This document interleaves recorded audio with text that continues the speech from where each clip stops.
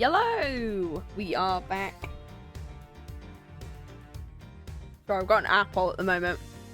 I managed to have some lunch finally before I stream, so we're not late for once. Heck yes.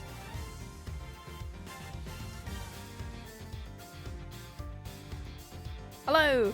We are back with case number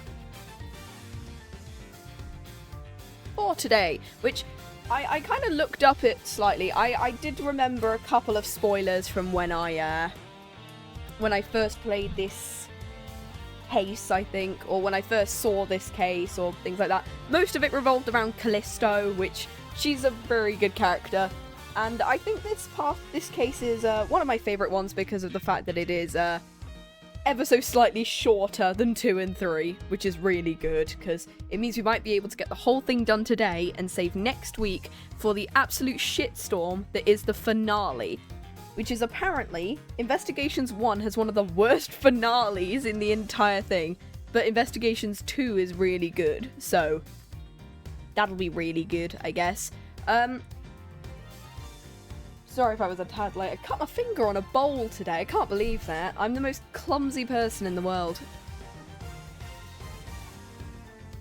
But yes, as we left off, we were introduced to Callisto U and Byrne Faraday. And Byrne Faraday, who is Kay's father, was accused of being the Yatagarasu. I cut my finger on a bowl, like a ceramic bowl. Like a dropped plate bowl type thing. Yeah, I'm clumsy as hell. I'm like the most dyspraxic person you will ever meet. Stairs are clearly my enemy today. Well, not just today, in general, I think. But yeah, as we left off, Byrne Faraday, who is Kay's father, was accused of being the Yatagarasu, a great thief, who considering that Kay is very much going, my dad's the Yatagarasu! Yeah, on an average Joe Bowl. I'm very sad.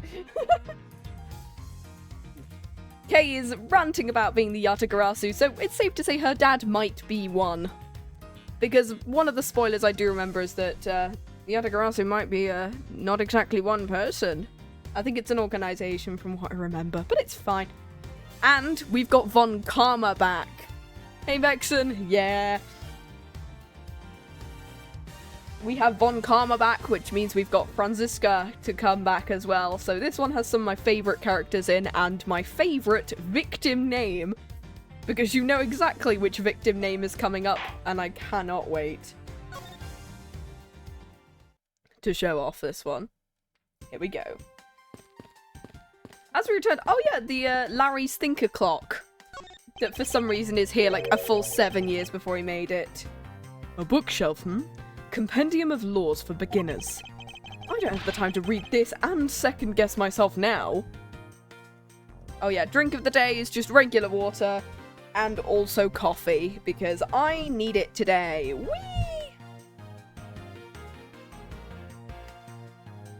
Right. What else have we got? I love the fact that more people are in detail now.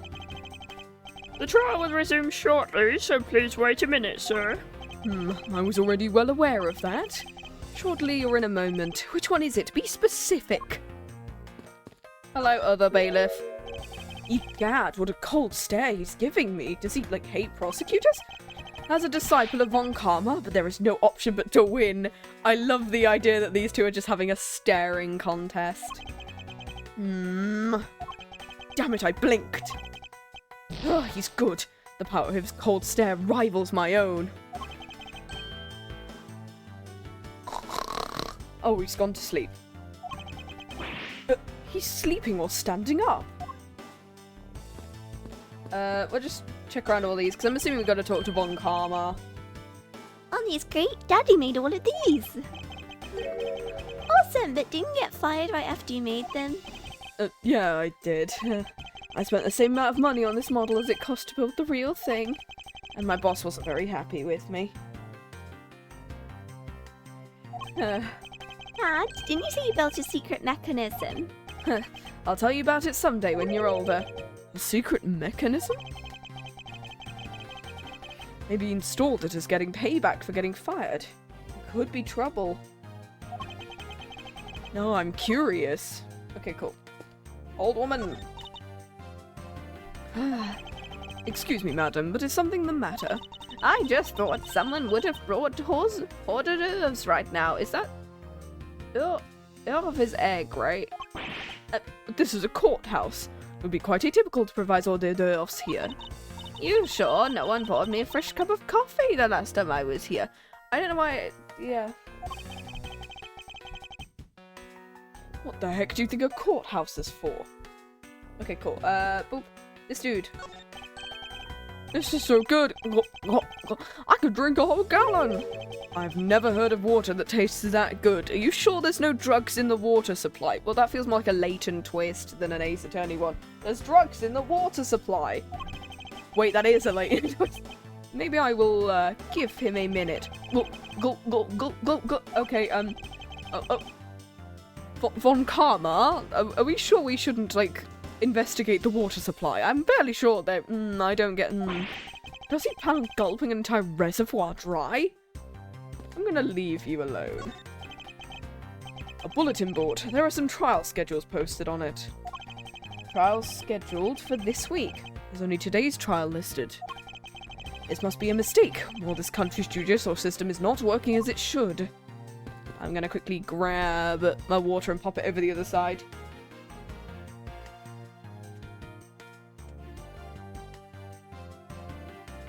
I also got a charger.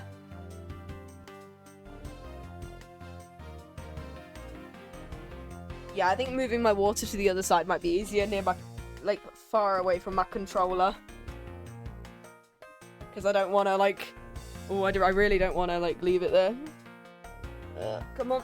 There we go. We're gonna pop you over here. Oh god. Big water jug this time. Same as Fridays, I guess.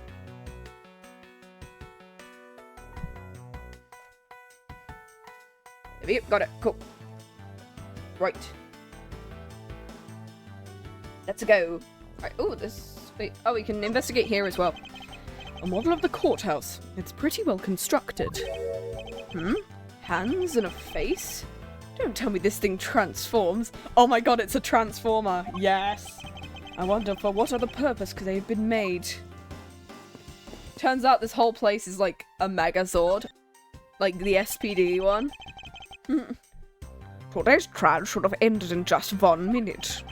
Because the defendant was picked up by the security camera, correct? Exactly. The killer had the gall to say he only killed it because he was instructed to do so. Even more outrageous is his claim the case prosecutor Byrne Faraday gave the order. What the hell is that, like, picture of him? He looks like the type of person who would absolutely instruct someone to do it. Did they not pick a better photo? Faraday is such a fool. A foolishly foolish fool. He's been cornered by his very own prey. So, are you an acquaintance of Mr. Byrne Faraday?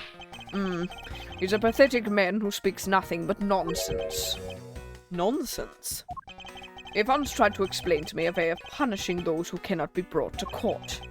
Those who cannot be brought to court, That is nonsense, for no man is above the law. Well, there's always a few exceptions. After all, I did give my daughter a whip, and I did, tase a bunch of people in a courthouse with no repercussions.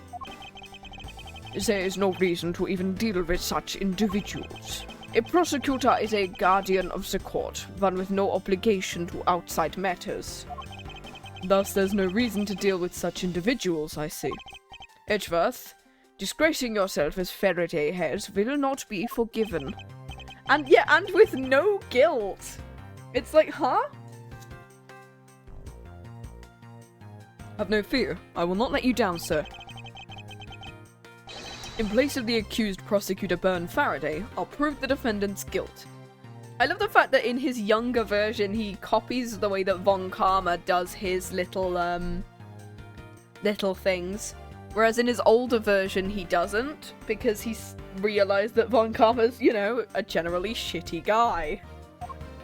Very good. I've secured an hour of recess for you to prepare to do just that.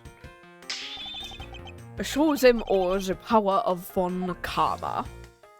Today's trial. So, have you achieved a firm understanding of the case? Actually, what is in the court record? Oh, just my prosecutor's badge. My mentor said it was more chic to keep it in my pocket. Oh, like von Karma would know. I love... Even Franziska doesn't wear hers. Where are her pockets?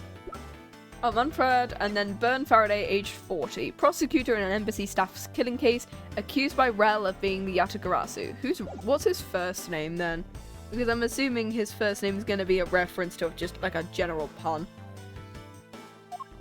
Yes, sir. I've memorized everything that's written down in the case files. Well, explain the case to me. Shit. I don't know. I want to see if you really know what you're talking about. Understood. Dude, Van Piss Jr. only has a pocket for a pocket whip. Yeah, I mean, I think she's a riding crop in this one because she's too young for a whip, apparently. Or too young, quote unquote. A murder was committed on September 8th in front of the Cadopian embassy. The victim... Oh, for fuck's sake! Ace Attorney! Ace Attorney, mate! Come on. As much... This has to be my favourite name in the entire Ace Attorney series. The victim, Mr. Dade Mann, was a staff member at the embassy. Ah, yes. I wonder what his legacy was gonna be. The defendant in this case, Mr. Mack Rell. Yep, it's a... Yeah, okay. Really, Mack Rell? That's... okay. Was held for questioning the night of the incident as he was deemed suspicious. He was quickly placed under arrest for possession of the murder weapon. A gun!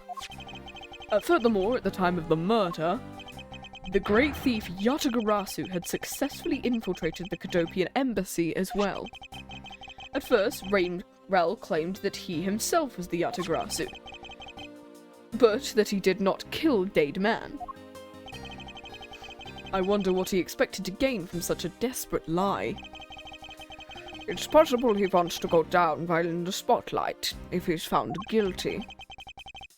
There truly is no limit to people's inanity. But I digress. Continue, Edgeworth. Yes, sir.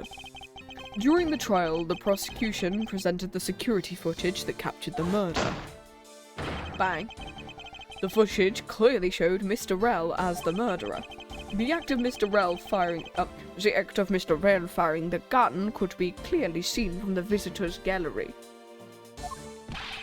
Upon seeing that, the defendant retracted his statement and admitted to the murder.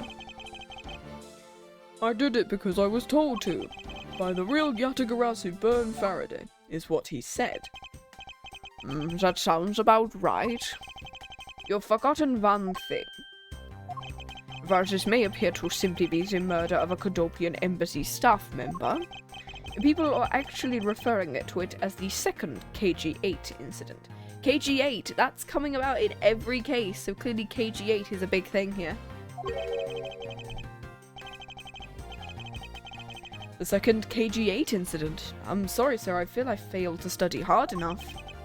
Well, even among the police, it's information that only a select few are privy to. Could you please enlighten me, sir? Second KG-8. Sir, what do you mean by the second KG-8 incident? In order for me to tell you that, you must first learn about the original case. Take a look at these documents.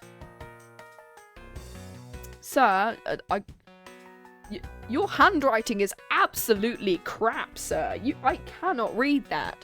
It's even worse than mine, and mine is absolutely awful. This is a 3-year-old newspaper, sir. Yes, I know that. I received them from my mentor.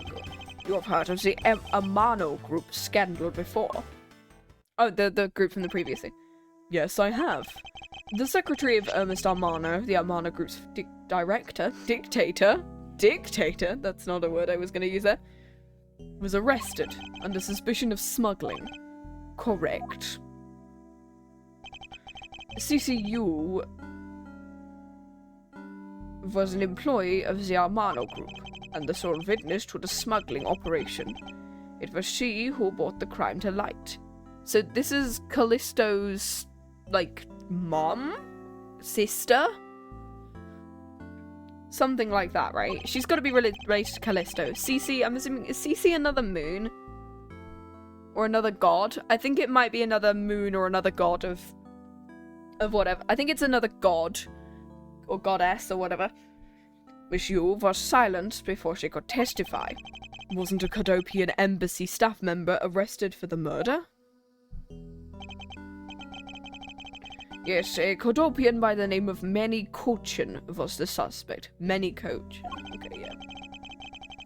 However, due to the lack of evidence, the case went unresolved. Lack of evidence? If only I was in charge of this case, I would have done everything in my power to prove his guilt. To make sure all criminals are found guilty. A mentor really is that dedicated. Faraday was the prosecutor on the case then, and he was pathetic as ever. Mr. Faraday was in charge of the KG-8 incident. That is right. And now, once again, the victim of the case you are currently assigned to was someone who was scheduled to testify against that smuggling organization. And just like last time, the victim was murdered right before he was about to testify. You're catching on. Oh, it was Miles's? Oh, okay, it was Miles's line. Something about testify. Yes. The victim was murdered just before his day in court against his smuggling organization. Events are occurring almost exactly the same way as they did in the KG-8 incident. So that's why it's being called the second KG-8 incident then? Yes. Yet there is one difference between the two incidents. And what would that be? The so-called noble thief that's sending everyone into an uproar. The great thief Yatagarasu. Yatagarasu? I'd better find out more. Wait, what if I present my prosecutor's badge to him? It's thanks to you I've finally become a prosecutor, sir. It's amusing you've wanted to become a defense attorney, yet became my student in the end. It's a strange path you have traveled. It's true I'd once wanted to become a defense attorney, but now I'm honored and proud to be a prosecutor. I see. As a student of mine, I suggest you remember it well. The prosecutor's badge is not to be flaunted. That's something only defense attorneys do when they show off their badge to fucking everyone. The dignity of a prosecutor lies in the man himself, not in his badge. I understand. I'll keep that in mind. Besides, if I put holes in your fine garments, it's simply preposterous. Prosecutors must also take pride in their appearance. I'll keep it in mind as well. I'm constantly having to remind the others at the prosecutor's office of this. It's more fashionable to keep your prosecutor's badge in your pocket. Did he have a Is Manfred von Karma Elwoods in the idea that, like, he has a fashion degree and then decided to become a prosecutor? In other words, always treat a prosecutor's badge with care and honor. I understand. Cool. Okay, there we go. Well, Date Man 53. Cadopian embassy staff was gunned down in front of the embassy. Mack Rell arrested on suspicion, and the Yatagarasu, real identity but claims to be a noble thief. I think it's the... Yeah. Okay, Yatagarasu. It's true the Yatagarasu showed up at the Cadopian embassy. What could he or she have been after? They, I think, it's a... That's why his style is murderous. I love it. Not out to steal any suspicious accounting records and release them publicly. Or more likely to steal secrets from the Cadopian embassy itself. Since the item the Yatagarasu stole from there was sent to the police. Now he killing it has a new meaning. What was the Yatagarasu sent to the police? I don't know the details. Anything related to the Yatagarasu is getting top secret treatment. Still, I find it very ironic. By returning the stolen item to the police, it was proof positive the Yatagarasu had infiltrated the embassy on the same day the staff member was killed. Criminals have a way of incriminating themselves, wouldn't you say? Ow! My shoulder! Ooh! It hurts just like your father! My shoulder really hurts at the moment. Miles, you want to give it a pull? You know, this giant bullet in my... Alright, wait, we get it. You've got a bullet in your shoulder. That would be the first time the Yatagarasu left evidence behind, correct? Yes, indeed. If you wish to learn more about the Yatagarasu, I suggest you ask Faraday. Mr. Faraday? He happens to be the prosecutor in charge of the Yatagarasu case as well. He's the prosecutor in charge of both the KG-8 incident and the Yatagarasu case? Mr. Faraday does have a lot on his plate. Oh, hi, Kay. What is it, little girl? You're scary, mister. I'll give it Pearl's voice to be easy. Did you need something? I want to trade these coins with you. A fistful of dimes, quarters, and pennies? It does look like you've got exactly $1. Is this what you want? Uh-huh. Thank you. It's exactly what I needed. Bye. Could that child be here to watch the trial? Well, that's Byrne's kid, of course. She probably is. How disrespectful for a child to be running around inside the courthouse. I thought Miles probably would have been as well because of the fact that, you know, he would have watched his father's trials, but okay. Does no one have respect for this country's judicial system anymore? I mean, considering the dark age of the law happens basically after the 3rd game. Probably not. And also foreshadowing for the 4th game, I guess. Nobody has bloody... the judicial system. Oh, hi, this guy. The paperwork for the prosecutor substitution is complete. What? Vile, do you even know how much time there is left before the trial resumes? I'm so sorry. I can have you mopping up this courthouse instead of protecting it in an instant. It's no bother, sir. Not being completely prepared could prove to be a perfect handicap for me. A proud one you are. You'll better collect the evidence from Faraday and prepare yourself.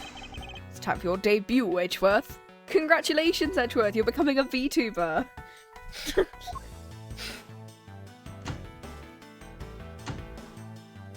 Oh, bye. Oh my god, we're actually gonna get into to do some court shenanigans with Edgeworth. Hell yeah. Who's the... I'm assuming it's Callisto.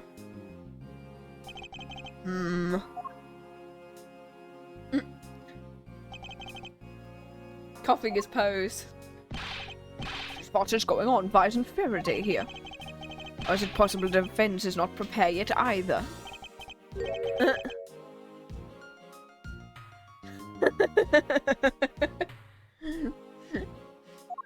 Where's Mr. Faraday? I'm not sure, but I wasn't really paying attention. Big Phoenix, right? That's great. Oh, hi, Judge. I'm gonna have to voice you again. It must be the one Von Karma recommended. I hear this will be your first trial. I look forward to seeing how you perform. By the way, was someone celebrating a birthday during the recess? I could have sworn I heard a popper going off. Come to think of it, the other day with my grandson. So it looks like the trial's about to resume.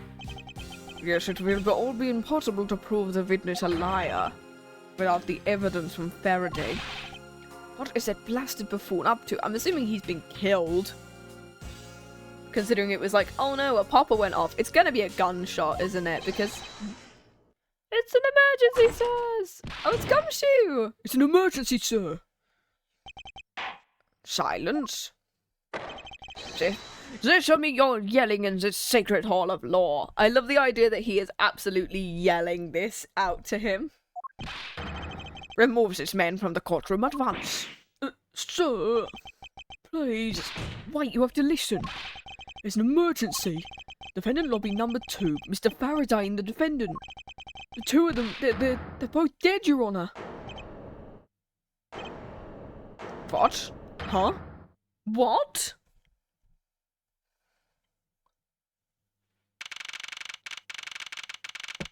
Hi, Callisto.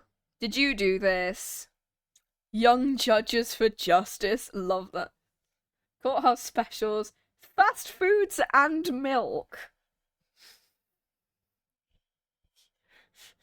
I get that's like a reference to Max Galactica, but no.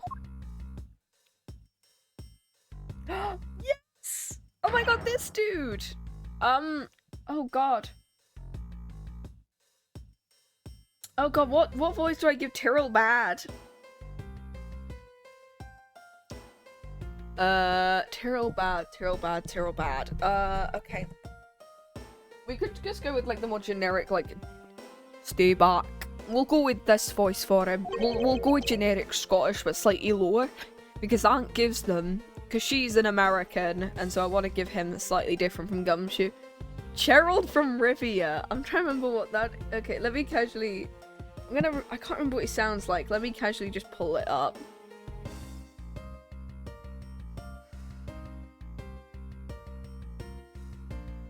Gerald from Rivia... Blah, blah, blah, blah.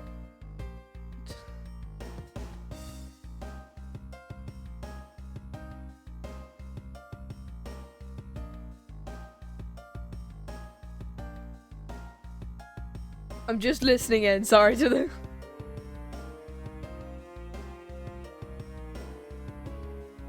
Oh. Just generically, like, deep British, I guess, then? Yeah, we can go with that one. Just like, ugh. Use my vocal fry to my advantage. We'll go for it. Okay, we can figure this one out. Vocal fry to my advantage, just like a generic. Okay. Ugh. Okay. No one's allowed on the crime scene, period. Just who does this oddball think he is? I think he's dressed better than you are. Okay, I'm gonna write down his voice on my list. He's in my top area, because I think he appears again in Investigations 2.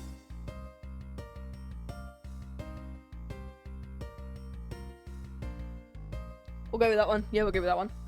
Bit gravelly. Who does this oddball think he is? This is becoming quite the hotspot. Isn't she Mr. Rell's defense attorney? Hi, Callisto.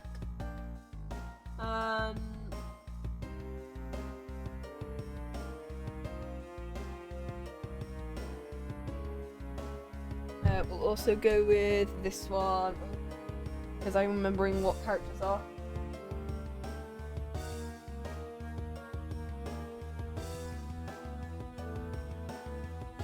There we go, cool. Okay, we've got some voices in there now. We've got some voices. Right.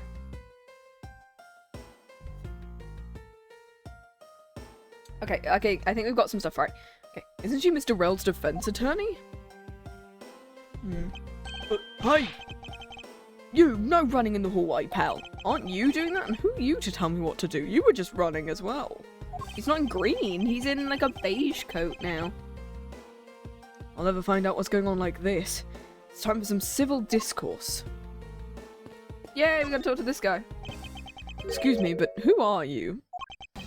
Detective Tyrrell Bad. Homicide. I was informed of the situation and came as quickly as possible. So, how'd you arrive and inspect the body before me? Faraday requested for me to testify in the trial. Plain and simple. Mr. Faraday requested you be here? I mean, isn't he the detective who works with Faraday, from what I remember? Hi. I've already contacted HQ about the situation. I've got nothing to say to you, kid. Kid? I'm Mr. Faraday's substitute in today's trial. Therefore, I insist you update me on the situation. I can't back down here. I have a right to know. Do I need to teach you a thing or two about how to talk to adults, kid? Is he threatening me? Gun? Is he going for his gun? It's just a mirror. How dare he trick me like that? Faraday was stabbed to death with some kind of blade, and he had a gun in his hand. The other man, Mr. Mack Rell, was shot and killed. Yeah, I wonder what would happen if he finds out that's Gregory's kid, because I think he works with Gregory at one point. So... yeah, like, what would happen? He was found holding a bloody knife in his hand. Was anyone there who went into defendant lobby number 2? Yeah, that big lug over there. His name's Gumshoe. Oh, this is the first time he meets Gumshoe! He was in charge of guarding the place. He's claiming no one else entered the room. If that's the case, then they must have all killed each other, correct? Maybe. Such impotence, this guy is really testing my patience. Why was I not informed you were going to testify in court? Homicides are my only gig. The Yatagarasu case is also one of my assignments. So you were called here to comment on the Yatagarasu's characteristics, in order to assess if Mr. Faraday really was the Yatagarasu or not. Well, looks like you just might have a brain after all in that head of yours, son. Actually, I only have a couple of brain cells and they're all bouncing around in there. One of them is fully occupied with a name called Phoenix Wright. I'm not your son, Pops. Can I, like, present to him my badge and... Does showing that off make you feel like a big, strong prosecutor? Of course not, I was simply proving my title. But most prosecutors don't go around flaunting those things. It's like a detective walking around outside with his badge flashing in the sunlight. Show it off too much and before you know you'll be elbow deep in angry criminals. Well, that would definitely be a problem. Cool, I don't think he wants to talk, so... Go. Hi, Callisto. Do you have a minute? You know I'm not really into talking to people I don't know. Especially at a time like this. No, I apologize for not introducing myself before bothering you. My name is Miles Edgeworth. I was to take Mr. Faraday's place in court. Edgeworth, huh? Never heard of ya. So Faraday substitute's a newbie, huh? I'll have you know, madam, I studied under Manfred von Karma. Do not take me for some naive novice.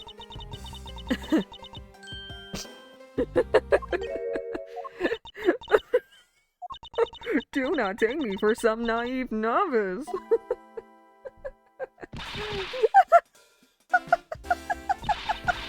Oh, so you're a student of Von Karma. I should have... Oh, those clothes are a dead giveaway. I hate such bitches. Those clothes are a dead giveaway. Stop right there. Those are the garments of one who gallantly presents the facts. Thank you for the great laugh, but try not to make me laugh so much, okay? I wasn't trying to do anything of the sort. Just kidding, I was just goofing around. By the way, do you know who I am? My name is Callisto Yu. And if you're telling the truth, then we were about to go head-to-head in court, huh? Oh, but of course. I've heard much about you, Miss Yu. But of course, I've heard so much about you. You're a regular Shakespeare. Did I say something funny? Huh? I love her earrings so much. I need to see whether I can, like, I either want to make her earrings or find somewhere that has those because, oh my god, they're so cool. I mean, I got into jewelry making recently. Do you think she'd laugh at me if I presented my badge to her? It's a shame we will not be able to face each other. It was to be my first trial too. Oh, was that a declaration of war? How nice it is to be young and carefree. How old is she? What a nice squeaky clean badge you've got. I'm jealous. I'm sure its gleam will dull over time with the experience. You saying your reputation will always tarnish over time with it? No, that's not what I meant. Well, you can't just avoid some things in life. I'll never allow my badge or my reputation to become tarnished. Cool. Can I see how old she is? Oh, yes, I can. Question mark. Okay. Okay, question mark. I'm assuming at this point, like, she's like, what, just under 12? I don't know how old she is. Judge in the embassy staff killing case. Tyrrell Bad, 53. Oh, wow, yeah, he's a lot older than... Wow, 53.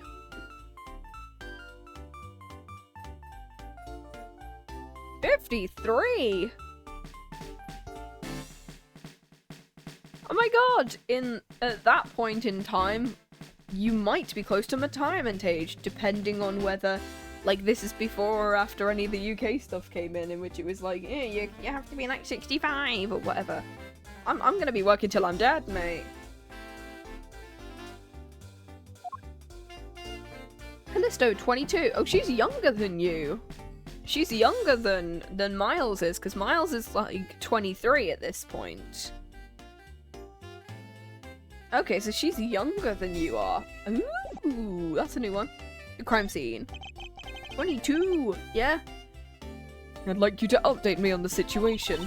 I don't really know anything, but why don't you try talking to those detectives over there?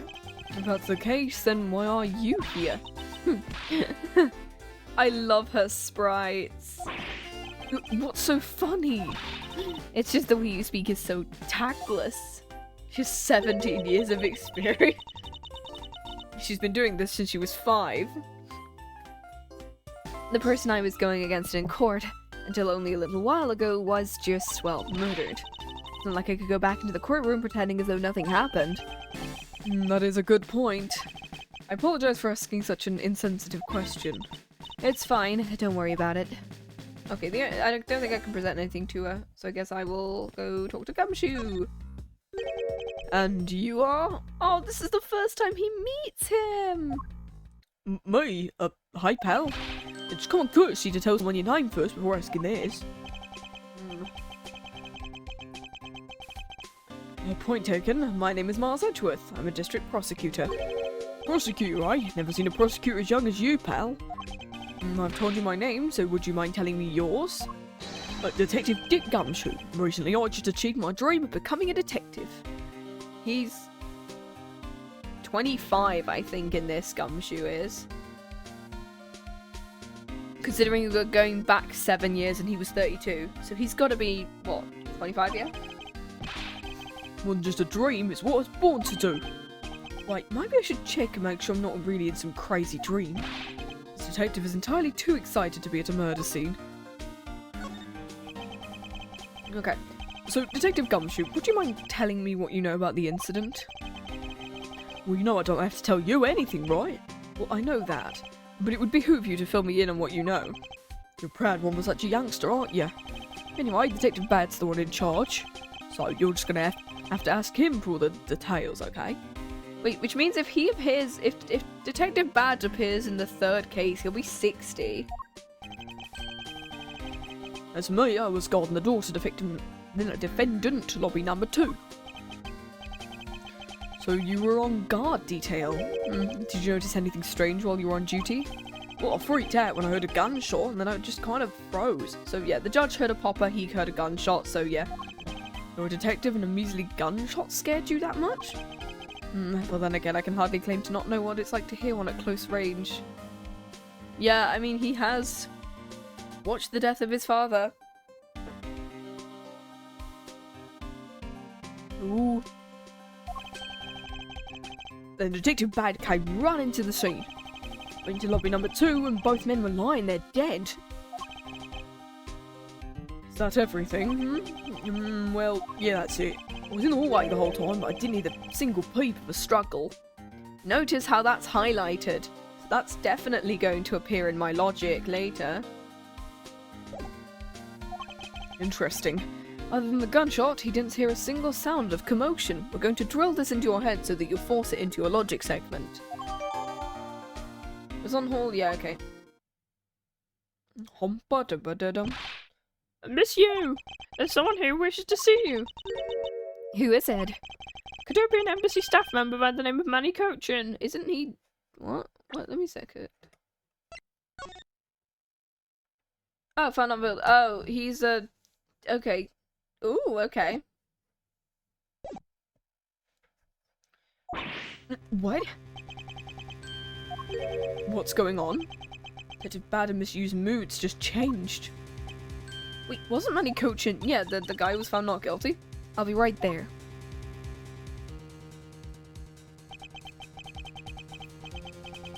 Nice to see you again, Miss Yu. Why are you here? I have no desire to ever see you again. Now. Wouldn't you mind stepping outside for a brief chat? Let's go. I'm just going to ignore anything that happened over there and pretend that, you know, these guys definitely aren't evil. Bad? Von Karma, it's been a long time. I knew you would show up. Usually do when the Yatagarasu's involved, and I see this case is no exception. Do you know Detective Batsa? He's like an old bloodhound that never leaves the scene of a crime. Says you.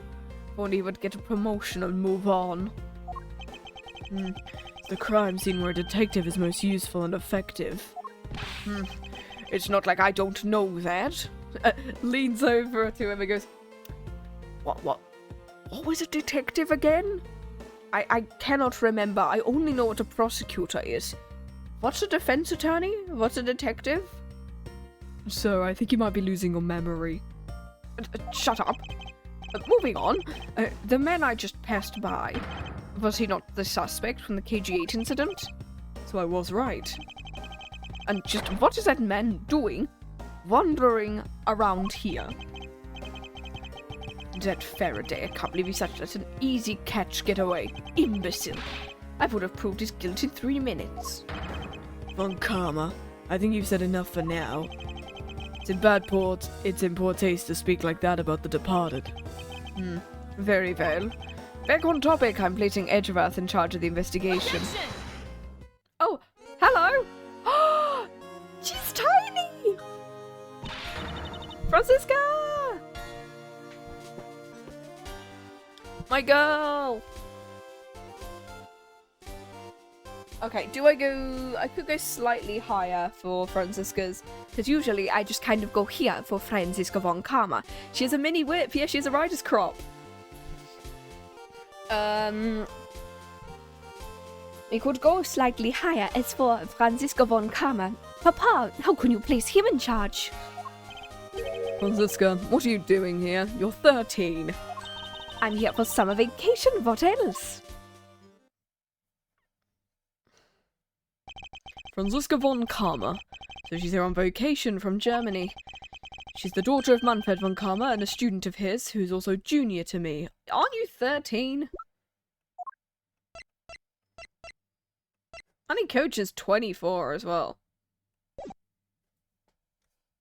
Yeah, she's a mini whip. You're the one who's junior to me. Don't you forget it. You're not conveniently avoiding the bar examination, are you? Huh. If you are able to pass, then I'll have absolutely no trouble at all. I'd never allow myself to lose to you. Never. Why does she always have to be this competitive? Anyway, Papa, are you really assigning Miles Edgeworth to cover this case? Yes, I am, if I do ask. Well, you know, I'm close to becoming a prosecutor myself. And I'm 100% confident I can do a better job than he can. You're not of the legal age, Franziska. You can't do this. Well, that's just like Franziska. She's no problem bad-mouthing someone right in front of them. Bad? Yeah. This will be conducting the investigation. What? She's 13. Want me to let both these kids loose on the crime scene? This is a perfect opportunity to let them work on their prosecutorial skills. A crime scene's no place for children to be messing around in. I'm the one with authority over this crime scene bed, and I will not tolerate complaining. Ugh. Edgeworth, Franziska, I leave this case to the two of you.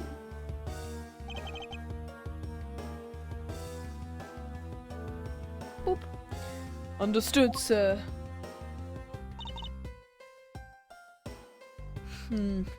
Yes, Papa. I'll go take care of the paperwork now. Remember, I'll accept nothing but a perfect report from the both of you. Do not disappoint me. I really like the fact that Franziska has trousers here. Why did they not give her trousers in her actual outfit? I would have loved it if they gave her white trousers and a waistcoat. Like, that would have been so... That would be so cool. Aww. Do not disappoint me. Bum. Hold on, Von Karma. I still haven't agreed to this. Well, I guess we're going now. Give me a second.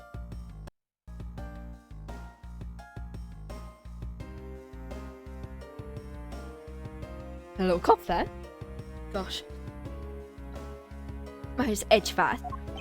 It's been quite some time, Franziska.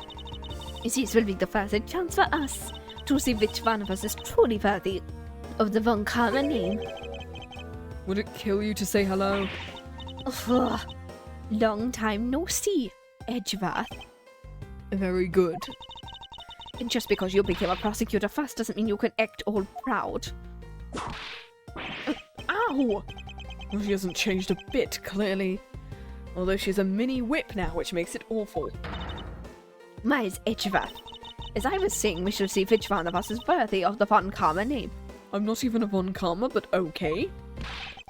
Oh, crying out loud. I've been reduced to a babysitter. Looks like Mr. Von Karma was successful in convincing the detective. That's just like him, he never fails. Now, I'd appreciate if you could quickly run me through the facts, detective. You're better off checking things out on your own. Very well then. Seems like getting help from Detective Bad will be a most arduous task. On top of each other. And a window they could possibly escape from. One has a gun and one has a stab wound. Is the only real explanation they killed each other simultaneously? No, I'm assuming one killed one of them, and then somebody else killed the second one. Miles, you should listen to someone until they finish talking. What are you talking about? I'll only say it one more time. This is a competition to see who is truly worthy of the Von Karma name. A competition? The person who figures out the truth first wins. So the person who doesn't discover the truth is a dishonor to the name? Exactly. I don't care you became a prosecutor before me. Just because you're 5 years older than I am. Or 7, or whatever.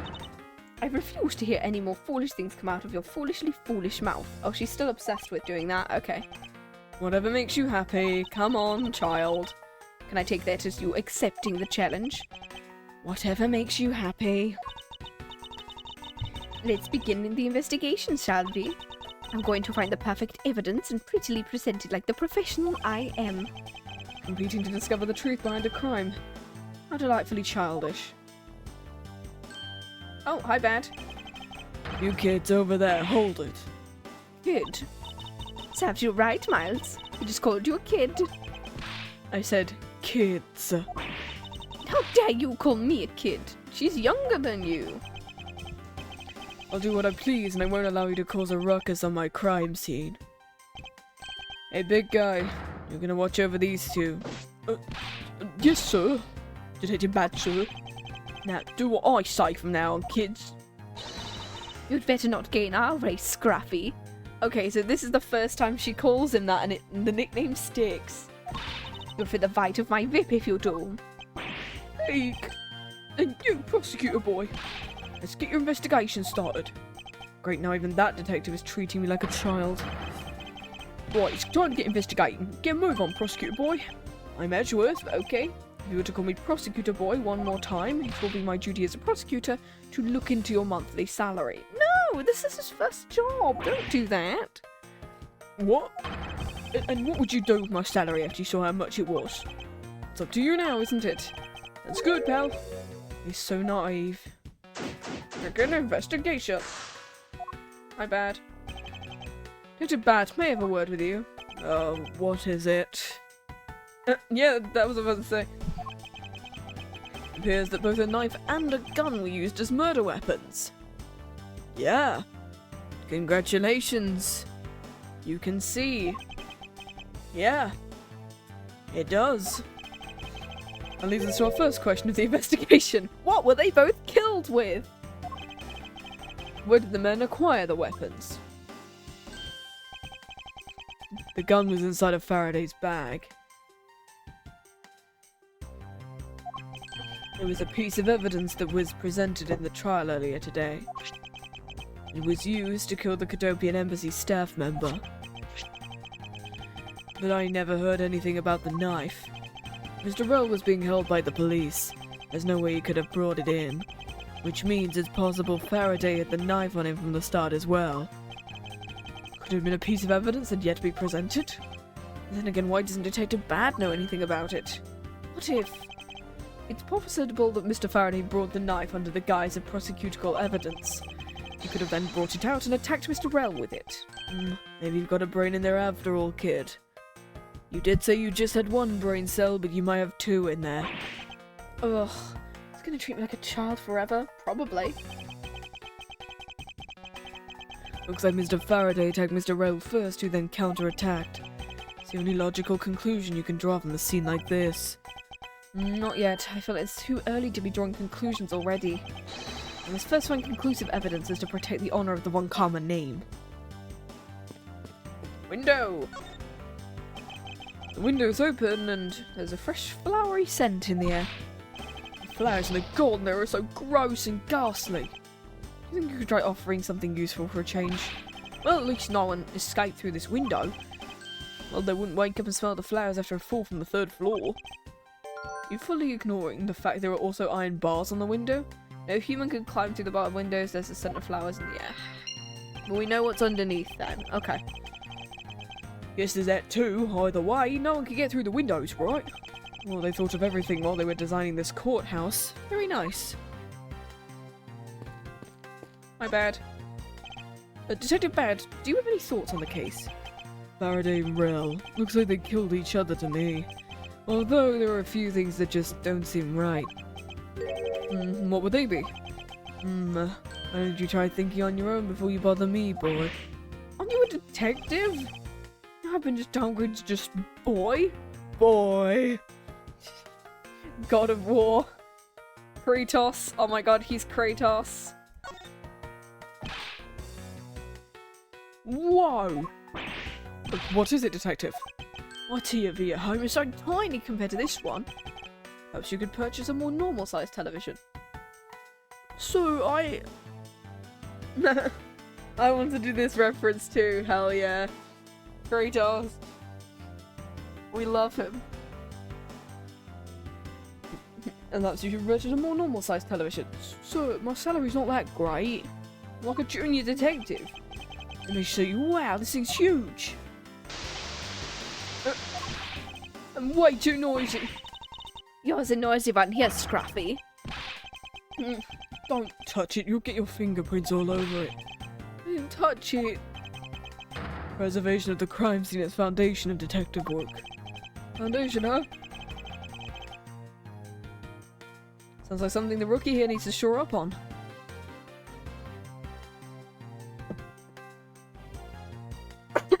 Gosh. Bleh. Got a pretty dry voice today. Bloody hell. I'm glad I've got so much water. Cool. Duffel bag. There's some stuff in the bag, pal. Suppose it's Mr. Faraday's bag. Probably the trial evidence I was supposed to collect.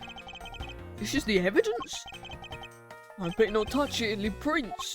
Did you just not pay attention to anything you do? Okay, cool. What's this? There's some plastic bags stacked up on the table. There's a tea set too, but doesn't seem to be any sign of a disturbance.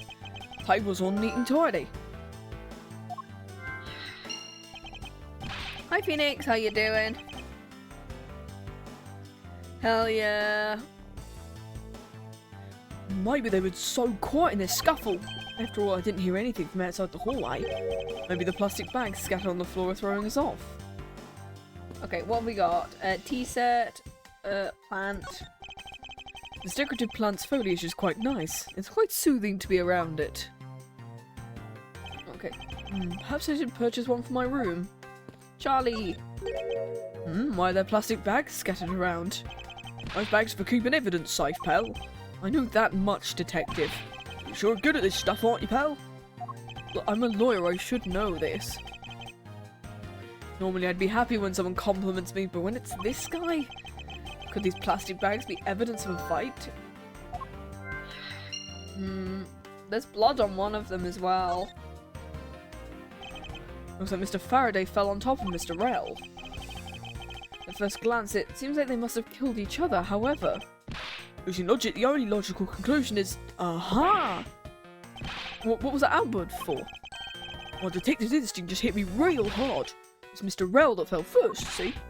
You don't need a detective's instinct for that, it is just common sense. I suppose we don't know much more than that until after I examine the bodies. I won't rest until I've inspected every suspicious-looking nook and cranny. Knife! Looks like Mr. Rell died with the knife in his hand. There's some blood stuck on it. Must have used this as a weapon. No doubt about it. Is Mr. Faraday carrying this on his personage? Did he bring it as a piece of evidence for the trial? Or did he bring it with a different intention in mind? I should jot some notes down. Knife!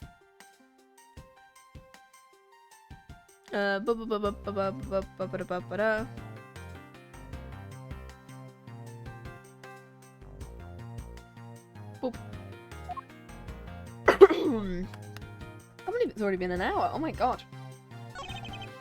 Looks like Mr. Faraday died while holding a gun in his right hand. So he shot Mr. Rell and fell on top of him while still gripping the gun. I feel like Gumshoe mentioning that it's his right hand is gonna be like, it's gonna be another one of those things like in Last Case. Where he's gonna be left-handed. I guess it does seem kind of strange, huh? Why Mr. Faraday know how to fire a gun? But it's not exactly rocket science, even I know how to pull a trigger. After all, I did it and I shot my father. Wait, no, I shot Von Karma with it. I doubt I'll ever need to use one. Hope I'll never have to fire a gun either. It doesn't look cool to have a gun in your hands. Here's the police's screening procedures need thorough review.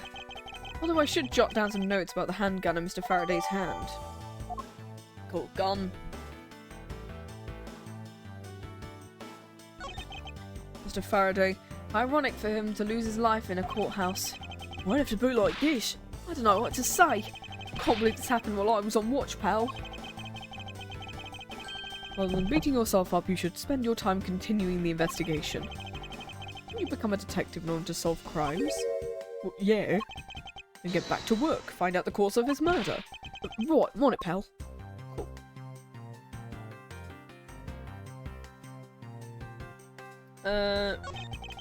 First he killed a Cadopian embassy staff member, and then he was murdered himself. Well, he wasn't exactly an angel. What makes you say that? Well, he's been hauled into the precinct several times for theft and assault. Well, he's definitely the kind of guy to have committed a murder or two. Well, he did admit to killing Mr. Dade Mann. Good point. I knew my detective's intuition was telling me something. Detective's intuition, huh? Do you know about it? A special feeling. We don't have time for this conversation right now. Let's just return to the investigation. This one's blood on. Why, they're plastic bags. Those bags are keeping evidence safe. I know that. Sure, good. Normally I'd be happy when someone compliments me, but when it's this guy, could these plastic bags be evidence of a fight? Okay, we've already... Oh, this one's... Sounds all black down there, see? Wonder what could it be? Oh, if you look closely, this blotching pattern resembles an ink stain. Ding! An ink stain? I usually get ink on my own hand when I use my feather pen. A feather pen? I've seen one before. Do you want to just make an up, Hal? Well, if you learn how to do calligraphy, it's... I got taught how to do calligraphy when I was young. I can sort of remember how to do it nowadays, but... I think that's it, right? Mr. Rell's cause of death was from being shot, correct? Well, that's what we think, but it's hard to tell with him lying face down. Death is bad enough, but it's truly lamentable that someone would try to hide the truth. Are you sure they were trying to hide something? Well, considering that Byrne is directly on top of him, we can't really tell where if there's a gunshot wound. I can't confirm Mr. Rell's cause of death with his body positioned like that, so we're gonna have to move him. I'd like to examine the bodies in further detail. What's this? You're not able to form a theory with the way they are? I believe an examination of the bodies is vital to finding the perfect evidence. I do suppose you have a point. Well, hurry up and get on with it. Abby. Yes, sir, we've taken enough photos of the scene. And there you have it. Do you not approve? Of course not. What? Investigation of the crime scene is the work of a detective, so don't touch a thing. Hey, big fella, turn over the bodies for me, will you? Okay, please forgive me, Mr. Faraday, sir. Do not get emotionally involved. Remember, you're a detective. Yes, sir. Understood, sir. So does... Okay, so yeah, he does have a gunshot wound. And he has a stab wound. And he's got an ink pen there. Okay, so he has a gunshot wound. Shot in the chest. Take some guts to fire. Was that knocking? Sorry, that was me. That was me putting my cup down on the side.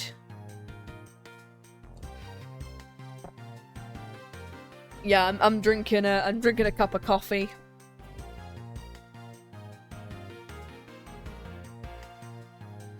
Take some guts to fire a gun in a courthouse. I've been a detective for a whole week and I still haven't fired a single round yet. There aren't any burn marks on his clothes, that must mean... Wait, burn marks? A round grows very hot as it's discharged from a firearm. Therefore, burn marks are usually left when a shot is fired from point blank. Okay, well, Mr. Rell must have been shot from at least a yard or two away. There we go. Yeah, it's my cup. You do know a bunch of neat stuff for your age, pal. Apparently this detective has as much common knowledge as your everyday marsupial. Knife. Yeah, gumshoes. Oh, wait, no, it's 26 here. Okay. Yeah, Franziska is 13. Mentor's daughter, studying to be a prosecutor in Germany, back on break. Gosh. Anyway. Whee! And then he's got a stab wound. Big stab wound. Clifford and the big red stab wound. There's a knife wound in his chest, sir. I wonder if the wound matches the knife Mr. Rell's holding. Labby. Yes, sir, verifying now. Make it quick. From the look of things, one could deduce the knife Mr. Rell is holding is what killed Mr. Faraday. And he's also got the pen here. There's something in his breast pocket. It's a fountain pen. So that's going to be something we've got logic on. Always keep a pencil behind my ear. It's because Detective Bad's always telling me, always write your name on everything you own. You do strike me as quite a forgetful person. Let us now try to understand how the two men died. Mr. Faraday took the gun and the knife out from today's trial evidence, then aimed the gun at Mr. Rell and fired. Mr. Rell managed to grab the knife and counter Mr. Faraday while being shot. Then the two men fell together where they stood. That is my theory in any case. What a crazy way to go. Something about the explanation doesn't seem right. Well, because of the fact that he couldn't have been... I don't know. I mean, if he was stabbed after, then yeah. I believe a firmer grasp on what happened here. We're gonna do some logic. These two. Yeah. That spot on Mr. Faraday's hand. I wonder if it might be from the ink from his fountain pen. Or says the lab guy. Detective Gumshoe, I confirm the substance on Mr. Faraday's hand is the ink from his fountain pen. I see. Good work, sir. You know, I've always wanted to say that, even if it was just one time in my life. Mr. Faraday wrote with his fountain pen in his left hand. Yeah, then why would he be holding the gun in his right? I think it's fair to assume he was left-handed. Here's Mr. Faraday's pen is very important to our case as well. You say so, pal. Yeah, so he's left-handed.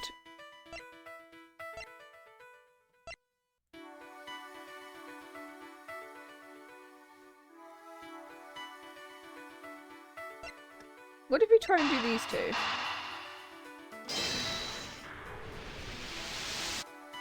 Oh, they are. Okay.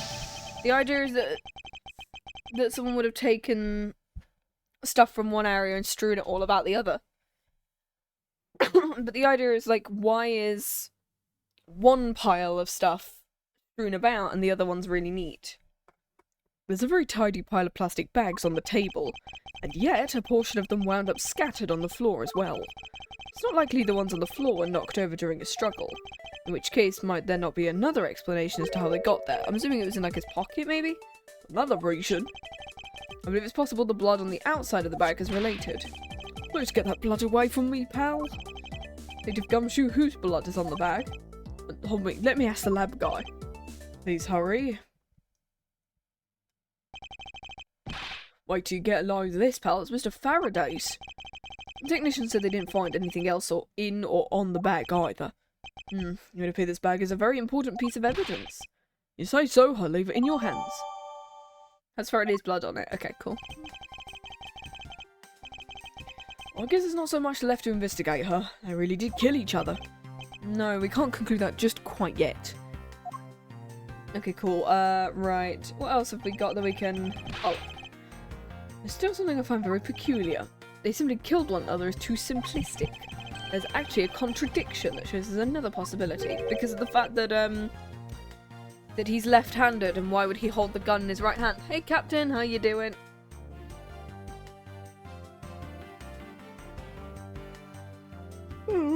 We are playing case number 4 of Ace Attorney today. Let's go gambling! Woo! Is that not- why did that not work? Give me a second. Why did that not work? How did- what? Oh, do I have to have it open? Give me a second. Sorry, I'll refund you the channel points. Give me a second. Let me figure out how to do that, actually.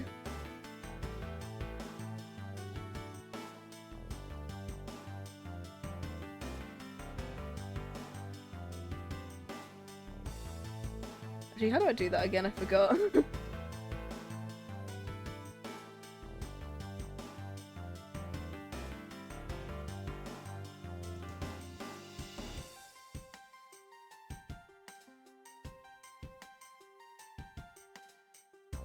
Okay. No, well, pal, really? I suppose I'll have to show you the contradiction in the crime scene. Oh, dang it. I can't believe that. Give me a second. I'm gonna have to just open up the thing. Why is it not working? Okay, I guess I have to be logged in to my random channel point redeems. That's stupid. I can't believe that.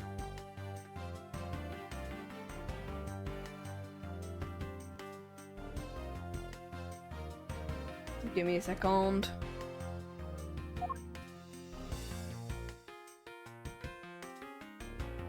His gun is the one thing I need to...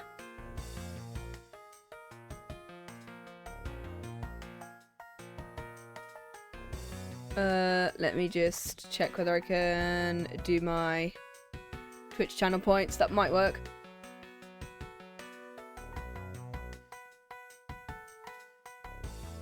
Why are you not unlocked? Why do you not like me today?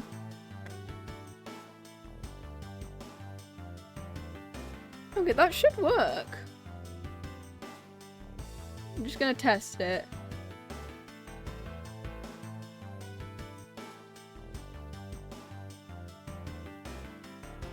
Okay, there we go. It should work now, hopefully. Don't know why it's not. Give me a second, let me check it on my version. There we go. Yay!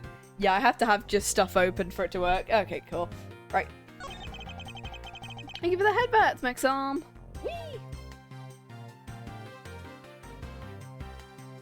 There we go. Hooray!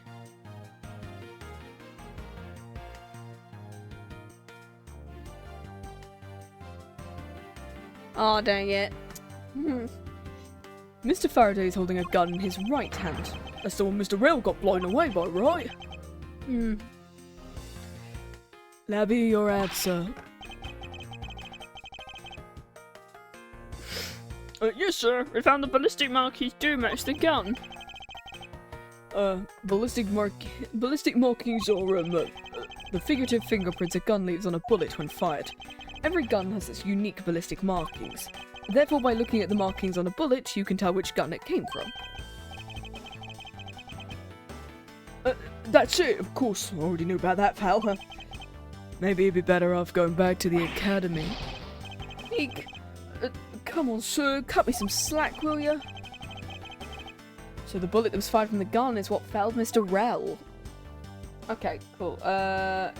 Oh, it's gonna be... Do I have anything that's... left-handed? Yeah, so we're gonna deduce the gun. Is this... and then we're gonna deduce it with the fountain pen because it's left-handed. Eureka! Damn it. Now we come face to face with the contradiction I spoke of, and it's this. Mr. Faraday used his left hand to fight with this fountain pen. We could be ambidextrous for all we know. Ergo, he's left-handed. And yet, the handgun is in his right hand. Don't you find it odd the left-handed Mr. Faraday would hold the gun in his right hand? That, ladies and gentlemen, is the great contradiction haunting the crime scene.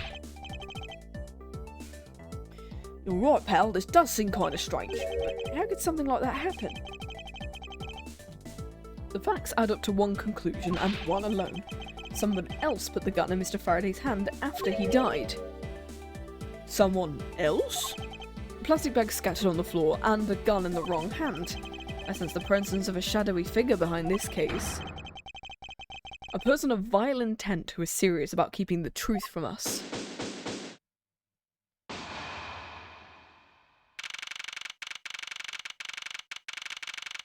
Defendant lobby number 2. Here's the autopsy report. It's probably Mr. Rell survived for a short amount of time after he was shot. However, Mr. Faraday died instantaneously from the stabbing. Interesting. Okay, cool. It looks like we now know everything we need to know about this case. You sure we know everything? Of course, the incident began with Mr. Faraday attempting to get his revenge. The prosecutor went into a rage from being accused and tried to kill the defendant. But the defendant fought back and they ended up killing each other. Katsi? It's all very clear and simple. There's absolutely no margin for doubt. Do you really believe that to be the truth, though? Are you saying it just because I figured out the truth before you did? See? You've brought dishonor. Oh, sorry. That you don't want to believe it's true? Ugh. It's alright. If you'd agree with my argument, then prove me wrong. If there's any contradiction to be found, that is... Don't worry, I will. Oh, we gotta fight Franziska now? Mr. Faraday's death was instantaneous, while Mr. Rell survived for a short time. From this, it is obvious Mr. Faraday died after he shot Mr. Rell. And Mr. Rell, while on the brink of death, stole Mr. Faraday's knife and stabbed him. Those are the facts of the case. Cool. Mr. Faraday's death was instantaneous, therefore he must have attacked first. Proving that logic to be false is probably the fastest way to show her she's wrong. In that case, I should first look for any holes in her theory.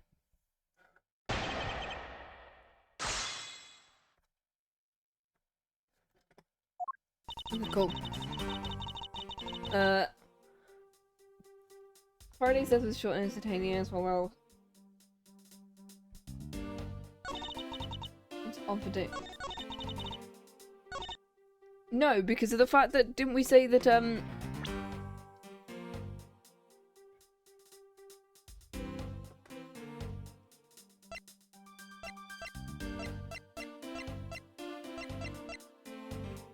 this one, right?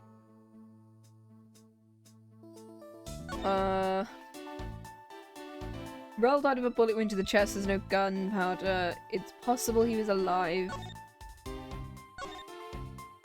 I don't know whether it... I'm gonna press it, maybe? And then see whether it'll give us something.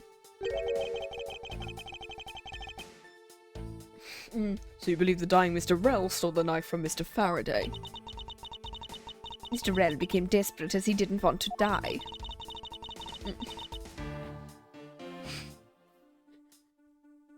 It tends to like 37 and 38. That's like the second time that's appeared. Human beings can do amazing things when they're put to the test.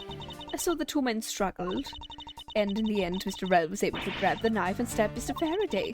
The domestic condition of the room is a testament to their struggle. My logic is perfectly sound.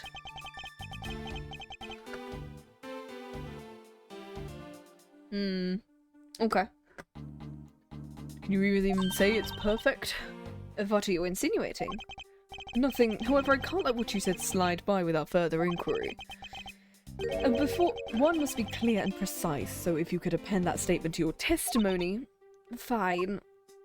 Is this the point at which we then tell him, Eureka! He struggled and Mr. Rell used the last of his strength. No, because of the fact that one of them immediately died, from what I remember.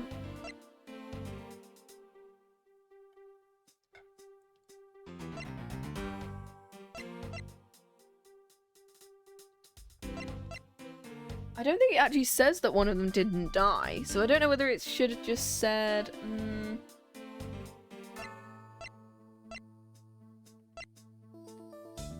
Oh! He was on oh, he didn't hear a sign... They struggled. No, they couldn't have struggled. They couldn't have struggled at all. The two men were fighting. Their struggle would have surely caused quite a bit of noise. We love Mack Rell. We love Dade Man, my favourite victim in the entirety of the series. But Detective Gumshoe testified he heard absolutely nothing because obviously if it's in orange, you can't hear that. Duh. Yeah, Dade Man is a fun victim. No. You place too much faith in that detective's testimony, you know. For the sake of argument, let's say there wasn't a fight. How did Mr. Rell get his hands on the knife? Mr. Faraday's bag was sitting right here in lobby number 2. It's not hard to imagine that perhaps Mr. Rell saw a chance and took it out at some point. Yeah, worst part is the portrait of Dade Man looks great, yeah. Look at him! He seemed like a good guy! Meanwhile, like everyone else, Byrne looks a bit shifty. Mack Rell looks a bit shifty. Bad is just slightly older, but he still looks a bit shifty. This guy absolutely looks a bit shifty. Are we sure this guy isn't in, like... Are we sure he's 24? Are we sure this man is 24? She looks sassy. I don't know. I don't know whether she's, like, shifty or evil, but, like, you know. It's like, he's just... Yeah, it's like... He's definitely evil. I mean, he's got a bullet in his shoulder from when he killed Miles' father, so absolutely, man. But, yeah. I'd like to present my prosecutor's badge. Yeah. So what you're saying is this. Mr. Rell took a chance when he saw the opportunity and took the knife from the bag.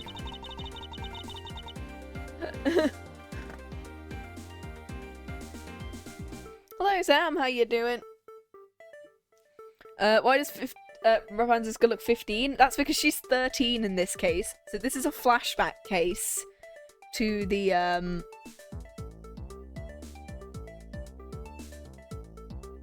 Yeah, this is a flashback case for like 7 years ago. So every character is a little bit younger. So this is a fun little... Yeah, it makes a little bit more sense now. And she's finally got trousers, because she's got a skirt when she's older. Give her her trousers back. And then Mr. Faraday shot Mr. Rell after being stabbed. Well, isn't there something strange? I'm assuming something's off. So I'm gonna say yes. Well, something doesn't add up. I'm assuming it's because of the fact he's left-handed, right? It's simply not possible for Mr. Faraday to have shot Mr. Rell after being stabbed. Is this the point in which we say that he was immediately killed? I swear this one says he was immediately killed, right? Yeah, instantaneous death. I was right the first time. According to the coroner's report, Mr. Faraday died instantaneously, meaning he died immediately upon being stabbed by the knife. Ergo, he could not possibly have fired the gun after that. Hell yeah.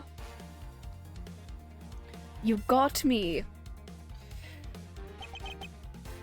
But of course. Well, if the report is correct, Oh, no. there's only one correct explanation. Yeah, you can gamble now. If we suppose Mr. Rell attacked first, Mr. Faraday, who died instantaneously, would have been unable to kill Mr. Rell. Therefore, Mr. Rell must have stabbed Mr. Faraday after he was shot. Then they both died. No, because he died instantaneously. Yeah. I had to figure out how to do all the little bit of coding for it, so I have to keep the coding screen up, turns out, in order to make it work, so hell yeah. That's the only explanation that makes logical sense. Negating your opponent's idea in order to prove your own theory. Instead of a whip, she's got a riding crop. Like the thing that you just kind of like tap horses with in order to make them go. I see you've been studying, Franziska. I just wanted to explain to you as simply as possible, before you foolishly propose a foolish theory that only a foolishly fool could you. Yes, fool. Is that the only word you know? You should really get a dictionary for your birthday. Or is that like the closest word you've got to something in German? Schrecklich. How naive of you to believe that only your opinions are valid. What is fool in German again? I forgot. And so expect you to discover the truth that crime scene offers you.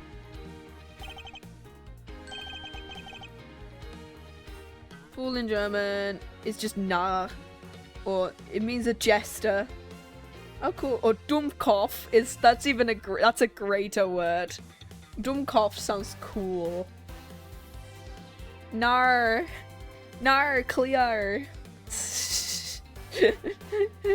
Okay. Franziska, you still got a ways to go. Still got a ways to go. Wrong game. What are you talking about? You saying there's a flaw in my logic? Mr. Faraday died instantly. And the fact that he did is what gives rise to the contradiction in this scene. The contradiction in this crime scene is the order of events, I think? Or the order of the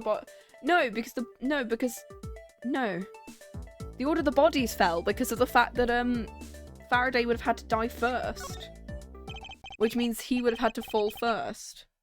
Which means someone's done something first. Let me get this straight, which is weird for me because I'm Miles Edgeworth. What are you arguing is this?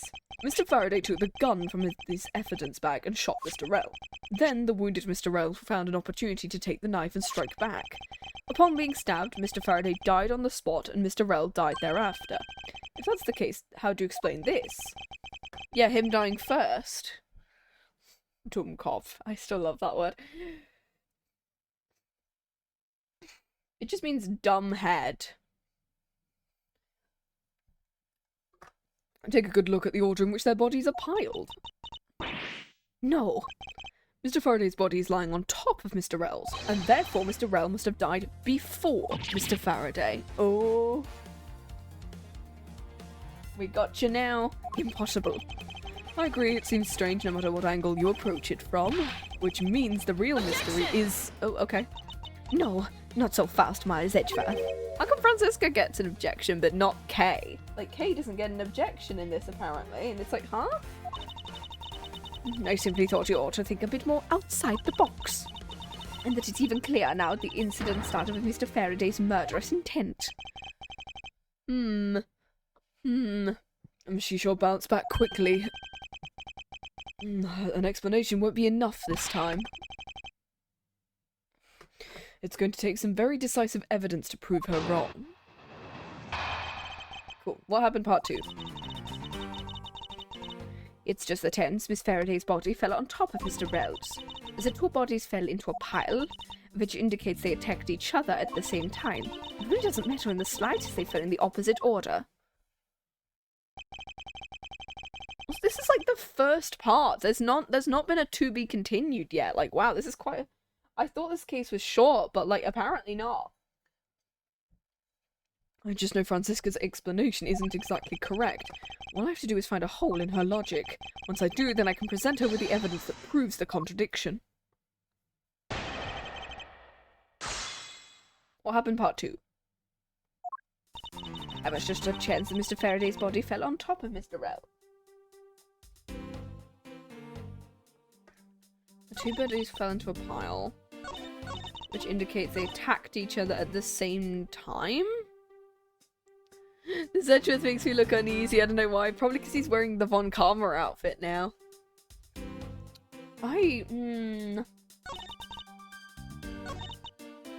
It was just by chance.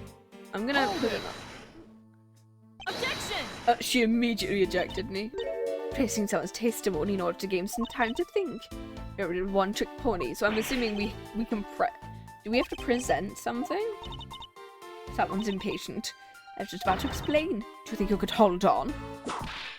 Ow! Okay, so she doesn't like us pressing her on anything. I'll hold on to it as I whip you. Okay, stop hitting me with your riding crop. Well, now you've quieted down a bit, I'd like to continue. Okay, two bodies fell into a pile. It doesn't matter in the slightest. Well, yes it does, but I don't... Can I press her on this one? Or will she immediately go back on me and go, I'm gonna whip you again? Hold it! What do you mean by they attacked each other at the same time? Well, I assure Mr. Faraday had the two different weapons in his hands. He made sure to attack Mr. Rell while holding both the knife and revolver, and then after Mr. Faraday fired the gun, Rell grabbed the knife as he was falling and stabbed Mr. Faraday. And that's how Mr. Rell wound up on the bottom, while Mr. Faraday on top. At close range, that's more than possible. It is possible, but... Well, if you have any other ideas, then show me what you've got. So I'm assuming we're gonna need to present to her then. Oh, I will. And to that extent, I'd like you to append what you just said. Okay, so we've got to present something on the new statement. I don't see any point to that, but do as you please. The fact indicates they attacked each other at the same time from close range. No, they can't have attacked each other from close range because of the fact there's no ballistic markings. Not ballistic markings, there's no gunpowder. Because in the previous case, there was gunpowder to suggest they were shot as point blank. But they can't be. It was killed from a few yards ago. Objection! Yeah. Do you believe they killed each other at close range? Sorry, but that's impossible. Just as it's written in the crime scene notes. The firing of the handgun didn't leave a gunpowder burn on Mr. Rell's clothes. Therefore, Mr. Rell and the gun must have been separated by a distance of at least 2 or 3 yards. Yeah, we gotcha. This is by far the biggest contradiction.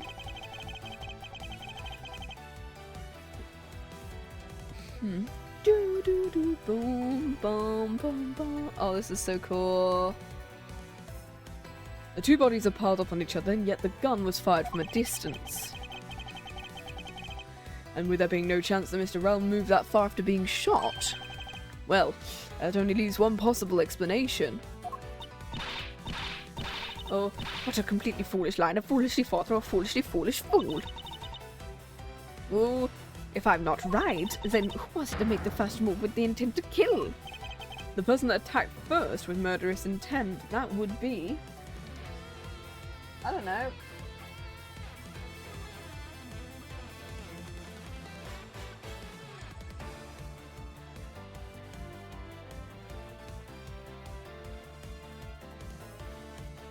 Neither, I guess?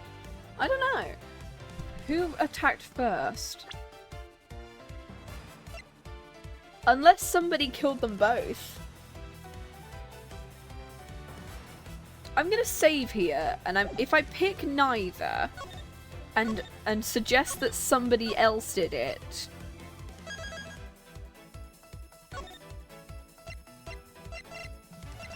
Yeah, if I killed someone, oh no, we did it, Edgeworth did it, sorry guys.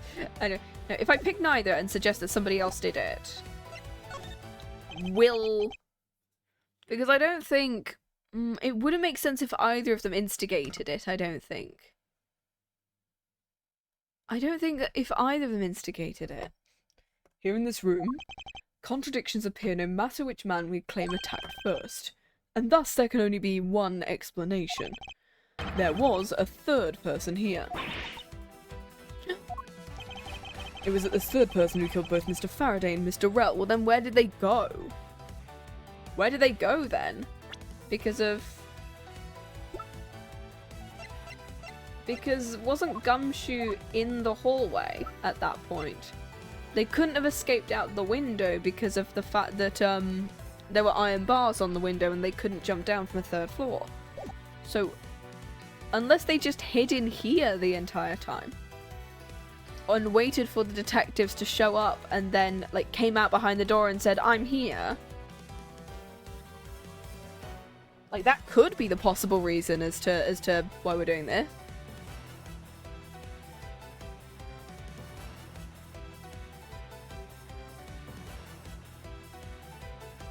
I don't know.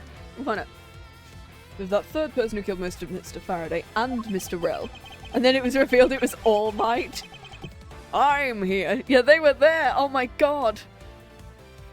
Oh my god, he ended up opening the bars with his strength, and he squeezed through using his other form, and then he went back into his form and he pushed the bars closed, and he was able to go that distance because of the fact that he can tank it. Oh my god, we've solved this case. It was All Might, guys. They set their bodies up to make it look like a double murder, and that third person is the real culprit. No, you.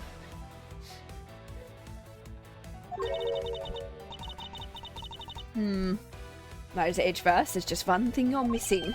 Evidence, correct? Exactly. Everything you've set up to now is nothing but a story played out in your head. This is where the real test begins.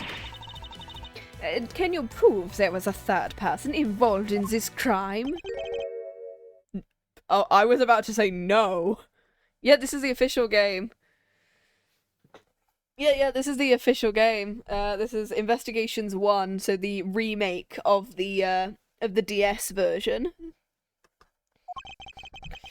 If a third person was truly here, that fact would resolve the glaring contradiction. The proof that this has all been a setup, made to look like they killed each other. I'll present it, and laid bare the final piece of the puzzle that's not yet in place. I mean, considering this is the first part, I don't think this is going to be the end. What's the piece of that proves there's a third person involved?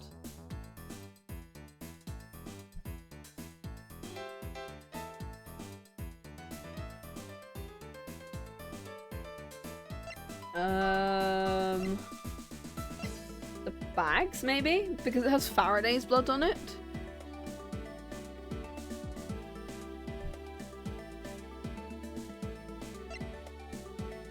Oh, because of the handgun. It has to be because of the fact that it was placed in his wrong hand.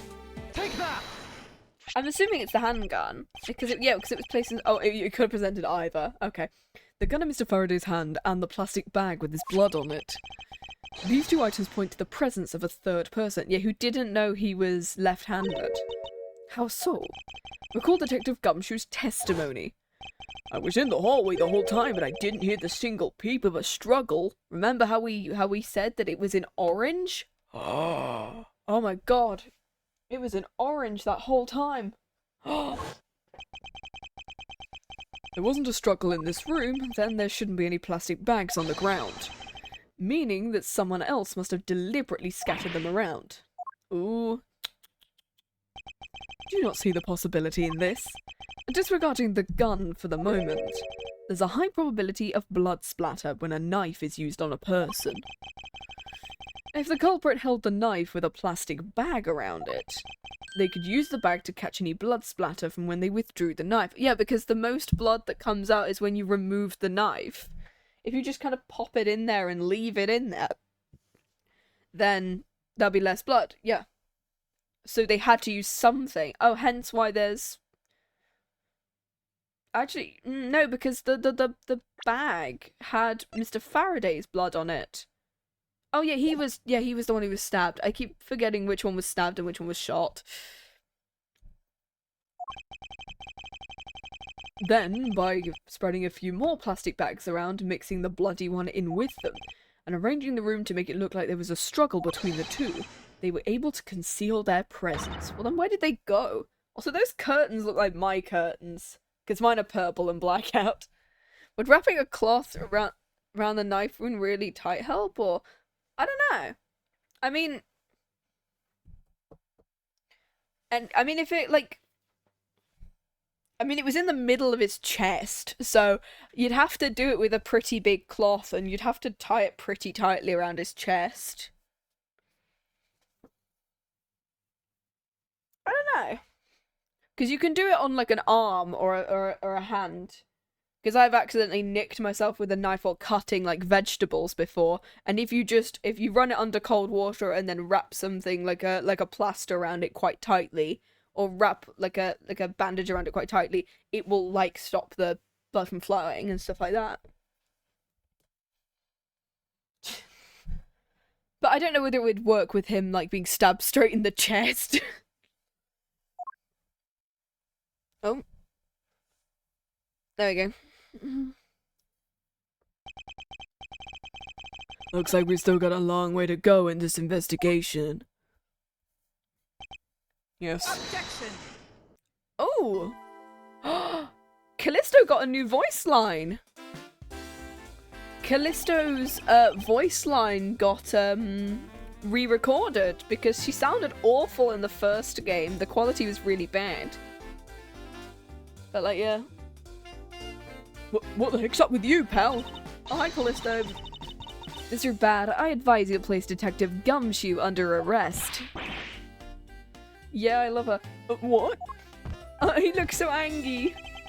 What's the meaning of this? Looks like you're not man enough to discipline your own subordinates. Don't you dare. That detective claims he was there, standing in front of the door the entire time. Why is the judge huffing? Because he heard the gunshot, I think? But I have it on good authority, it was all against a giant lie. But it feels weird to see the judge in, like, full person, because of the fact that usually he's just kind of standing there, or he's just sitting and you only see his, like, top half. So it's cool to see his full, like, judge robe. Miss Yu, I ask you, please explain that last statement. I'll let His Honor explain for himself. What did I saw it with my own eyes, I tell you. During the recess, there was a period of time where there was no one in the hallway. What? See, Mr. Bad. So I ask you, why would a detective who was supposedly doing his job the whole time want to fabricate such a lie? Gumshoe, did you kill Faraday? No! No, of course not, sir. It appears the one who set this whole crime scene up is that detective. Well, clearly he didn't, considering, like, he's our partner now. Which basically renders his testimony a complete lie, and wholly invalid at that. Rip him. Looks like your perfect logic has just come tumbling down, Miles. Ooh, sorry. I was in the hallway the whole time, but didn't hear a single peep of the struggle. Is that statement really a lie? Detective Gumshoe, you're now a suspect in the murder of 2 men. Now spit out the truth or so help me. I haven't lied to anyone, sir, honest. I really was there, I really was in the hallway the whole time. Hold it! Hold it. Detective Bad, I ask you, please don't act without my permission. After all, I am the one heading up the investigation. Fuck you. Don't talk like you know what's going on, boy. Boy! All I want for the investigation is to run perfectly. Perfection is the only wish of a disciple of Von Karma. Before you take Detective Gumshoe into custody... Custody? Custard. Bananas and custard. I should probably have that at some point. I have bananas, but I need to get custard. Anyway, ignoring that tangent, I'd like to set the record straight on something. And what's that? What should I ask Detective Gumshoe about? Why he wasn't in the hallway? Thank you for the headpats! Detective Gumshoe, why were you missing from the hallway? Look, pal, like I said, I was all there the whole time. There's testimony against you that... But Edgeworth, why are you wasting our time? The only logical reason as to why he was absent, he was busy committing the crime. Anyone who says otherwise is a fool. Don't cough. Maybe we should ask about something else. The state of the hallway? Detective Gumshoe, I take it no one else was in the hallway. Huh? Of course not, pal. You're being awfully defensive. Might you be hiding something from me? But watch your mouth, pal. You can't get around saying stuff like that about me with any evidence. I suppose you are right. I have no evidence at this point. Miss Edgeworth, how can you be losing a battle of wits with this detective? You are a disgrace to the Von Karma name. Ow! Maybe I should ask about something else. Motive, I guess? I suppose I'd like the one thing I'd like clarified. Is detective's motive for committing the crime? Did I have to all three, or did I just conveniently guess wrong on the other 2 times? Motive, huh? Gumshoe, you got a grudge against Faraday or something? No, sir. Not a single bad thing against Mr. Faraday, sir. Is that a fact? Objection! Objection! You really have a problem with lying, don't you, Detective Gumshoe? I'm telling you, I'm not lying. The more unnatural you act, the more suspicious you become, you know. But the more defensive you get. Usually defensive people are less likely to lie as looking at stuff like that. If you want a motive, Edgeworth, I have one for you right here. Well, could you please share it with us then? However, be forewarned, I won't hesitate to object to flights of fancy. Because all I'm interested in is the perfect explanation. You're serious, aren't you? Fine, you amuse me, so something... You is very ew, but you's on first. You and I. It was about a week ago. I saw the detective get chewed out by a livid Faraday in front of the precinct. I also just realized that, she's, like, one of the only, like, defense attorney characters that we meet because of the fact that you're playing as a prosecutor. That's quite cool, actually. He stood there super pale as Mr. Faraday yelled, "That's a salary cut for you, you nitwit!" A brand new detective suddenly getting a salary cut? Well, that's reason enough for a grudge. Well, how's that for the perfect explanation? Look, you totally misunderstand me. No matter how mad I get, I could never hold a grudge. I don't think he can. He's like a sad puppy. He even has one. He is missile. I can't trust anything you say. Sir. There's nothing wrong with the motive she proposed, but there are some gaps in her logic that need to be filled in. Misused perfect explanation may not be so perfect at all.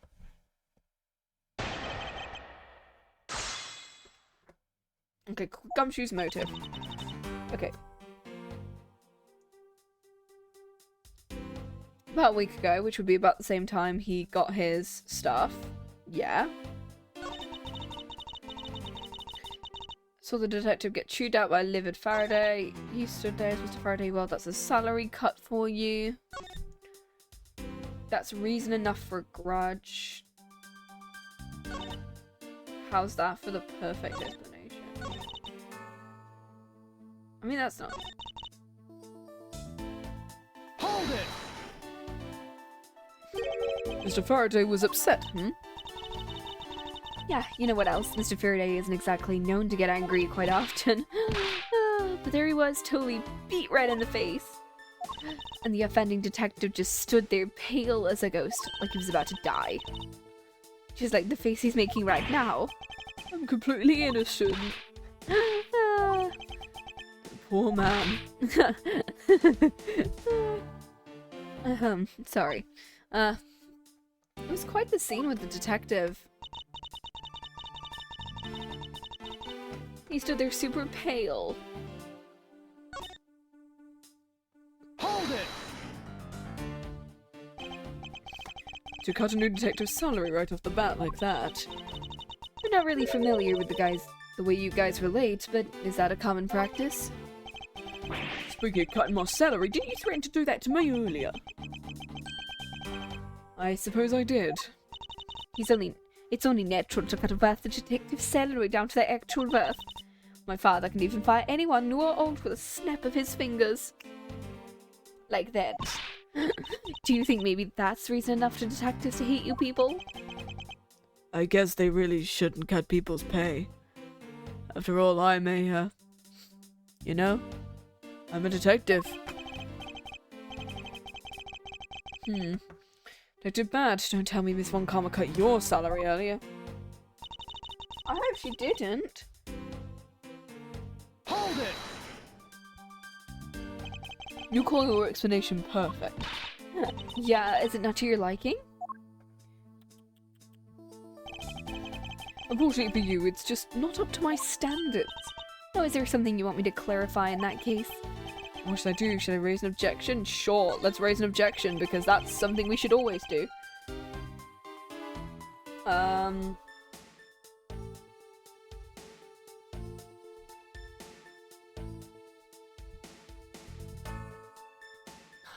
We know how Mr. Faraday was killed. Objection! Nuh-uh! We know that it's not going to be this one because of the fact that he already said. We already know that one, so it's got to be the middle one, right? Objection, I'm stupid! Please explain to me. I understand Detective Gumshoe's potential motive for killing Mr. Faraday. But what about his motive for killing Mr. Rell? His motive for killing Rell, Like I would know. If there was no clear motive, then I doubt this incident would have occurred. Is there anyone else who might have had a grudge against either of the two men? Or should we look into that ourselves? in that case, I've absolutely no idea. But that's impossible. She's got to know something. Wait. Can you please not glare at me like that, please? It makes me laugh. You didn't even do anything and you're already laughing. Well, anyway, the way I see it is, as long as he had a motive to kill one of the two, the crime would have played out the way it did. Oh, would you care to explain your logic? At this time, try to provide a truly perfect explanation. Perfect this, perfect that. Well, not being so uptight, or is that a requisite trait for being a Von Karma? That is HFS, I demand you shut this rude woman up. I wish you'd both be quiet for just one bloody second. Ooh.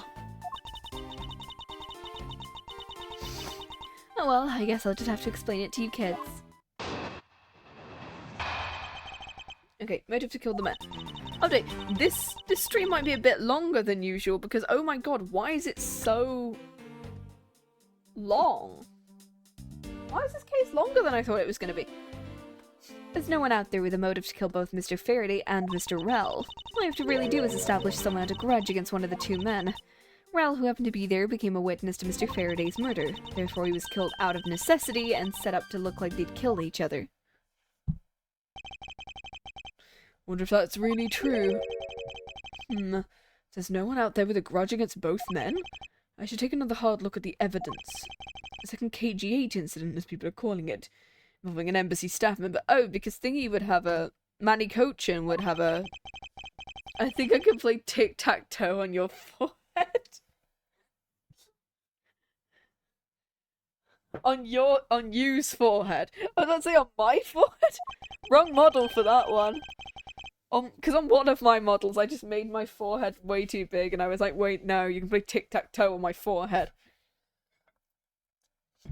There's someone else I'm overlooking who's somehow related.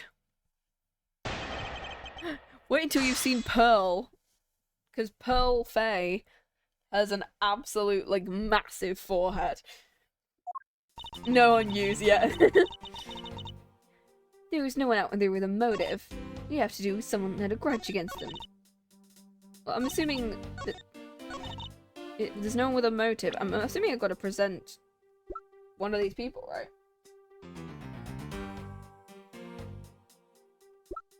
Are we supposed to present like a piece of evidence, or are we supposed to present like a profile here? Unless it doesn't like me presenting profiles. So I'm gonna present this guy? I'm assuming it's Manny Cochin, right? If not, I'll present Manny Cochin himself. Objection! Miss Yu, I believe there's something you overlooked in making your statement. Or rather, is it because you'd rather not bring this person up? What do you mean? Well, we're looking for someone with a reason to kill both Mr. Faraday and Mr. Rell, and I can think of at least one person who fits that bill. He was a suspect in the original KG-8 incident, and a member of the Cadopian Embassy staff, Mr. Manny Cochin. Ooh.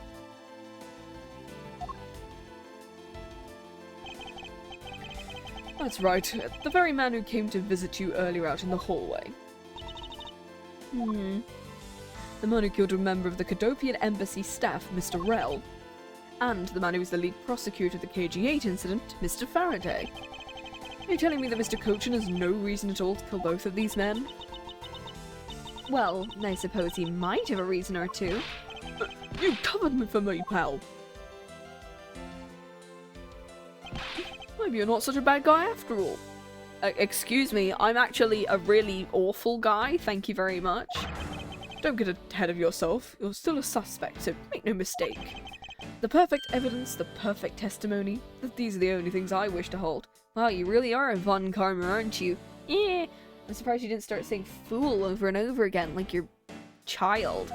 She's not my child, she's my adoptive sister. But I didn't do it. You will stay under my authority and go investigate Mr. Manny Cochin for me. And, oh. You want to investigate Cochin? You'd be wasting your time. And why is that? He's also dead. Cochin was up in the viewing gallery watching the trial, or so I was told.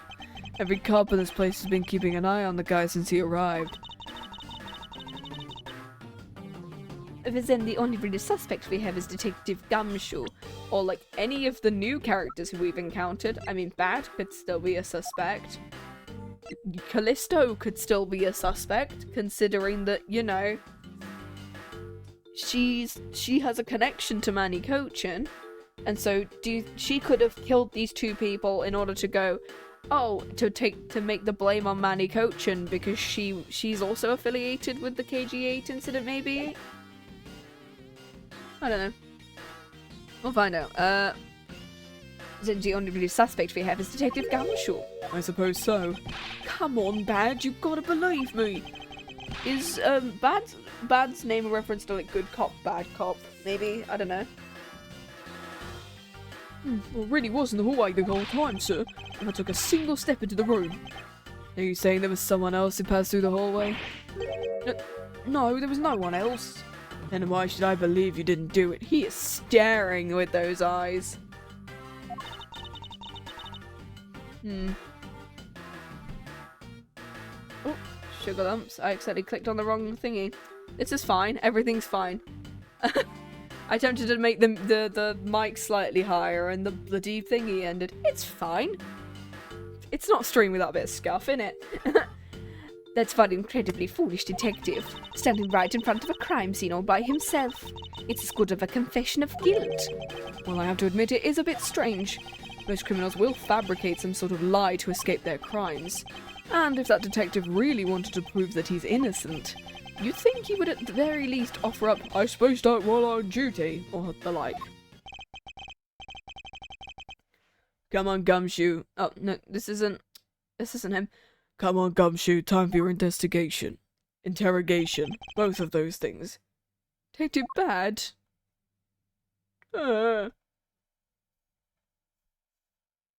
Is this going to be the continued? Because we're 2 hours in. Oh my god, this might be like a 6-hour stream. There we go, just popping my cup down. Because of the idea that I want to do like all of case 4 in one stream. I don't know. Might edge further, I'll go on ahead and report this to Papa. And what did I say? Right, everyone.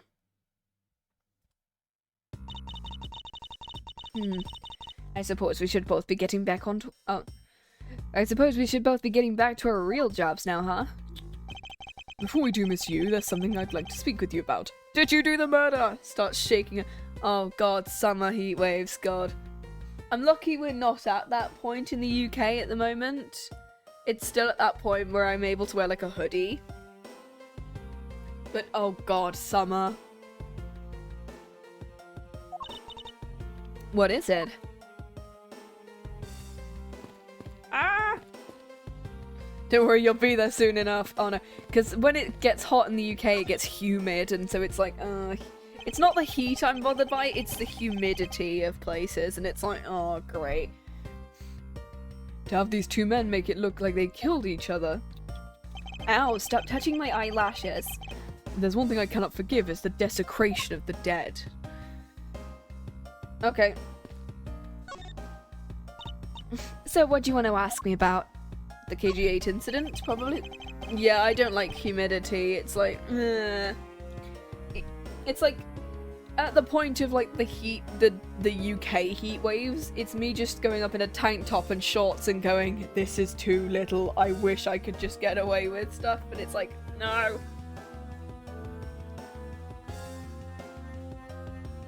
The current case of the murdered Cadopian embassy staff member. I've heard that people have begun calling it the second KG8 incident. Only among you law enforcement types.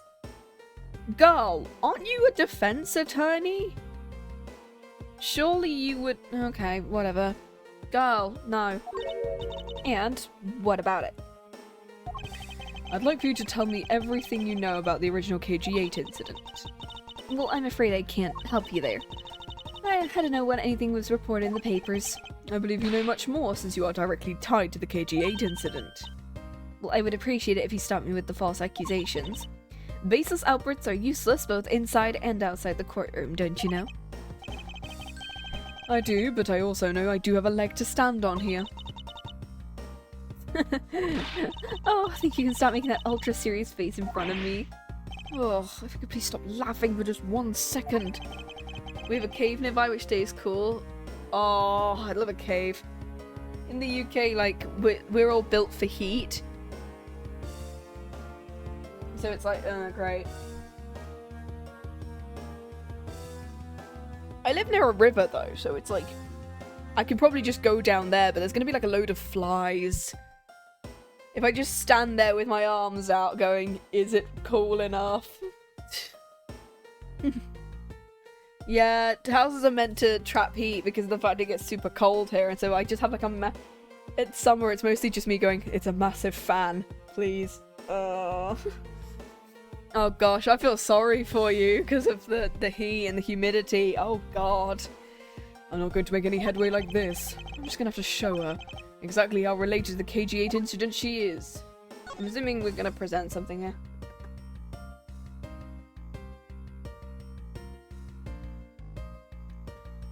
Because she knows Manny, right? Miss Yu, I believe that I have proof of your connection to KG8. Yeah, she is a bit. That files your proof. Very well then. Why don't you tell me exactly how The victim, because you know your connection to the KG8 incident. To the victim. Oh yeah, because her surname was also Yu. Yeah, wasn't it? Huh? The victim's name is CCU. You'll note that she has the same last name. Well, other people can have same last names. Like, Smith is super... Like, it's not that rare. Can you really still tell me with a straight face that you're not related to this case? I know Callisto is a moon, but also a goddess, and then Yu is based on the tree, which, like, thrives on the dead, apparently. Sorry, we're not related. What? Just kidding. You asked the question with such a serious look on your face. I couldn't help but, like... Miss Yu, I ask you please tell me the truth. What is your relation to CC? Well, I'll tell you everything I know. Okay. As you guessed, the one who... Oh, God. Oh, she was sister. Okay. One who reported the smuggling activities was my sister, CCU. As I thought. And she was killed right before she was to testify at the trial by Manny Cochin. But because he was tried once and was acquitted, he gets to live out the rest of his cushy life completely carefree. All because of a lack of evidence. No, I heard the evidence to convict him did exist. I heard it from Mr. Faraday himself after Cochin's trial was over. Apparently a man in black made off with the most important piece of evidence. Kay? Kay, is that you? Then the evidence has been tampered with? Wasn't just like a criminal to do something like that. The smuggling ring being run out of the Amano group by one of his secretaries. They bailed Mr. Cochin out. Turns out they were in league with each other all along. How big was the smuggling ring? Was it a large operation? I don't know. Which is why I want to become the lead defense on this case that people are calling the second KG8 incident. Also, so why are you now referring it to the second KG8 incident if you're not, like, if you then went up to me and went, Absolutely, in front of your ones. But I haven't learned anything new at all. I was probably expecting too much, I know. You mean you think this case has nothing to do with the smuggling ring? Well, I don't know what to think, actually. Why did Mr. Cochin want to meet with you earlier? Actually, he came to watch the trial. Apparently only found out I was the defense lawyer on the case after he'd arrived. So he was planning to go there from the beginning. He figured he should say hi and one other thing. Looks like you couldn't resolve anything this time either. Too bad. What's that supposed to mean? Oh boy, stop it with the scary face. I'm fine, really. I gave him a good slap across the face. The way she talks about slapping him as she laughs is kind of creepy. Yeah. Well, it's just as Mr. Bat said. It's not related to the double murder. I asked around and people in the gallery claim he was in a seat the entire time. Talk about cruel fate. Well, this is about all I know, so sorry. I guess I wasn't much help, huh? That's not true. I'm sorry I made you recall a painful time in your life. Oh, she's the type of person who laughs through trauma. Girl. You really are too serious for your own good.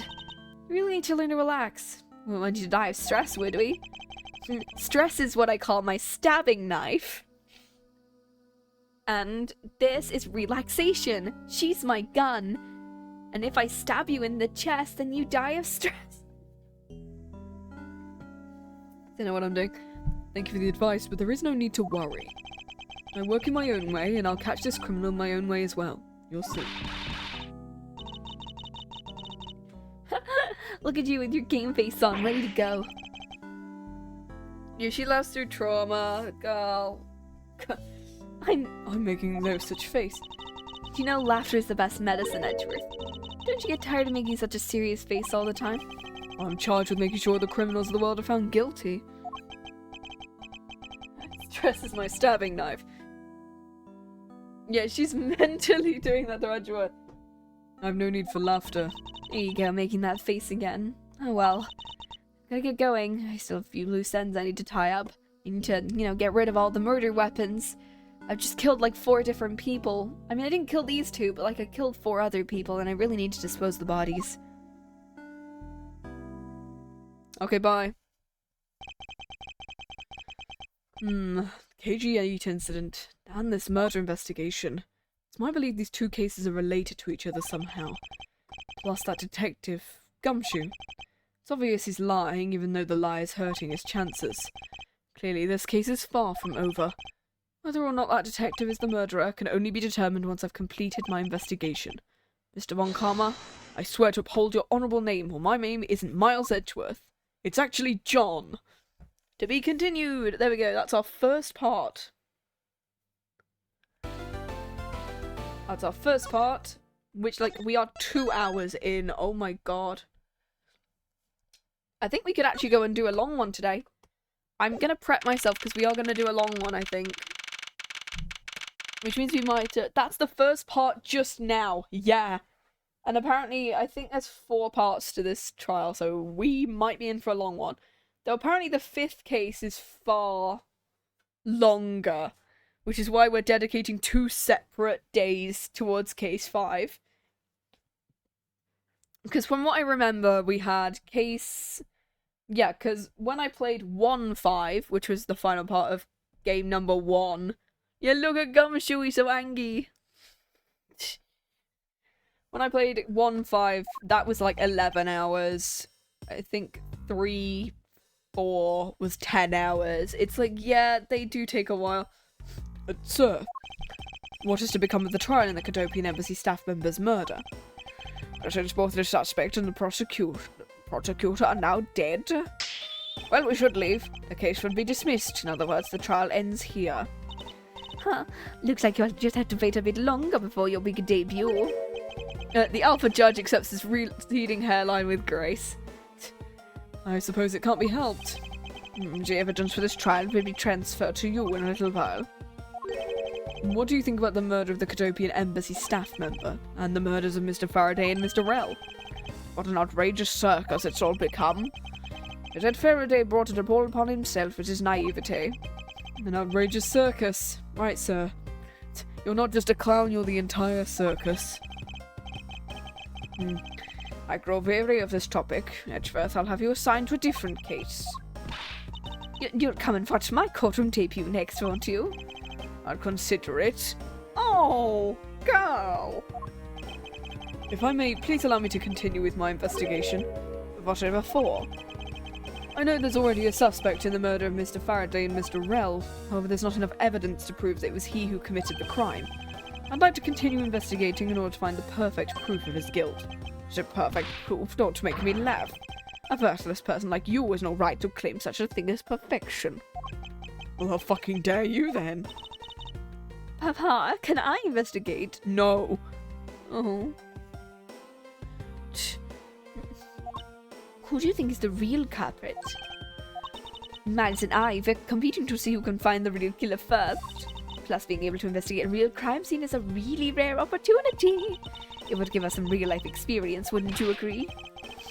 If I want to investigate the case that much, then do as you wish. Then you're allowing us to continue? Boop.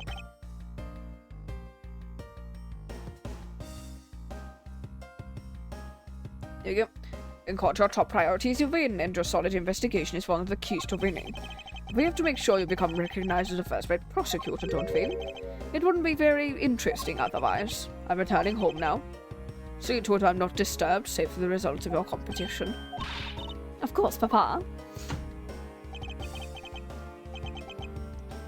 Franziska, thank you.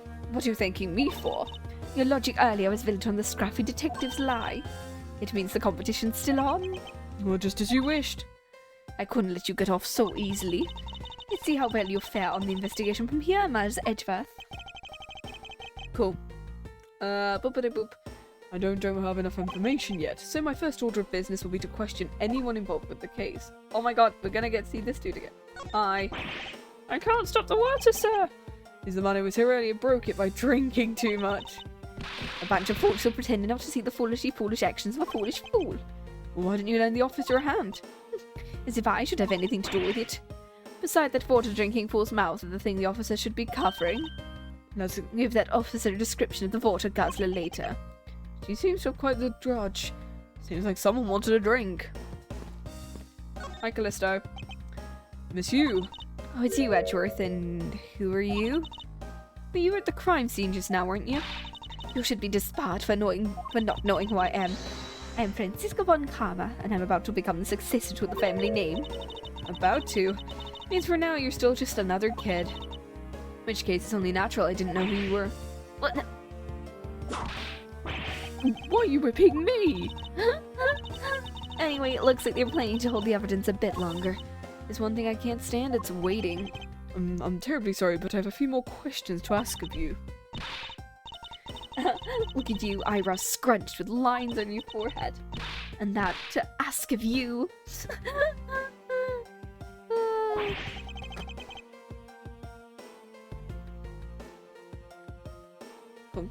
What exactly is so funny?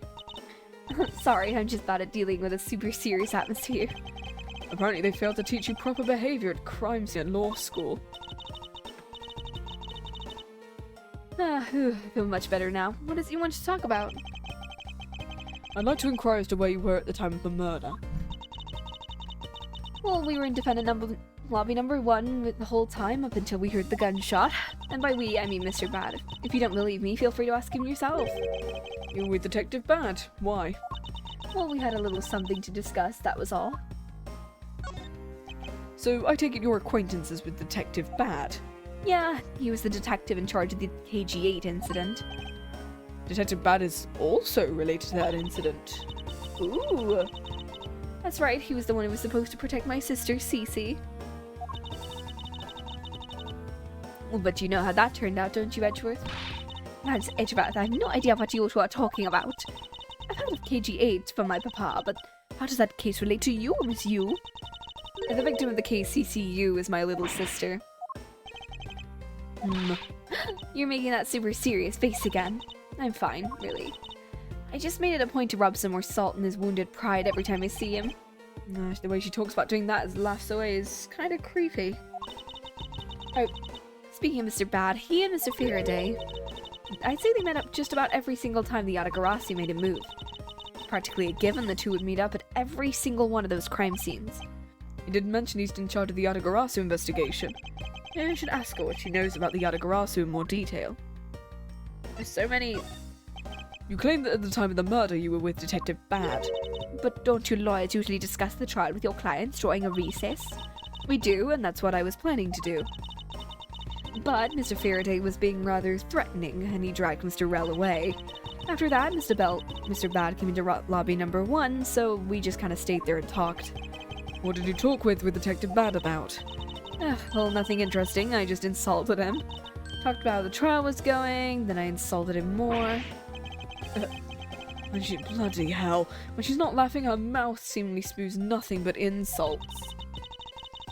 Anyway, Mr. Bad and I was in defendant lobby number 1 when murders occurred, so I really can't tell you anything about the hallway of lobby number 2. I see. Mack Rell. I'd like to ask you a few questions about your client, Mack. Now, your client first claimed to be the Yatagarasu. Yup. Once I heard it was the Yatagarasu that made him off with the evidence with KG8, I began to ask Mr. Rell all sorts of questions, but to no avail. Turns out Mr. Rell was not the Yatagarasu, he just made it up. He made it up? Mr. Rell's crime was caught on tape by the security camera, but there's no footage of him sneaking into the Katopian embassy itself. He was snuck into a suitcase. Oh my god. Oh, I accidentally just clicked. You knew that's not the real Yatagarasu, and he was just another cold-blooded killer, and you were ready to defend him. Yeah, because the fact that it would bring everyone else who was Yatagarasu based into the room. So it'd bring some people together. Yes, that's right. I see. So a defense lawyer is actually just someone whose job is to cover for criminals. That's why defense lawyers are so detestable, but they are no match for us Von Karmas. I don't believe it. You're serious. You said that face for something worth really being serious about. Naturist, do you remember what I said earlier? I have my own agenda. Pulls out a knife called Stress once again. I'm still on the hunt for leads regarding the KG8, alright? And for that, you have not a single qualm about defending a known killer. Well, don't put words in my mouth. I said no such thing. The only way I had to get close to Mr. Rell was to be his lawyer. I had no intention of covering for him, so don't you suggest I was going to. I'm sorry, so forgive my rashness. The Yatagarasu. I was wondering if you could tell me more about the Yatagarasu. The Yatagarasu, huh? Well, I really don't know much about that character myself. I still think I think I remember it was more of an organization, right? And not like a guy. Right? I think. But I do get a lot of consultation requests from companies to defend them. I like the idea that it is like headed by a guy who claims to be the Yatagarasu, but then it turns out is more than one person, because then that's how they keep sneaking into places. Like, turns out, like, loads of people keep sneaking into, yeah. I do get a lot of consultation requests from companies to defend them. Requests from companies? The Yatagarasu isn't some petty thief out for money, you know. Alright then, perhaps the Yatagarasu is in the business of stealing people's lives. No, you don't do that. As what Kay said, they never steal a life. They're not very fun. You're not very funny or witty, are you, little Miss Von Karma? Franziska, choose carefully or we may be— Ow! I chose carefully, just like you wanted. That was hilarious, little missy. Of course it was. What is wrong with these two women? Why does my pain give them delight? And so in the end, what is the Yatagarasu? I have to say, I've never even heard of this thief while I was in Germany. The Yatagarasu deals in information, namely in digging out dirt about backroom dealings and the like of companies. The Yatagarasu is a vigilante who steals such info and makes it public for all to see. Yeah, it's like the Phantom Thief from Persona, with it being multiple people, except they're like, the Phantom Thief will steal your heart. Is this just Persona? Vigilante or not, this person sounds just like another criminal. I suppose you could put it that way too.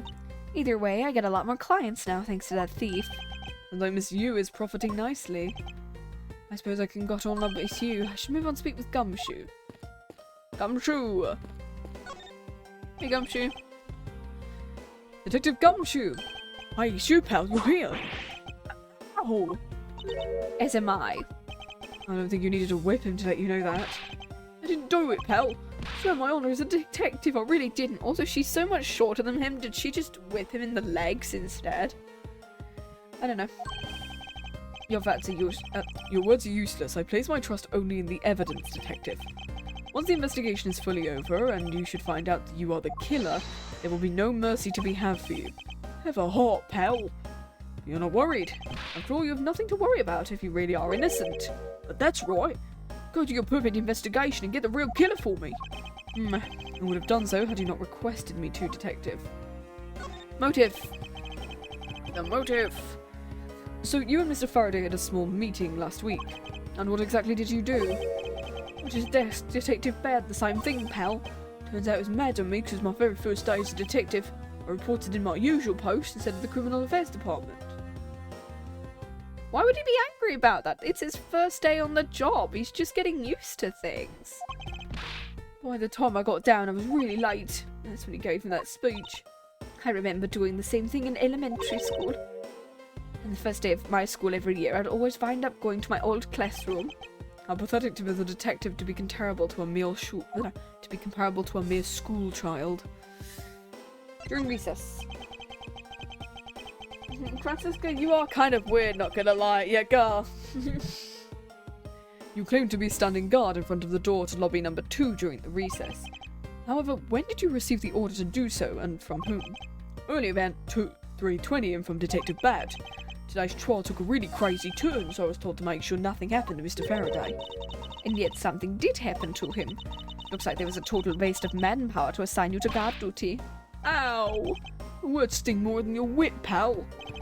So it was Detective Bad who ordered him to stand guard, Next step. Now, Detective Gumshoe, is there anything else you'd like to... Nope, not a thing, pal. Tell me, okay. I keep accidentally clicking twice instead of once, so this feels like a... In that case, allow us to take a look at what you're carrying on your personage. Why? You can't do that. There's nothing of any particular value. Well, my handcuffs and badge were confiscated by Bad, so... And what's that open envelope I see? Oh, it's hands off! Just show it to us. Ow! Oh, it was a Annual bonus check, $5? Except there's no check. How'd you look? Now give it back, it's my first bonus. Just got it cashed today. I literally had no cash on me up until I did. The envelope's really special and I'll give it back. You don't need rubbish, don't worry, we'll throw it away later. How could you? Literally had no money on him. Oh. Oh, matey. But I need to take him in for questioning now. I think I asked him about everything I needed to. No, wait. Since he became a suspect, there's one piece of evidence I should reconfirm.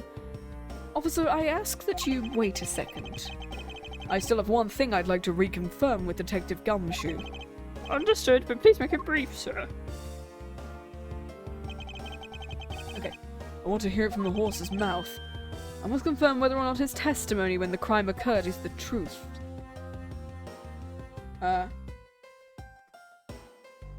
Do I just talk back to him?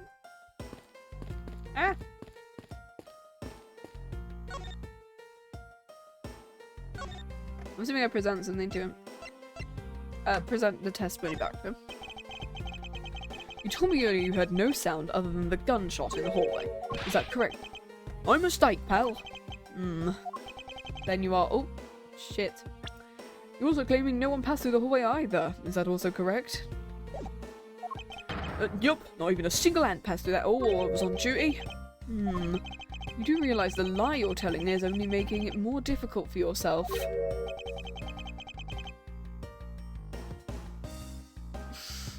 Oh. but it's true. I didn't see anyone go through the hallway and I didn't hear anything else, pal. The killer found a way to kill the two guys, but it's beyond what I can even imagine. I mean, you could shoot him through the window, but that would be a weird way of doing it, because, yeah. So he intends to continue telling this ridiculous lie, but why would he do so given the situation? I believe a thorough investigation of the hallway in front of the defendant lobbies is in order. Is this another to be continued? On its K! Here I come! You! Did he kick us in the balls? Kay! You can't do that! Did she kick Edgeworth in the balls? What the fuck? Kay! No! You can't do that! No! Oh.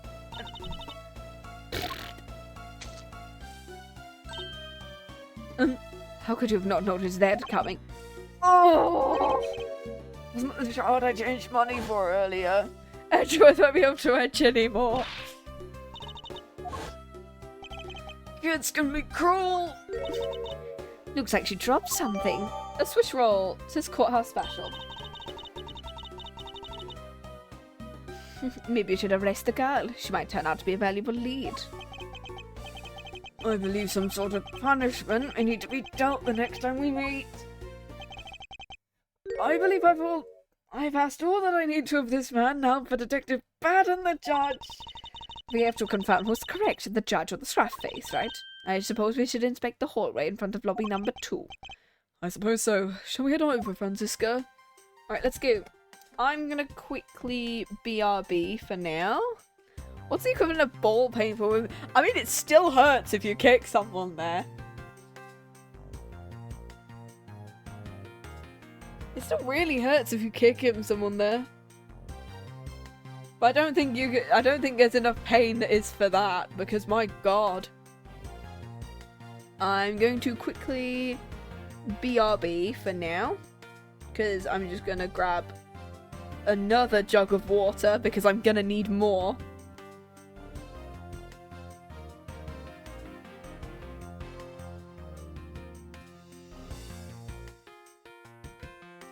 Jug, yeah, we love it.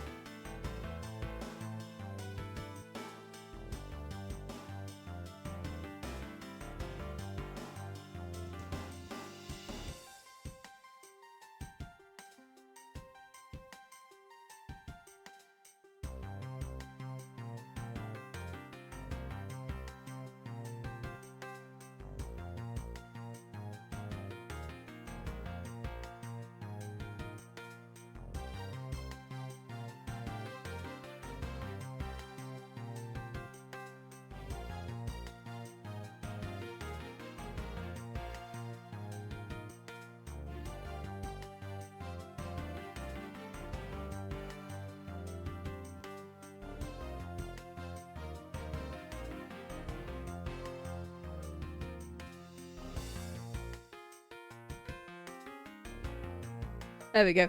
Sorry, it took me a little while. I decided to quickly take a bathroom break at the same time because I was like, I might as well since I'm on my way back. Alright, let's go. Let's go back to the investigation. Alright. We were going to the lobby, right? Yeah. Right. District Court hallway. So did you see anything else? I don't think so. I see, thanks for your cooperation. It's nothing, just doing my duty as a defender of the law. Stupid SAI gave me the wrong code. Damn. That's all for now. I'll ask again if I have any other questions. Anytime, detective. If you'll excuse me, I have a few loose ends I have to tie up. That's like 3 people who've said that same thing. You're the new prosecutor, Mr. Von Karma recommended. My name is Mars Edgeworth, Your Honor. And I'm Manfred von Karma's daughter, Franziska. I'm said to become the successor to my genius father any day now, Your Honor. Nice. I bit my foot. Oh. Mr. New Prosecutor recommended by Von Karma, Mars Edgeworth, a mission. Oh, I bit my tongue. That guy is absolutely slaying with that backcut. You're right, Your Honor. Please feel free to me as just Miss Von Karma, Your Honor. As for him, just Edgeworth is fine. Apparently somebody doesn't feel like I'm worthy of a proper title. Oh, very well then, I'll call you. Mr. Edgeworth is fine, sir. Now, about your earlier testimony. What about it, Mr. Edgeworth? I would like to ask you a few questions about what exactly you saw. Right, it's my duty to clarify my testimony as a defender of the law. I greatly appreciate your cooperation, Your Honor. Now, the first thing I will need to do is figure out our detective's exact movements. Hallway. Cool. Look at that dude! Doesn't look like there's anything contradictory. I suppose not. Perhaps I should check somewhere else. It would appear this vending machine sells snacks and various other foods. Just lovely. What will they think of next? Don't be a jerk in court like those beef jerks. 1 packet for $9. Defendant's fresh milk? Ew, what the fuck? 1/2 pint for $7. Ew, no. What, why would you do that? No, don't do that. I guess it's supposed to be like a Max Galactica reference about how the fact he drinks a load of milk before going into a performance. But mate, come on, no. Stay neutral as the Swiss do until the end with these for $6. So awfully overpriced. Mummy milk? The line is simply awful, period. Speaking of snacks, I wonder if that Swiss roll the girl dropped is from this machine. I was wondering about that myself. Wow, do I have to really deduce that the Swiss roll came from this machine? Stay neutral as the Swiss do. But I mean, I assume it means the end of the trial.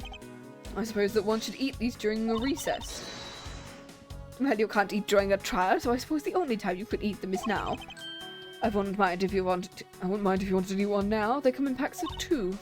We're in the middle of an investigation. Besides, I don't have $6 on me. If you want, we can pool our money and buy a pack together. But if I have to split it with you, then I don't want it. Money.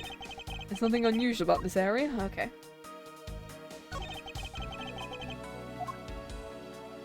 Why would you... Defendant's fresh milk? What the hell is that supposed to mean? What I mean... Whoa, Franziska, darling. I bet it means the milk is freshly milked by various defendants on trial. Milked by or milked from? Because that's going to mean something very different. Wait. Are we even sure it's milk? I mean, who knows? I think it means this was milked right here from the very... Whoa! Edgeworth, darling.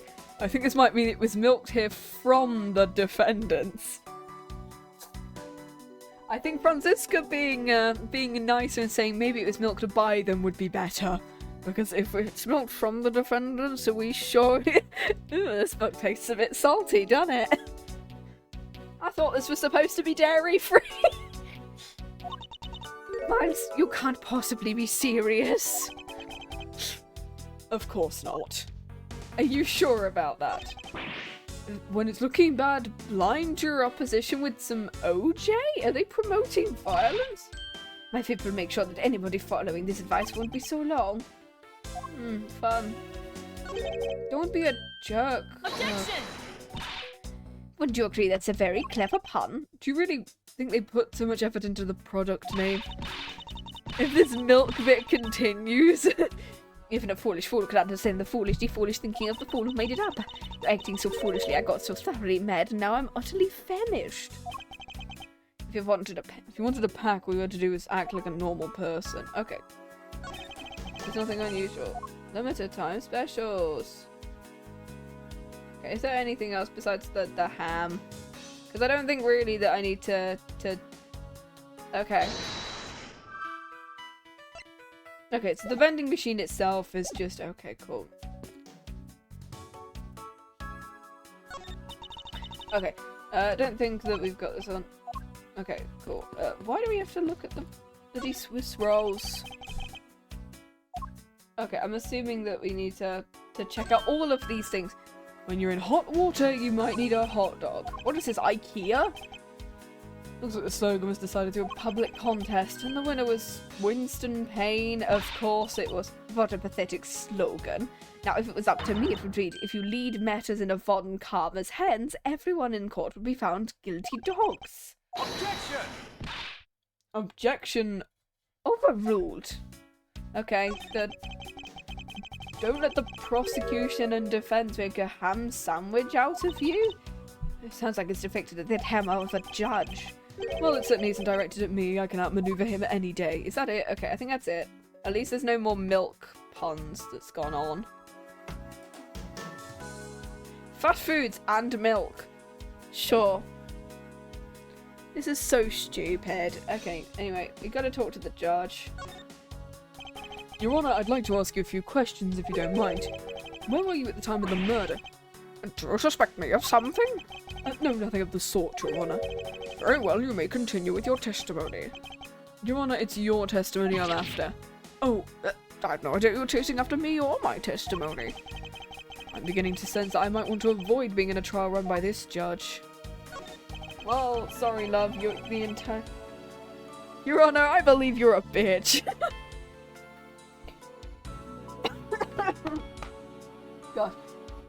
Let's see here, how should I put this? When you get to be my age, you get to pay more frequent visits than the rest. Okay, no, I don't want to know that. If you take a look round the window at the end of the hall, you'll see a small window. That's where I shit out of the window. That is the window to the men's restroom. Why do you need to know that? If you look through that window, you can see me taking a shit. This is stupid. In other words, you can see clearly into this hallway from the men's restroom. Why do we need to know that? When I was going to the restroom, that detective Gumshoe... Imagining the poor lad who walks beneath the shit. He was standing in front of the vending machines. Okay, so he didn't see something while he was looking at the vending machine. I couldn't believe when I was about to exit the restroom, there's not a soul in the hallway. Your Honour, if you could please calm down and explain it to me rationally. Really sorry, please let me regain my composure. It's really suspicious, that's what my finely owned judge's intuition said. Oh well, until the murders occurred, I sort of brushed it off. Oh, apparently this judge doesn't understand the concept of staying calm. That's probably what I'm going to find out from His Honour. Mr. Edgeworth, may I return to my other duties now? I'm sorry to have held you up. Thank you for your cooperation. Anytime, Mr. Edgeworth, anytime. Bye. Is it judges in this country seem rather friendly? Yes, if not a little wishy-washy. I hear they're known to hand out very fair verdicts. Okay, cool. Bin. Look at that. Hey, Bad, how you doing? I can't believe Gumshoe just teleported. He teleported into the restroom. Oh, hey, Bean, how you doing? Bean! Bean! Woo!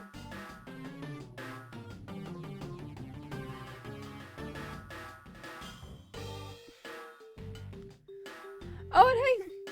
Oh, hey, Swan, how you doing? Oh, gosh. There you go. Whee! There you go. How you doing today? Oh, thanks. Detective Bad, I have something I wish to inquire about. Look at my mirror. How about doing some actual work, you? Gumshoe teleported to the restroom. I wish to inquire into Detective Gumshoe's movements during the recess. You're getting in the way of the investigation. Well, I have an order from Mr. Von Karma. Plus, I still hold investigative authority.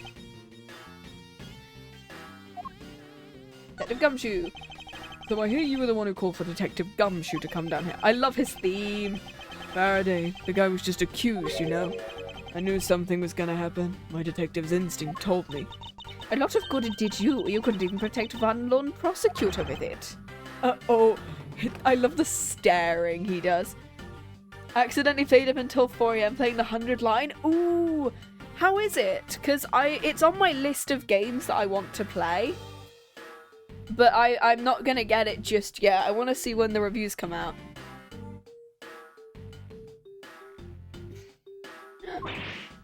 Hold it! Franziska, I think you need to apologize. Because I liked Danganronpa, I liked Rain Code, I liked Zero Escape, so, and because it's Uchikoshi and thingy both together, I think it'd be a good game. I'm on day 34 out of 100. Yeah, apparently it has 100 endings, and so I'm like, Edgeworth has no risk whatsoever. Apparently it's 100 endings, and I was like, oh my god. That'd take me ages to get through. Francisco, I think you need to apologize. I'm sorry. I'm terribly sorry. Please continue. I used the phone on the first floor and called the precinct. Do you not have your own phone?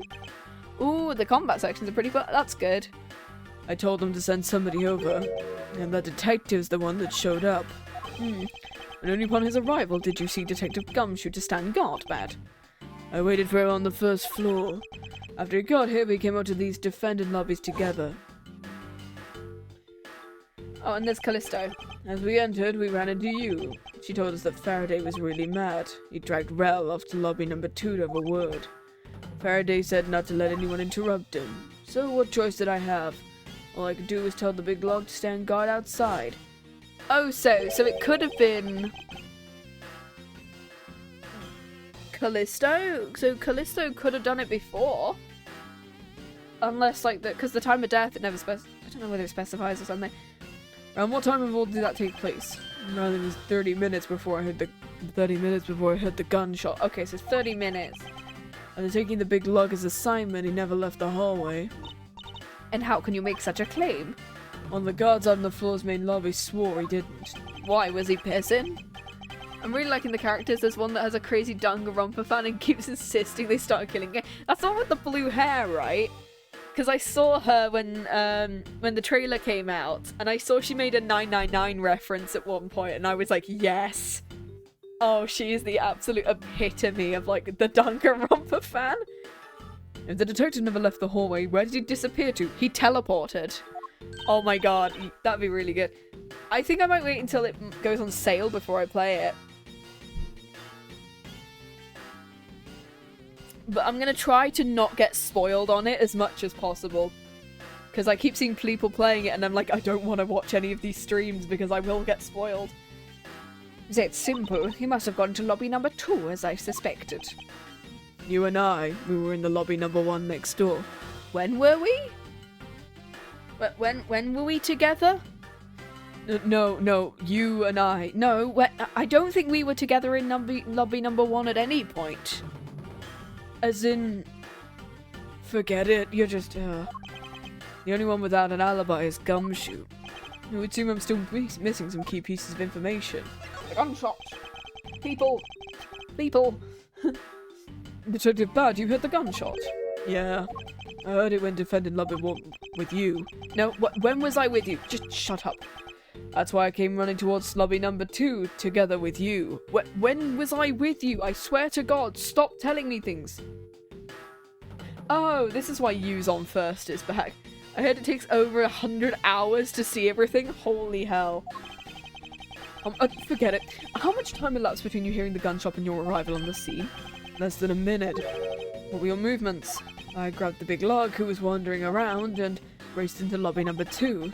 That's when we discovered the bodies in that order. That makes you the discoverer of the crime scene. Yeah, I guess it does. I'm about to become a prosecutor very soon. You'll treat me with the dignity I deserve or else. You wave that thing around anymore and I'll have you arrested for obstruction. Good, do it. You wouldn't dare. Yes, do it. Yeah, just joking. Ugh. Detective Bad is really something if he can make Franziska behave. Are we about done? Is there anything else I should ask him about? The time we know. The place.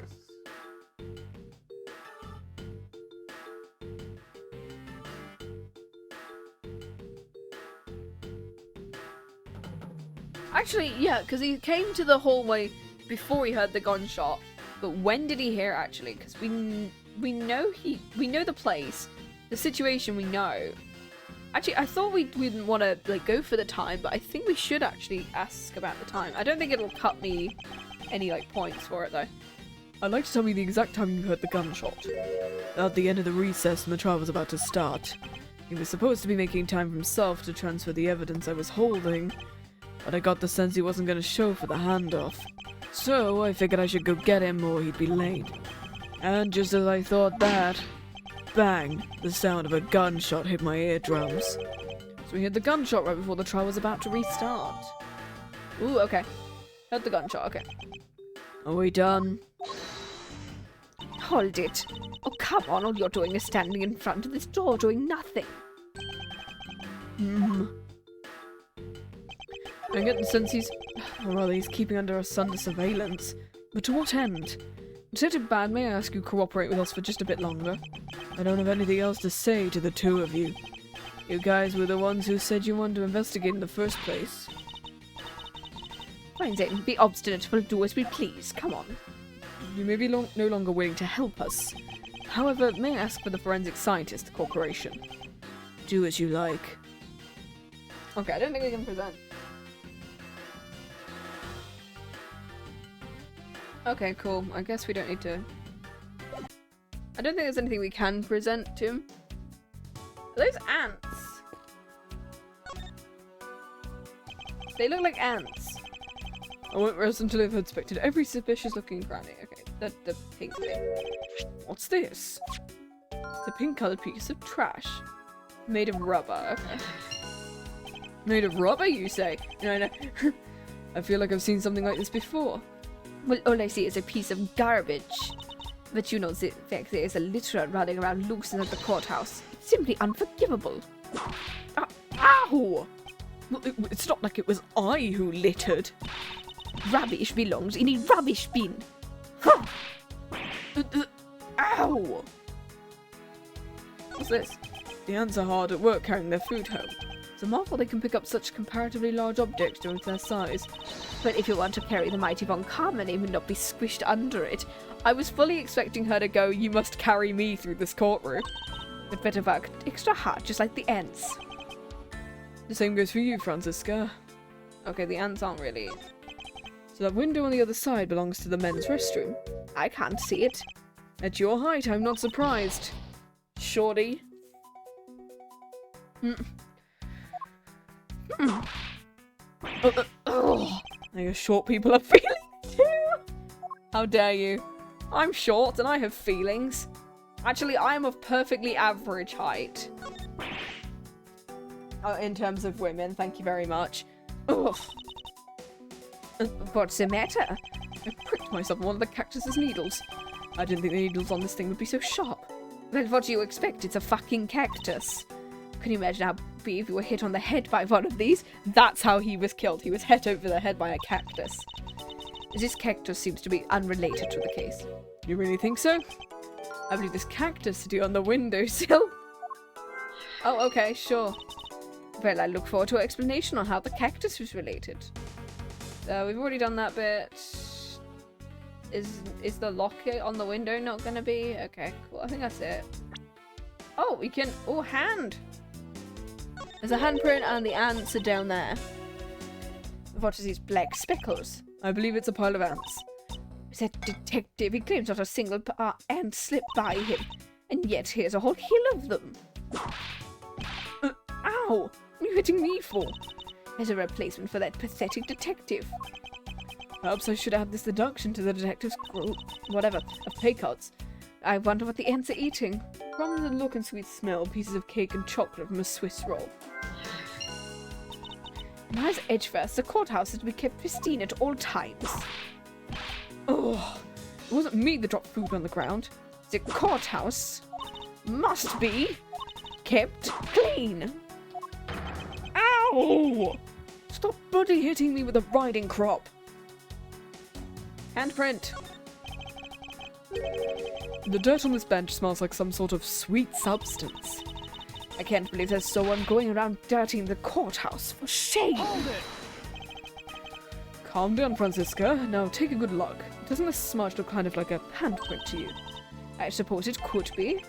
Which means then perhaps we can lift the prints of the person who sullied the bench.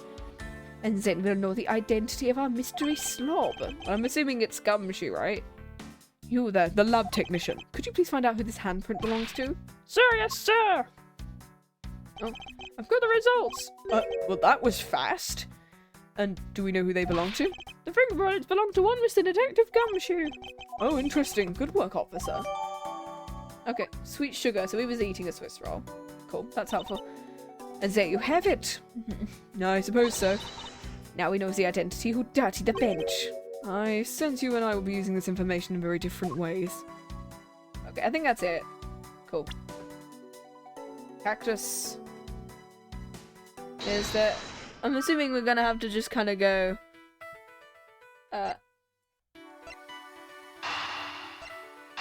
So connect it to the Swiss roll, right? Yeah. The bits of chocolate and cake, could they come from a Swiss roll? Did we really have to, like, logic that the thingy came from the machine? Was it not obvious? Because you can read it from the bloody background. Sure, whatever. A Swiss roll, why would a courthouse sell a thing like that? We've gone over this! For fuck's sake! We've gone over this! We know that it's in the bloody machine! This is stupid. It may not seem like the right venue, however it is being sold. The vending machine? Ah, I see. Thank God, because apparently in the original version, these two had a much longer conversation about where could it possibly come from? Stares at the vending machine. $2 for $6, talk about expensive. Leaving the fact it's on the expensive side to the fact that the cake crumbs and chocolate bits were found in this hallway. Suggests they came from a Swiss roll that was purchased from this machine. Okay, cool. I think they have a pretty clear picture of what happened. Naturally, after all, I'm here. Detective Gumshoe must have sat on this bench as he ate a Swiss roll. So not only can he teleport, he can also use telekinesis. Or is it like Spider-Man, in which his spider sense doesn't work with bread?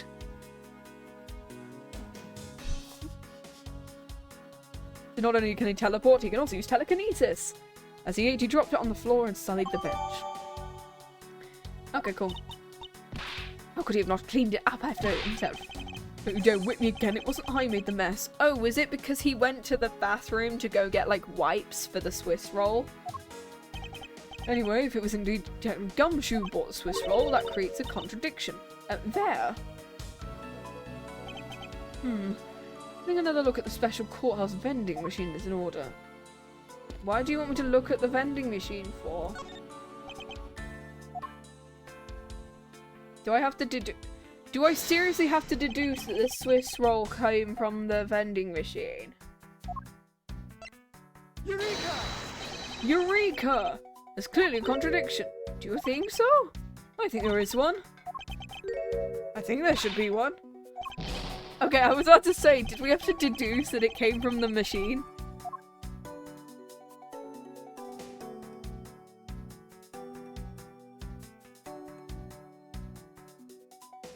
Okay, cool. Logic.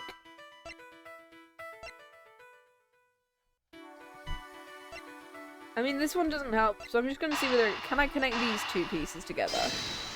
Pipes, okay. Pipe time. Let me grab a pipe. Let me just pull up YouTube. Give me a second.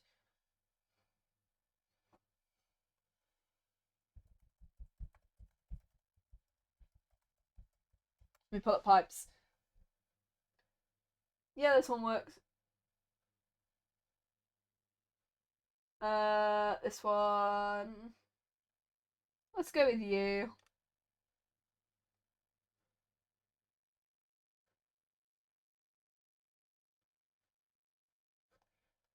Actually, we're gonna go with this one.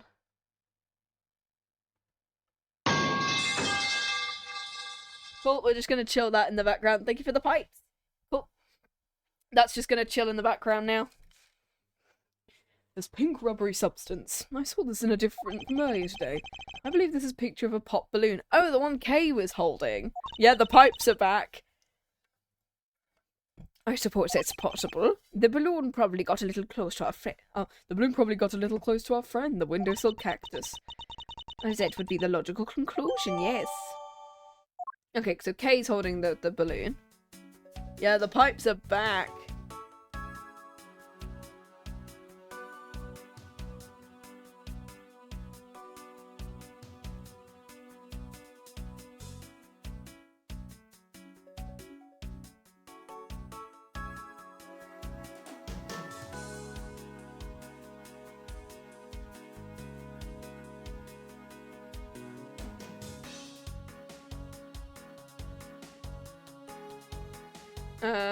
Why is there like a dollar here? I'm assuming it's the deducing Swiss rolls. Okay, it's not gonna be the Swiss roll itself.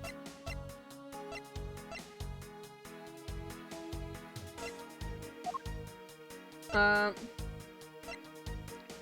$5. Literally had no money on him until he cashed it. So yeah, so he should have an extra. Where did he get the extra dollar from? Eureka! About Detective Gumshoe's finance. He said that until this morning he didn't have a single penny on his personage. Just how poor is he? His bonus really was only $5.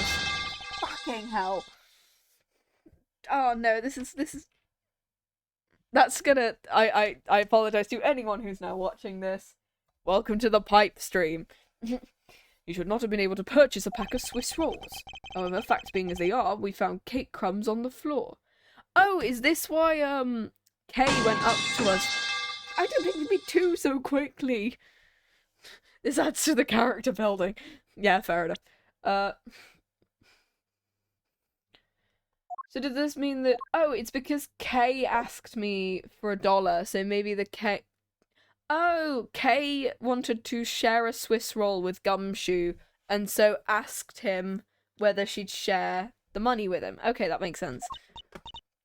Meaning Scraffy must have bought a peck with his $1. The detective should not have been able to purchase, and yet he did. The question is how. Cool. Investigation complete. Cool, we've got... Okay, is this it now? Is this another to be continued? I believe we have a firm grasp on what happened here.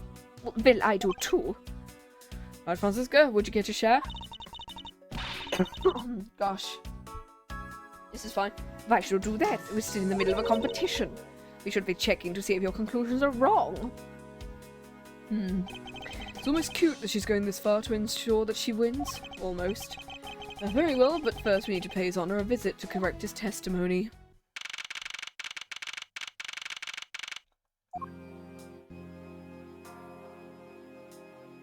Okay, cool. Your Honor, if I may, I'd like to test your witness testimony to see how it stands up. Do you doubt me? Am I your new suspect? In a sense, I suppose you could say that. Even you, a judge, are nothing but a common witness before a Von Karma. Silence in the courtroom. Now, prosecutor recommended Mr. Prosecutor's successor, you bit your tongue again, didn't you?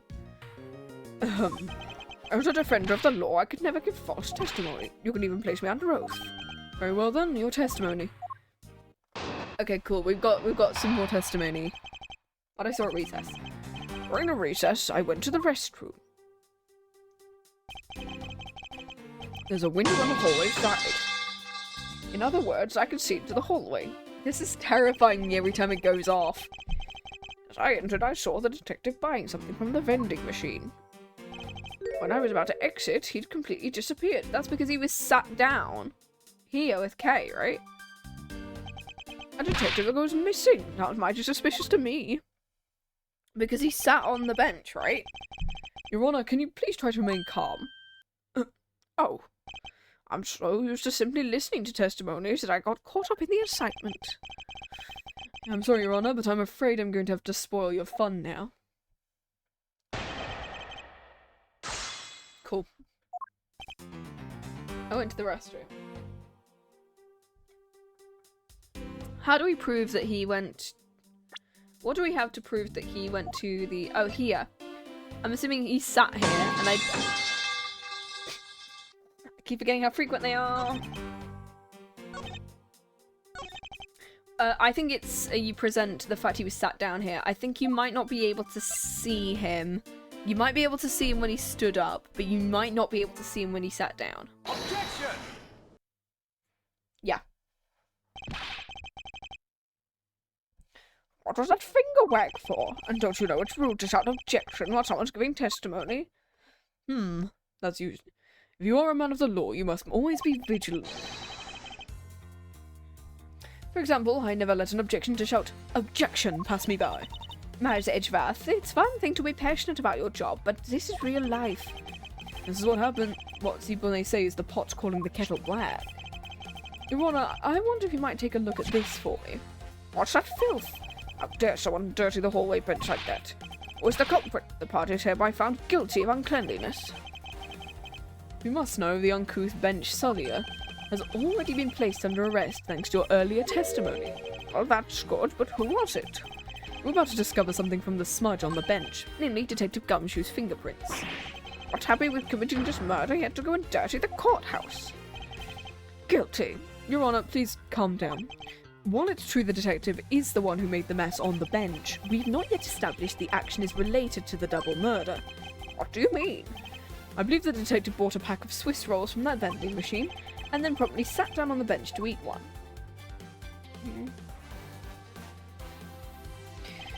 The cake crumbs and pieces of chocolate on the floor under the bench. And Detective Gumshoe fingerprints may prove my conclusion to be true. I'm gonna quickly change this little thing.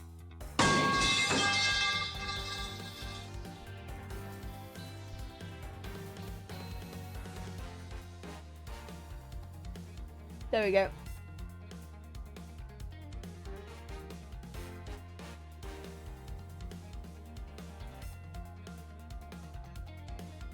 There we go, cool. We have just a chill thing there. And Detective Gumshoe's fingerprints prove my conclusions to be true. But I still don't understand. This whole thing relates to how I couldn't see him as I was leaving the restroom. Ah, it is indeed.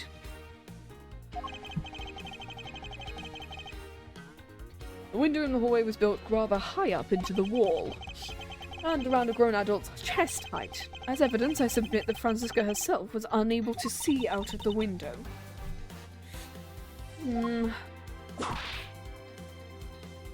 Ow! I knew I shouldn't have used her height as evidence. Basically what this means is the area directly under the hallway window is a blind spot when the hallway is being viewed from the men's restroom. Thanks. This is gonna keep going as well, which is even funnier.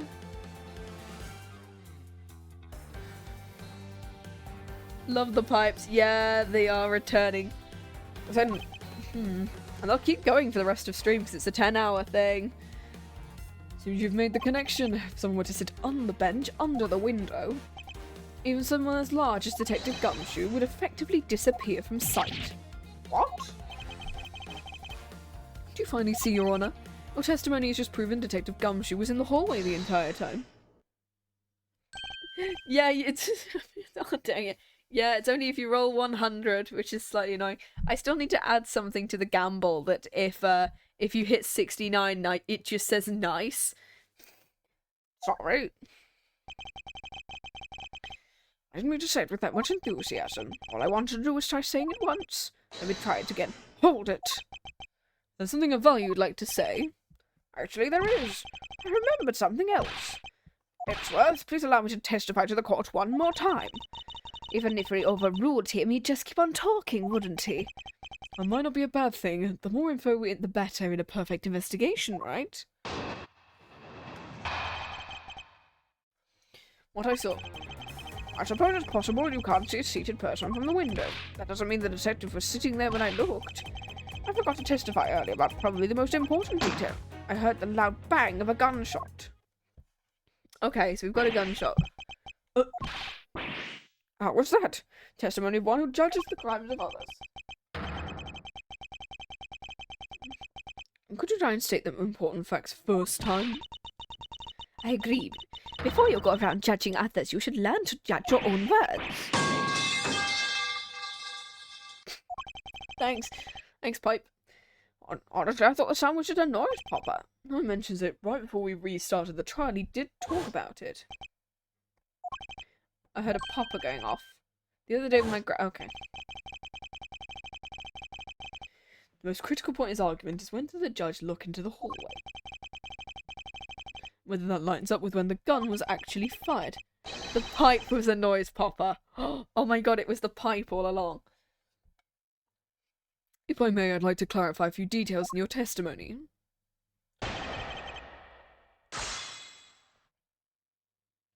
$22. Dang it. Okay. You can't see a seated person. Oh? Hold it! Oh, okay, I guess I'm pressing it. Hold on there. I just said it's possible you can't see a seated person. You know something? I don't know when the prints you reference were left on the bench. I'm just gonna press all those statements and figure out whether I can find something. I've proven it's possible the detective was sitting. I still have a problem when those fingerprints were left. He's right. I've yet to prove when the fingerprints were left on the bench. While he feigns ignorance, his honour has seen a lot of life. This judge, I mustn't underestimate him. Hold it! As we established, you went to the restroom during the recess. However, at what point in the recess did you look into the hallway? After I called for a recess, I handled the change of prosecutor paperwork. About 20 minutes until we reconvened. That sounds about right. Just as I expected. Oh, and then we've got to then pair it with Bad's testimony, right? I heard the gunshot right before the trial, whereas he heard it 20 minutes. So either 2 gunshots went off, or the balloon. Your Honour, that statement you made just now is important. I'd like you to append it to your testimony. I'm assuming this is when we need to present something. We're gonna present the bad testimony, right? Yeah. Objection! Yeah, okay, cool. No, oh.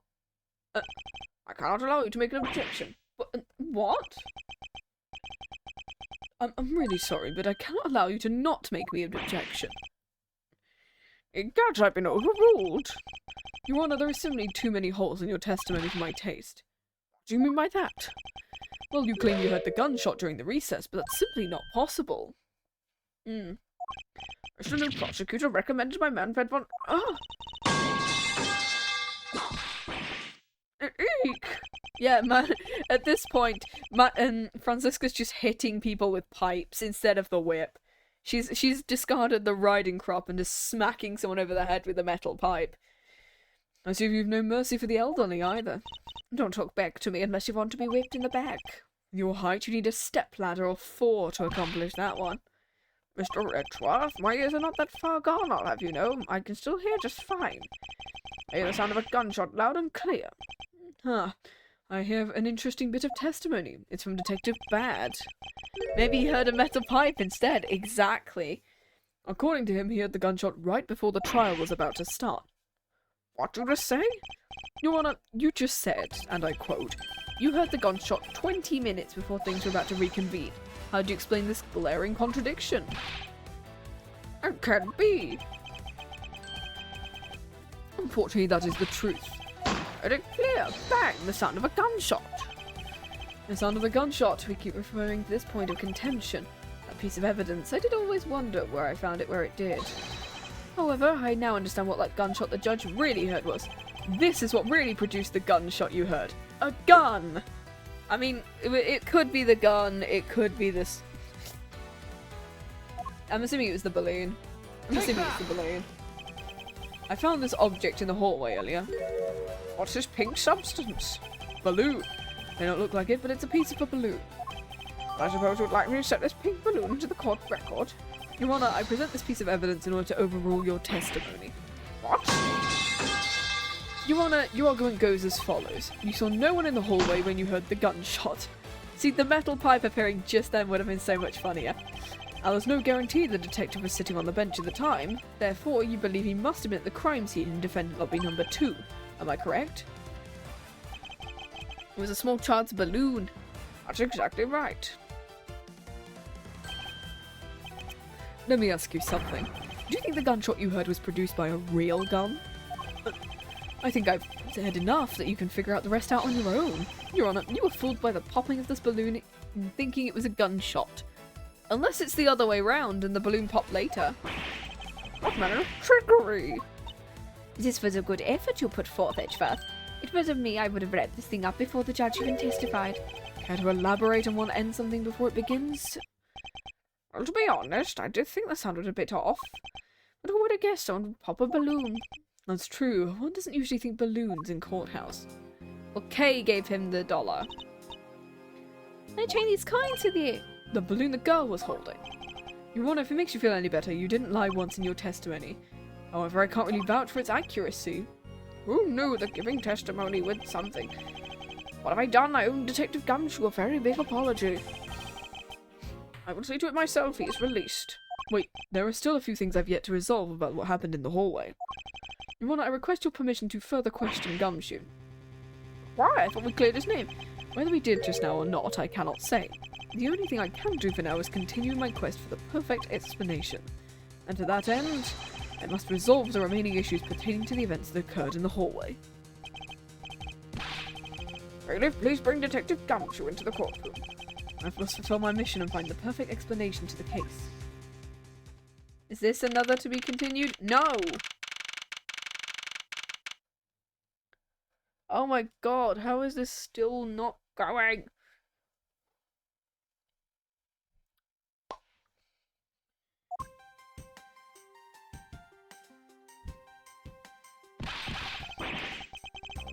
What's it now? It's time for my trial already? I already told you a gazillion times. I didn't do it. I'll be the judge of that, Gumshoe. No, you won't. I will be the judge of that. Boopity boop. I'm the judge around here and I'll be the judge. Why can't you guys be a little less judgmental? Speaking of hasty judgments, Detective Gumshoe, I'm afraid I must apologise for my error in judgment on my part. Your Honor, I don't believe you should apologise just yet. We've yet to prove he is completely innocent of the crime. I guess so. What are you guys talking about? In any case, I would like you to testify as to your actions while you're on guard duty. And please remember, you're not on trial. This is all just a part of the investigation. As such, you may still be found to be innocent. However, if you should give false testimony... Ow! My vehicle object loud and clear. Unless you're found to be lying, you'll be held indefinitely, understood? I got you, pal. Looking back on the stage of the crime scene and the judge's testimony, it's obvious Detective Gumshoe is lying.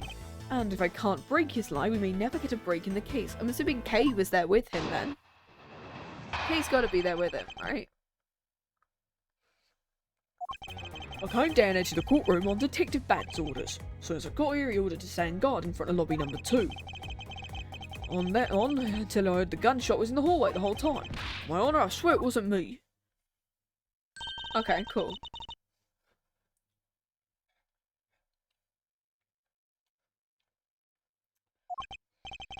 In that case, I'll just have to change the melody. I know he's lying and it's time I pull the information I need out of him. Okay, cool. We'll see whether we can present anything first. I don't think we can, but... I caught... Yes, that's correct. He ordered me to stand guard.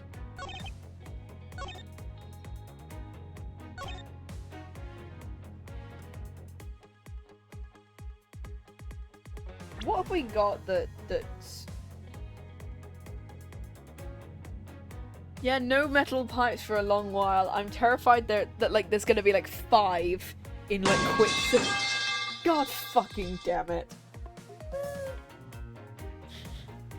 As soon as you appear, there's not been pipes for a long time. Immediately pipes me. What do we have that would say?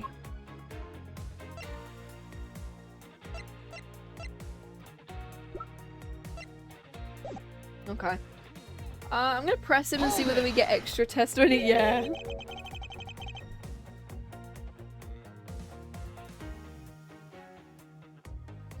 You claim to be in the hallway the whole time. However, it's not a fact you did something while you were in that hallway.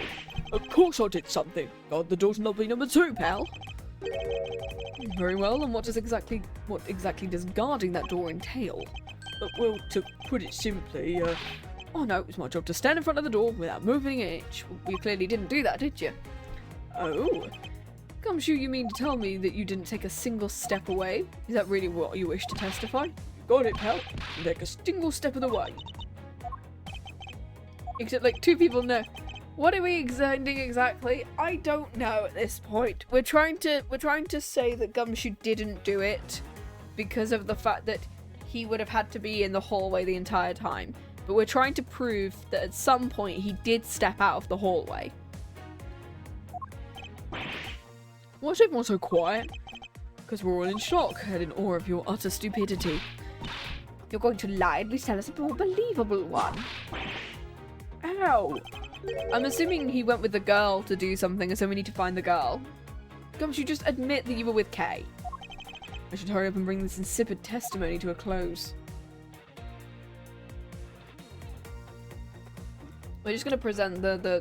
I mean, he did sit down for a bit. Objection! He sat down.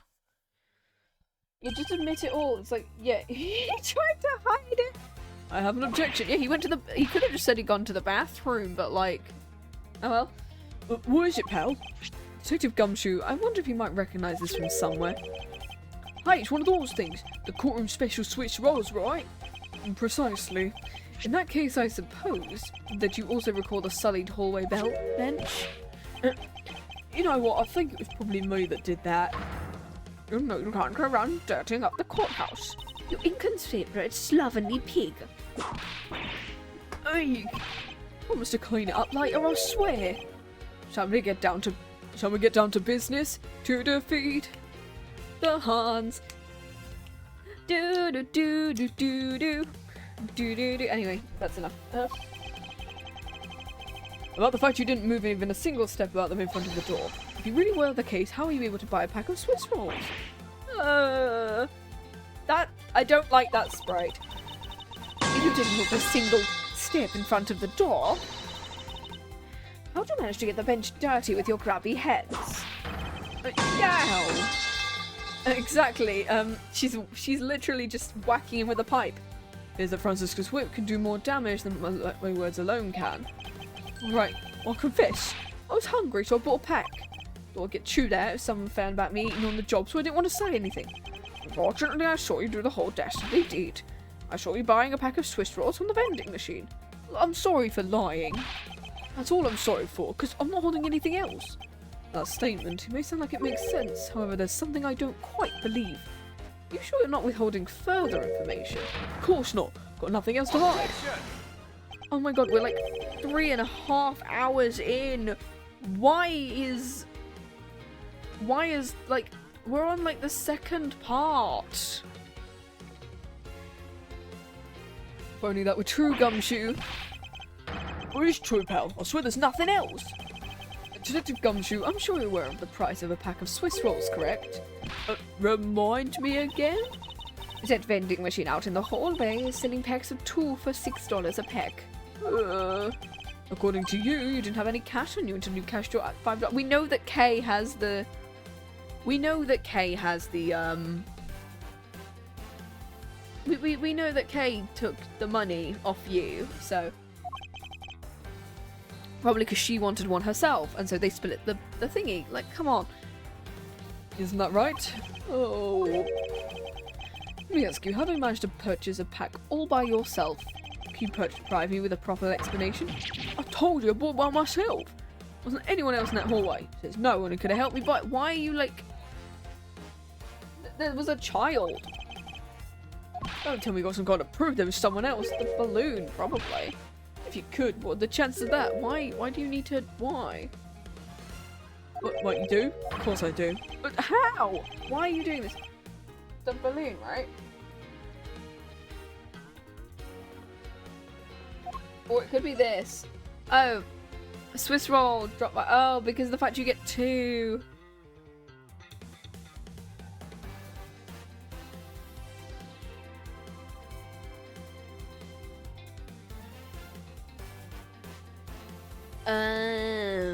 That makes sense. Okay. Take that! Right. You showed that to me not 2 seconds ago. Well, I didn't show that to you. I think I'm under the mistaken impression I bought this pack of rolls.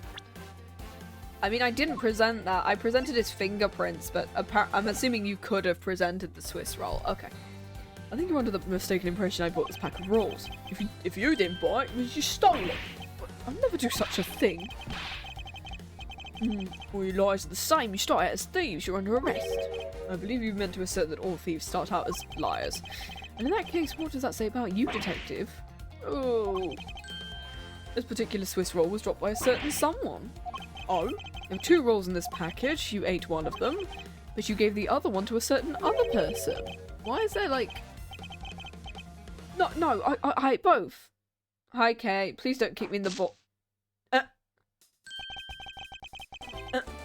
I love... Did the metal pipes get turned off? No, they just haven't happened in a while. It's a 10-hour video. It is a 10-hour video. Yeah, and he kicked him in the knee this time and not in the balls like the last time. It would appear we've caught you at last. We love her doing her little boxing sprite. Like, don't you do anything bad to that girl? Yeah, they do know each other. So why do you continue to come up to me and kick me? Have I wronged you somehow? I have a name and it's Kay. Kay what? Kay Faraday. Faraday. Are you perhaps Mr. Faraday's daughter? Yeah, I love her. I'm not a you, I'm a Kay. Ugh. Kay! You know, good little girls don't kick other people. Especially not hard enough to leave big, nasty bruises on my balls. Like the way you do. Well, you shouldn't have put Gummy under arrest, mister. Gummy? My guess is he's talking about Gumshoe.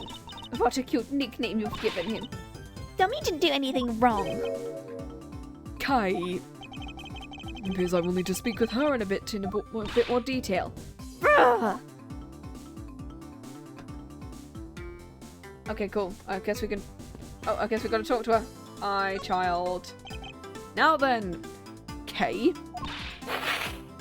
Okay. She's like a stray cat. I wonder I should feed her something. Swiss roll, probably. Hey, do you want my Swiss roll? I promise to give this to you if you calm down. Swiss roll. I guess I give her Pearl's voice easy. Really does belong to you though, doesn't it? Yeah, I was saving it for Dad. Oh. Your father, he's... Don't you say another word, pal. Thanks for watching out for me, Gummy. I already know about Dad. I overheard the gods talking. Aw, girl. Daddy's not here anymore. Sorry, I'm sorry I couldn't protect him. Okay. I'm not gonna cry.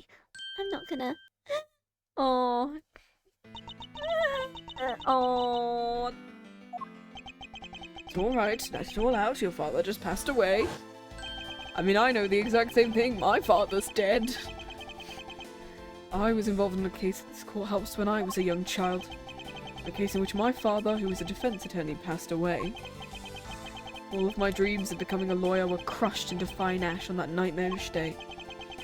Even now, the wound festers deep in the depths of my soul.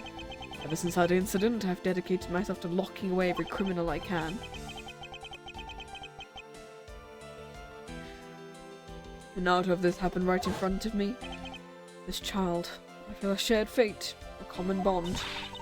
Miles Edgeworth, what sort of gentleman are you? You're going to stand there and watch a lady cry? You're right, sorry. Okay, how about we use this handkerchief to dry your eyes? Is it his handkerchief? Aww. She took his ascot!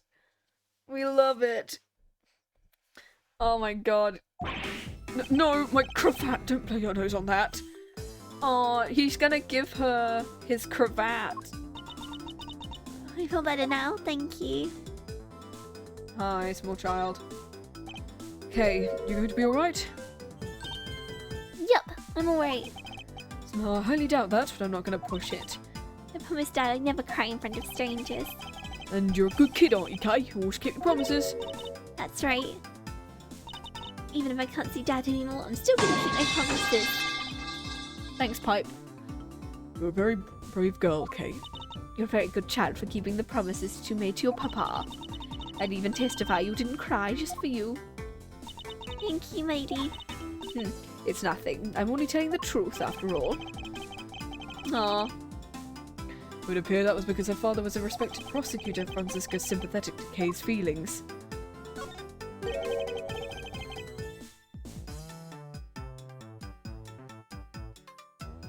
What kind of person was your father? Dad was a hero of justice. His job was to catch all the bad people. Will we finally get to see Edgeworth's neck? Maybe. So to you, a prosecutor is a hero of justice. I suppose we're in a sense, for the ones we seek guilty verdicts for criminals. You know what? Whenever I came to the courthouse, Dad would buy me my absolute favourite cheese. I want to be a hero of justice someday, just like Dad. You know, in another universe, she could have been a prosecutor. That would have been so weird to see that she... That would be so weird to see in... Like, do you think that when she's older, if we ever got to see, like, time skip Kay, that she would be, like, a detective or a prosecutor? Because I would love to see that. I've been working really hard. What have you been working hard on? Keep all the promises Daddy and I made together. A promise notebook? May I look inside? Sure. It appears to be an exchange diary between your father and daughter, writing the business sense of the kind of man he was. Might come in handy later. Thank you for showing it to me. I hope you'll continue to work hard and become a hero just like your father. I'm gonna try. Kay, so I'm a detective that catches the bad people, right? That makes me a hero too. You're really cool too, Gummy. Aren't I, Kay? What's with the two of them? I hand down verdicts of justice. That makes me a hero too. And thanks to your also heroic testimony, you almost painted that detective as a bad criminal and sent him off to jail. So, I'm sorry. Gummy's not a bad man. That poor judge is being treated like a vile criminal. Here's you and Detective Gumshoe are good friends. Yep, we're friends. Would you mind telling me a little more about him?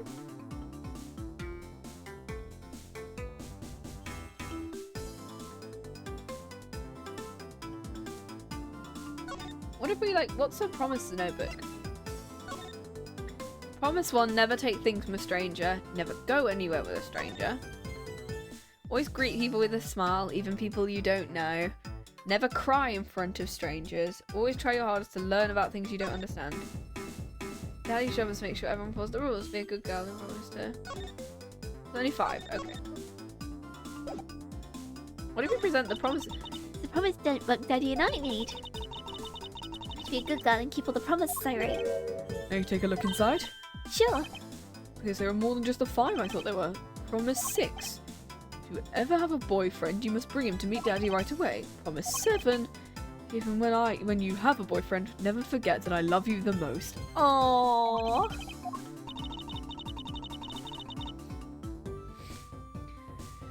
I certainly don't envy the poor sap she falls in love with. Okay, cool. Oh, I got an achievement for presenting Pipe achievement for presenting her notebook back to her and getting her to explain her promises. Okay, cool.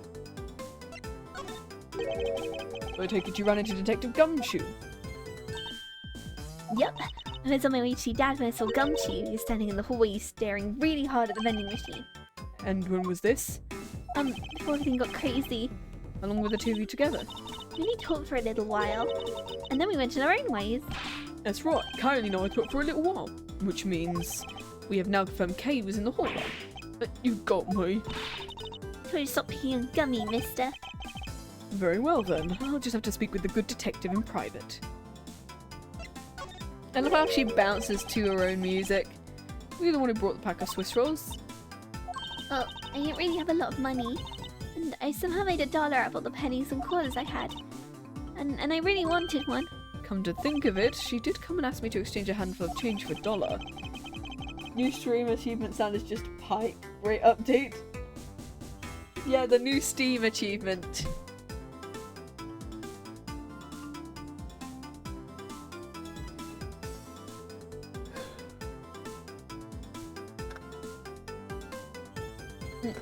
That's when you came and asked me to change your money.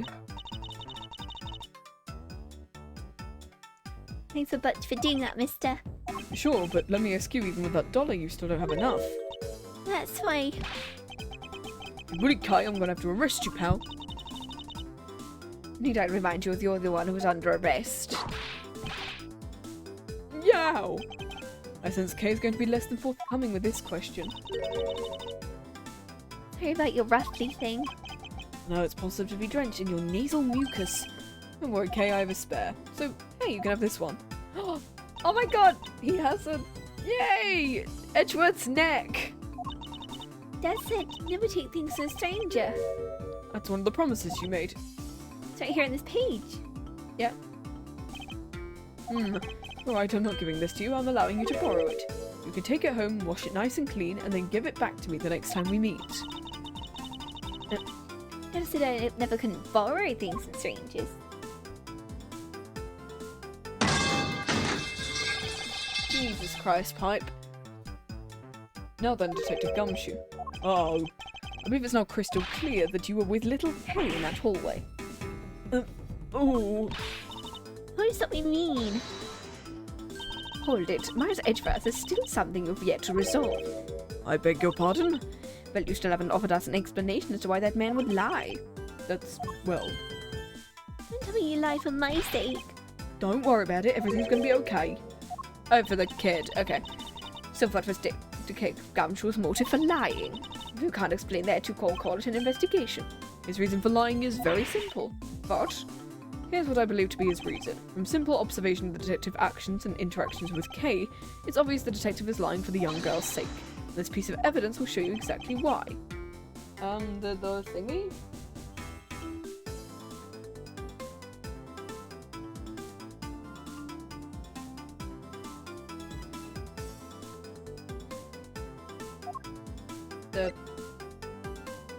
Is it this one?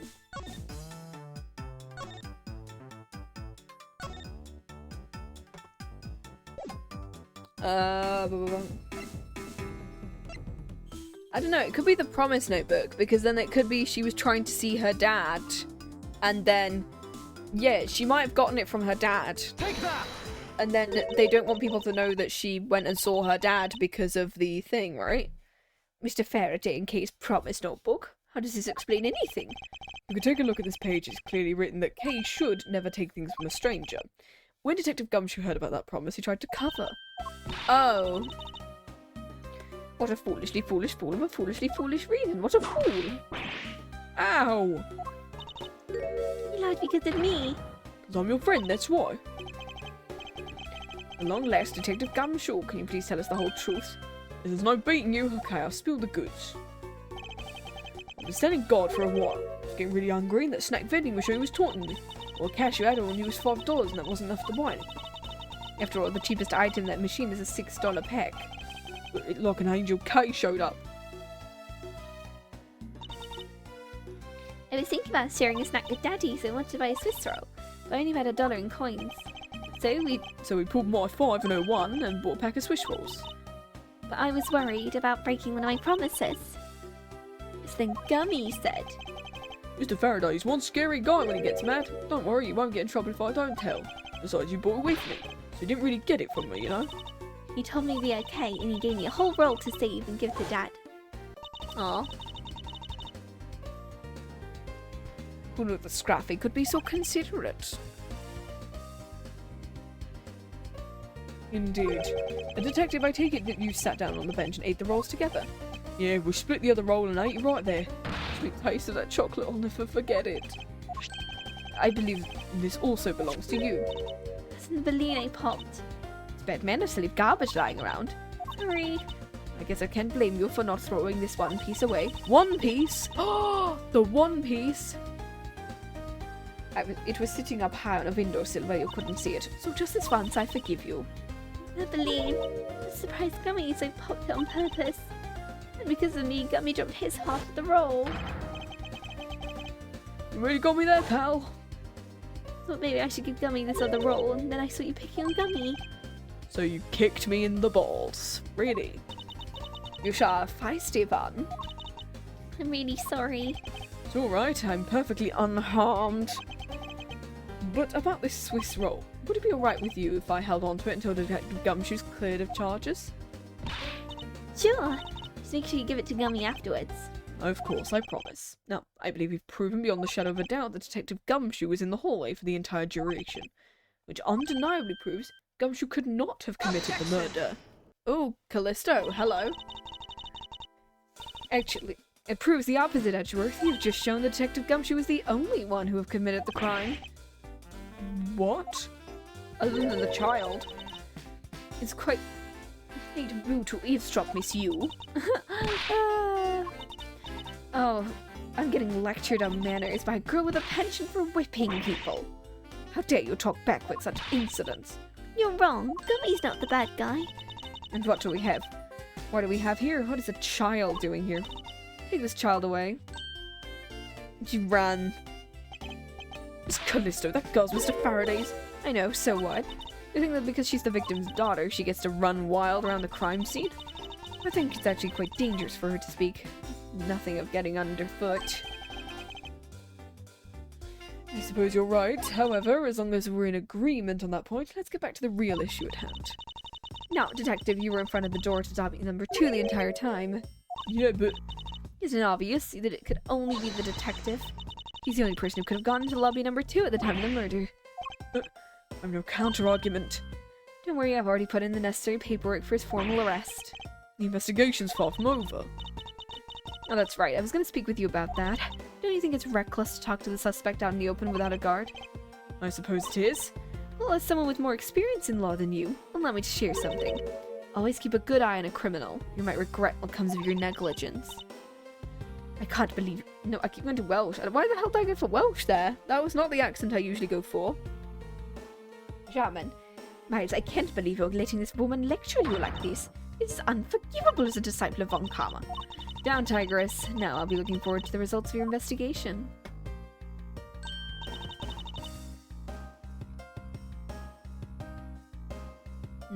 So we're back to square one. Actually, this is our last chance. I can tell that if we fail to solve this case, Gumshoe will be formally charged under all the circumstantial evidence. The investigation's not over yet. There's still one location. Okay, so thank God we're in the latter area now. Which means we might be able... As long as it's under 6 hours, we're gonna keep streaming this case, because I think we should finish this case today. So where Detective Bad and Miss Yu were at the time of the crime. Lobby number 1. Okay, to be continued. Okay, good. Right. Part 2, done. Okay, until we get some more music, and then we'll do a BRB. Real quick. Okay, there we go.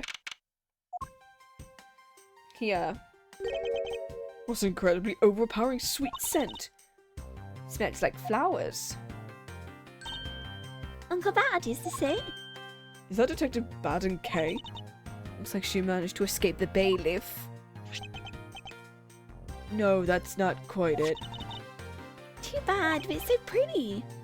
I think you're still a bit too young to be wearing that. Since you found it, I guess you can keep it. I'll treasure it always. Okay, I'm gonna BRB for now. because I'm gonna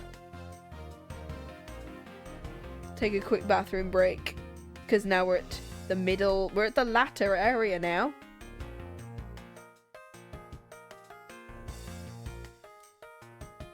So let's BRB for a second.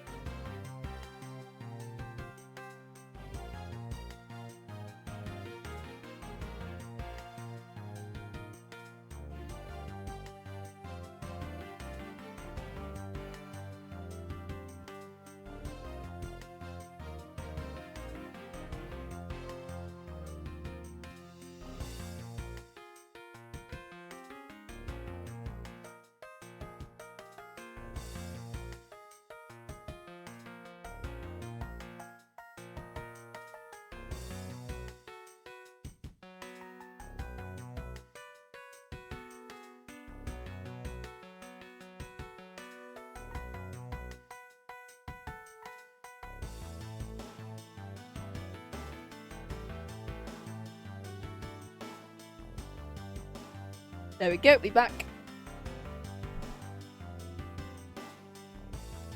Also got just a quick snack as well, so. Oh.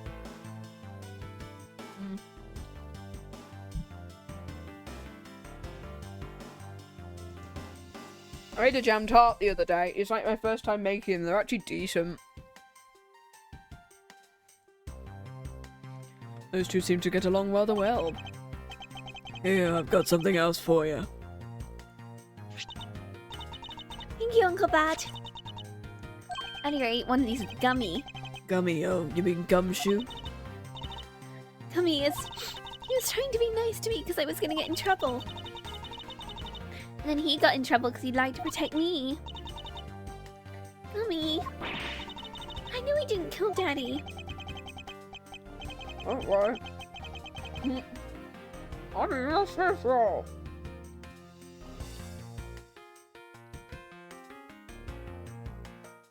Don't cry. Faraday would be sad if he saw you crying. I'm not crying. Okay. The mister from before and the lady too. Don't you think it would be a good idea to go home for the time being? You're not involved in the investigation, so it's for the best you do. Actually, I'm Uncle Bad's assistant. I'm related to the investigation. Is that so? Yeah, I guess. What, you're scolding us like kids to not mess up the crime scene. Yeah. Same, Franziska, same. And now you let this child run free. Why? People are free to investigate things outside of the crime scene. You also had a few things she wants to look into. Got a problem with that? No, I didn't. I didn't have anything I wanted to look into. Okay, I'm not gonna do this. Also, has he got like loads of bullet holes in his like jacket and stuff? And in his tie? I don't have a problem with that, but I'm curious as to what Mr. Yu is looking into. Uncle Bad, I'm gonna go somewhere else now, okay? Alright, I'm counting on you. No, what do you mean you're counting on you? As in like you the person, or like you the... Like what do you want me to do? Hey, mister. Huh? Yes, what is it? I know Gummy isn't the bad guy, I mean it.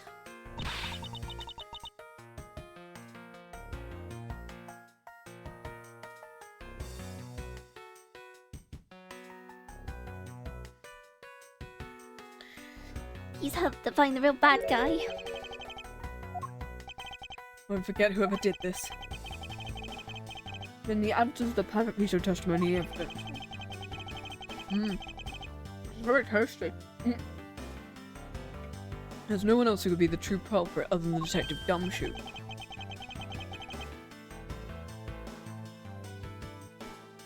Oh. Huh? She wandered off while I was pondering. Oh, the child's gone. Right, let's see what we can investigate now. This is number 1, right? Vitamin steady strong scented herbal tea. I feel that more than being relaxing, the scent may make one be a bit heady instead. You put in a special request. No wonder she's so violent if she's been drinking this stuff the whole time. Neither woman should be even allowed to comment on this particular topic, ever. Hey, bad. I can see down into the courthouse. What's that mess supposed to be? It's like an optical illusion. I believe it's supposed to be postmodern in design. More like thoughtlessness in design. Okay, cool. I can't disagree there. Anyway, cool. We can talk about it now. Detective Bad, what was Kay searching for? Nothing that concerns you. And I suppose it has something to do with Kay. It does, because she's a Faraday's daughter. No, that's him, not Franziska. Hurry up and get to the point. I don't have time to waste. Seems like you'd rather be left alone. That's something I'd like to confirm with you once again. I don't have anything to say to you. How's it? Oh, shit, what did he say there? What did he say there? What's the overpowering smell that's in the room? Upon entering this room, I thought I was going to suffocate. It's that ultra-strong perfume you wears. She spilled some of it. Oh, is that why it smells of flowers in the other room? I was having a bad time of it myself. I didn't think twice and opened the window, but the smell's still here. Perfume, huh? Oh, the same smell of perfume as is in the other room. The sweet scent, it's perfume. It's giving off quite a stench. I bet it's some cheap no-name brand. She said it's a famous brand from overseas. It's a knockoff. Definitely a knockoff.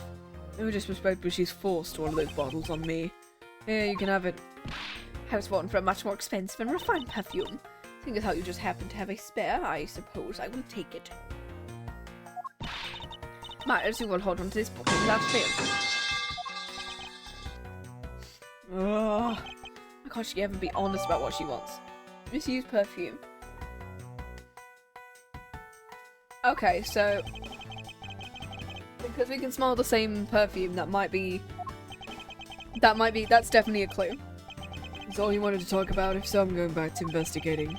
Actually, I still have a few other things I wish to inquire about. Ugh. You were in this room the entire recess. Like I said, I made a call to the precinct to get that big lug down here. Other than that, At least your story is consistent. only you stated you were in this lobby with Miss Yu. Yeah, I ran to her in the hallway. She said she wanted to talk to me about something, so we came in here. Then what you're saying is until Detective Gumshoe's arrival, you and Miss Yu were in 2 different locations. I guess I am. Interesting. Speaking of that lawyer, she seems to have a great dislike for you. Oh. I see, Miss Yu's the sister of the victim of the KG8 incident, and as I recall, Detective Bad was the lead detective on the case. I wonder if the reason for her disdain isn't simply because you failed to guard CC, but because you were the lead detective on that case. You knew? I also know that today's trial involving the Cadopian embassy staff member is being referred to as the second KG8 incident. Now, Detective, I believe it's time you were honest with me and told me the truth behind your relationship with Miss Yu and Mr. Faraday. And the KG8 incident. If you're already on that much, I guess it'd be alright to tell you. Okay. Now, I'd like to ask you a few questions about KG8. It's not exactly a happy story. Other than the people who were directly involved, you two will be the first to hear what I'm about to tell. Is that a lollipop? He doesn't smoke cigarettes, he has a lollipop. That's funny. The honest truth behind the KG8 incident. Faraday, you and I don't think I was with you. No, we're not getting into this again. As you already know, us three were involved with KG8. Faraday and I were originally on the trail of a smuggling ring. You mean the smuggling case involving one of the Amana Group's secretaries? Our trial was just a front. A facade? Yeah, but the case became tainted, all because the witness who was going to testify about the Amana Group's ties was killed. And what became the secretary was arrested. His name was Colin Deveray. To be honest, the guy didn't know a thing about a smuggling ring, but he confessed to knowing all about it anyway. Deveray was probably being intimidated by the big boss man, instead of the scapegoat. Boss man of the Amana Group, he can't seriously mean Ernest. He's probably just Detective Bad's hypothesis. What's he trying to do, suspecting Mr. Amana of being involved with smuggling? I suppose it would have been quite difficult to secure an acquittal after he confessed. But the man who killed CCU, Manny Cochin, was a completely different person. Since he's already been acquitted once of her murder, Mr. Faraday, how could you let him go? If I remember correctly, I heard Mr. Faraday had an important piece of evidence stolen from him. That wasn't Faraday's fault. It was mine. I wasn't vigilant enough. Faraday, CC, I was supposed to protect them both. Miss, you did mention that as well. Miss Detective Bad was supposed to guard her sister. Even I was supposed to protect them. I fell into their trap. What kind of trap? Holes in the jacket are a testament. You mean, you were fired upon? You were shot at that many times? No. Only about half of these are from that case. But the reason... Where are the other half of the bullet holes from? Do you really want to know that? The reason why I continue to wear the jacket is to remind myself. The lessons I learned from the KGA incident. I see. I couldn't predict CC, and the suspect was found not guilty. We hit a brick wall as far as the law was concerned, and that's when she came to the courtroom, the victim's sister. That's when I first met Callisto. But when you first met Miss Yu, I was on the day the verdict to the KG8 incident was handed down, was it not? Faraday and I, we apologized to her from the bottom of our hearts. That's all we could do, but... Just saying you're sorry won't bring my sister back, she said. And then she gave me a hard slap across the face. Well, she certainly had a lot of self-control to stop at just a slap. If it was with me, not even 100 lashes would have been punishment. I suppose not. You said it herself. She never wants to see either of us ever again. But after that, you've seen her many times over. Yeah. Faraday and I, even after the KG8 incident had come to a close, we continued to hunt down the smuggling ring and get involved in a variety of cases. But it was no use. We cracked so many different cases. But the result was always the same. We couldn't find the real mastermind behind the ring. So the ring really that big? It was in the pursuit of the ring that we met you once again. It was during another trial related to the smuggling ring. Faraday was the prosecutor and I, as the lead detective, took to the witness stand. She appeared out the blue as the defense attorney. Her client was related to the smuggling ring and she was defending them. Yeah. You was pursuing the ring as best as she could as a lawyer. Thanks, Pipe. I think she defended Rell that time for the same reason. Come to think of it, Miss Yu did say something to the same effect. I have my own agenda. I'm still on the hunt for leads. Don't put words in my mouth. I had to be his lawyer. I had no intention of covering for him. But don't you dare suggest I was going to. Doesn't matter what her reason is, helping a criminal is despicable. You're so naive, little girl.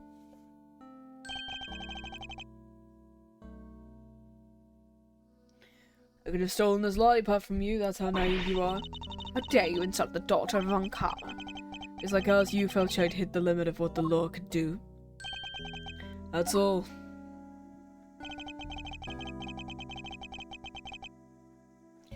A law is merely a tool, there's no limit, only the skill of the craftsman. You're still too young, but one day you'll know what I mean. enough sidetracking. What matters is that we met you again in pursuit of the smuggling ring. That's all. So what was your reaction to Mr. Faraday? You seemed to know Kay really well. I met him when he was a rookie prosecutor and known for him ever since. And Kay, I've known her since the day she was born. Faraday and I cracked a few cases together. So he's like the gumshoe to Edgeworth. I put my hoodie back on. Pretty chilly now.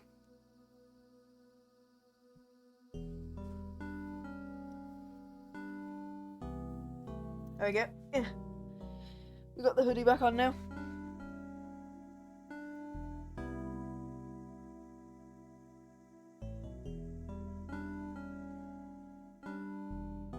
There we go.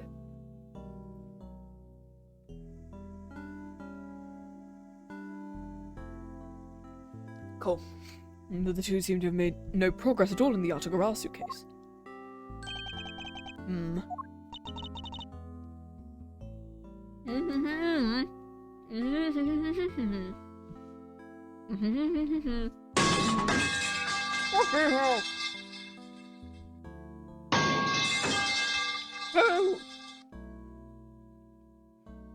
Did we touch a nerve?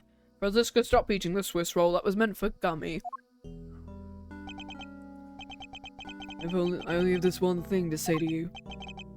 No one knew more about the Yatagarasu than me and Faraday. That's why I was called upon to testify in today's trial. To prove that Rell was not the real Yatagarasu. Which I would have done if he hadn't turned around and accused Faraday. After the accusation, I was asked to testify. But this time, to prove or disprove the accusation. But I guess I won't be doing that either. I sense there's more to that statement than meets the eye. Perhaps there's a bit more digging into the Yatagarasu is what's necessary. Okay, cool. Well, you claim to know much more about the Yatagarasu. Would you care to share what you know with me? What you two be looking for right now is proof of murder's intent towards Faraday and Rell. I agree, which is exactly why I'm asking you about the Yatagarasu. The KG-8 incident and this second KG-8 incident, both of the cases are tied to the smuggling ring. And in both of these cases, the witness who was to testify about the ring was murdered. However, there is one point in which they differ, and that is the presence or absence of the great thief Yatagarasu. Mr. Rell claimed to be the Yatagarasu. However, in the middle of the trial, he suddenly declared Mr. Faraday to be the real Yatagarasu.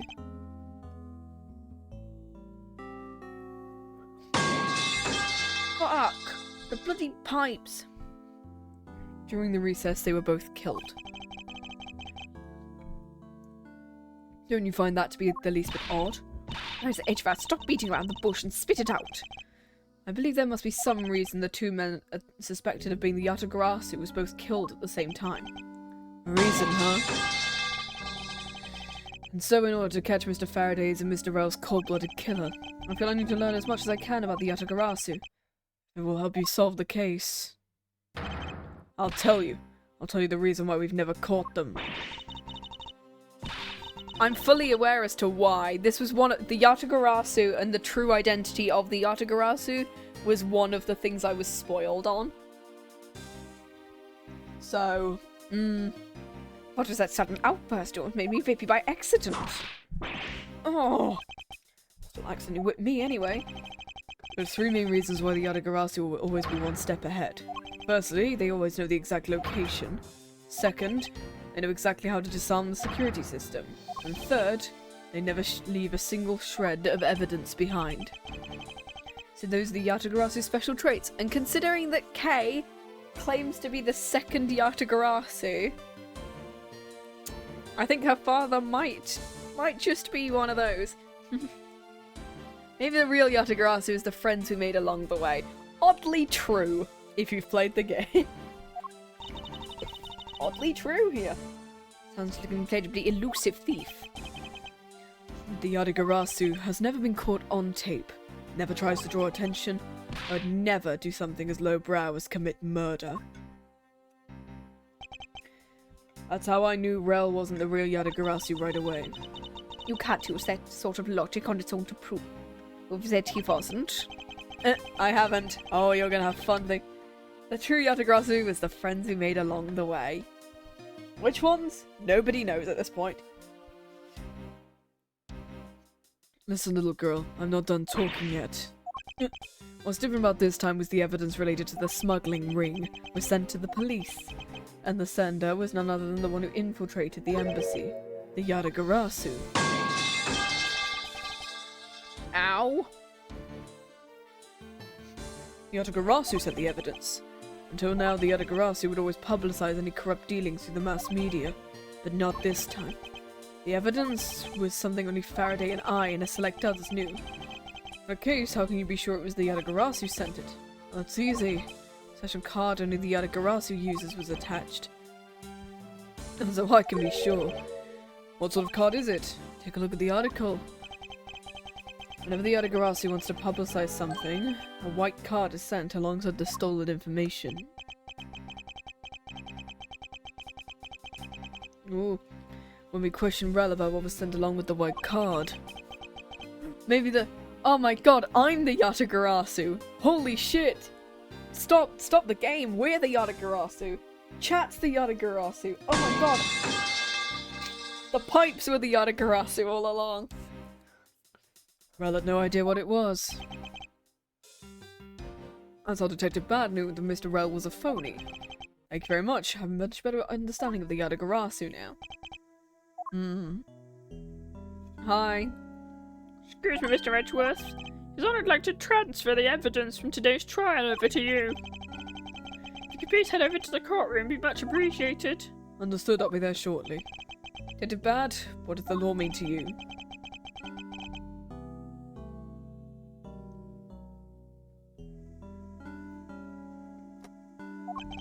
Finding the answer to that question is the only reason I'm still alive. It's me! I became a prosecutor to find the answer to that question myself, and to play a part in ensuring all criminals everywhere are found guilty. Right, we're actually in the courtroom now. So, Mr. Edgeworth, is His Honour still a bit dispirited? For the first time today, I experienced what it's like to stand at the witness stand. I now have a greater appreciation for just how hard it is to give testimony. There's no reason for you to be all depressed, Your Honour. As a judge, no one expects you to think about anything other than the verdict. Franziska, there's no need to further depress His Honour. I'm not trying to, Miles. Your Honour, I've come to collect the evidence that's been transferred. Your Honour, the evidence? Your Honour, can I help you? I'd like to collect the evidence. Your Honour, do you think you can stay focused long enough to at least do your job? I'm sorry. And I would expect the defense attorney to arrive. She's busy with her metal pipes. You are the Yatagarasu, you are the Yatagarasu, and you are the Yatagarasu. Are there any other Yatagarasu I should know of? Points at every single person in this case.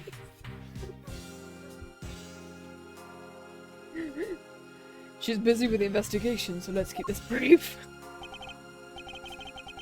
I mean, should I point at the K, and I point at Faraday, and Rell, and like, the everyone, if I go, you're the Yatagarasu, Manfred von Karma's the Yatagarasu, the judge is the Yatagarasu, the detective's the Yatagarasu, our detective's the Yatagarasu, she's the Yatagarasu, Franziska's the Yatagarasu, exactly.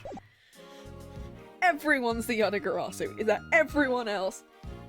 Am I the only person here who's not the Yatagarasu? Oh shit, I'm the Yatagarasu, guys. Sorry. Forgot my Yatagarasu card.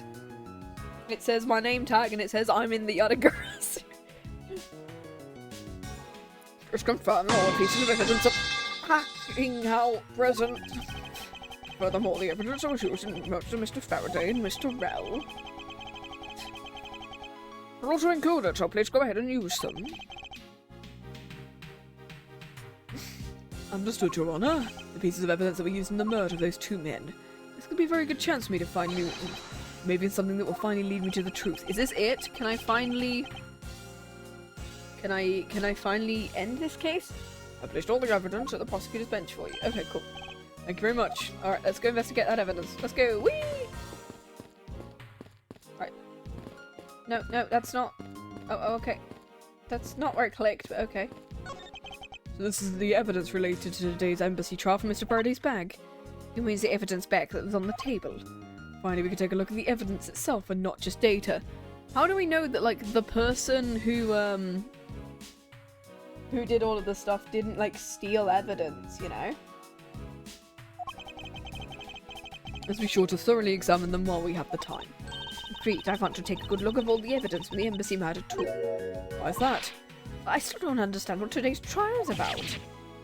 Ow! Don't point your crop at me just because you don't know something. Don't you try to order me around just because Papa chose you today. Why is she... I see someone is still sore about not being picked by Mr. Von Karma. It's also real to see the knife up close. So the knife, gun, envelope, and what's this organizer? That's right, I forgot to tell you. About what, Your Honor? They found Mr. Faraday's personal organizer. Detective Bad requested it be passed along to you. He said it would help. Detective Bad said that. What a strange stroke of luck. Full of its look of gift horse in the mouth, and we might as well flip through it. I won't rest until I've inspected every nook and cranny.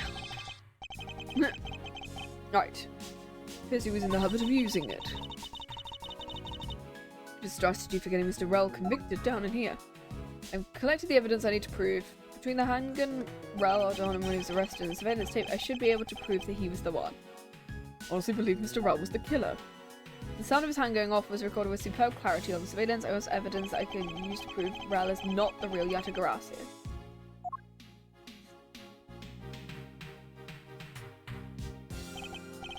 No matter how much you try to play it, as long as I have the Yatagarasu's key, I can prove he's a phony. If I present to him in court, he should clean everything up. In a long battle, I hope this will bring it to an end. Okay. I believe Mr. Faraday was well prepared to discredit any claim Mr. Rell may have made about being the real Yatagarasu. We're going to prove that. Oh, it's the knife key. I do know about the knife key. I got a dishwasher ad. We love dishwasher ads here. Great. All I can think of is the washing machine bloody Calgon advert. I'll take my time and give it a thorough read later. Okay, cool. But winning is just stuck between the paces here. Used to be a key. A rather ornate one. The craftsmanship is superb. Could this be the Yatagarasu's key? I'm assuming it's the knife, right? Detective Bad said something earlier. What's the evidence related to the smuggling ring? Okay, cool. Yep, we know. Flashback. Flashback. Flashback. Flashback. Flashback. Knife key, more like key knife. I mean, yeah, it's the knife, but it's also a key. But the key is a knife, and also the key is a key. It is a stupid thing that I remember. That's another thing I got spoiled on, was the key knife, and that's the only thing I remember about, like, one of the 5th case. As the prosecutor on both the Yatagarasu and smuggling ring cases, that has to be expected. This is the key that the Yatagarasu sent, has an unusual shape. Okay, cool. The knife that was used to kill Mr. Faraday. Who would have thought that such a beautiful piece of art could be used for such a cruel act?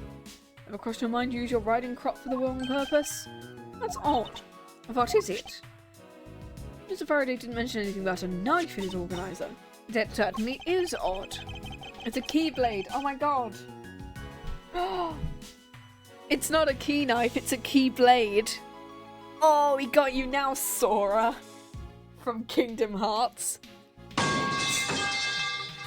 He hit me over the head with a metal pipe for saying that. I can't believe that. The weapon that was used to kill the Cardobian embassy member was the gun. If that's the case, then where's the knife that was used to murder Mr. Faraday? It's the key. It was brought into the courthouse. It's the only logical conclusion. No, because it's not that easy to smuggle a weapon like that. Every person who enters the courthouse doors is checked thoroughly for contraband. And furthermore, if the suspect was handcuffed, making it impossible for him to bring a knife as large as this inside. In that case, how do you suppose the knife ended up inside the courthouse? I need to think carefully here. There's nothing related to that. No, it's the key. This knife is a key. They're called blades even though they look like blunt weapons. Yeah, it's a key pipe. It's not a key blade, it's a key pipe in the thingy place. Given Mr. Faraday's evidence back. Conversely, there's one item listed in Faraday's organizer that no one has claimed to have seen today. Edgeworth, can I take the fact you have yet to answer me that you don't have an answer for me? I do know the answer. One of the pieces of evidence has been holding a secret of its own. It was through this piece of evidence that it was caught at the key, right? Yeah. Take that! The Yatagarasu's key Mr. Faraday mentions in his organizer is how the knife was brought into the courthouse. But not making any sense, Edgeworth.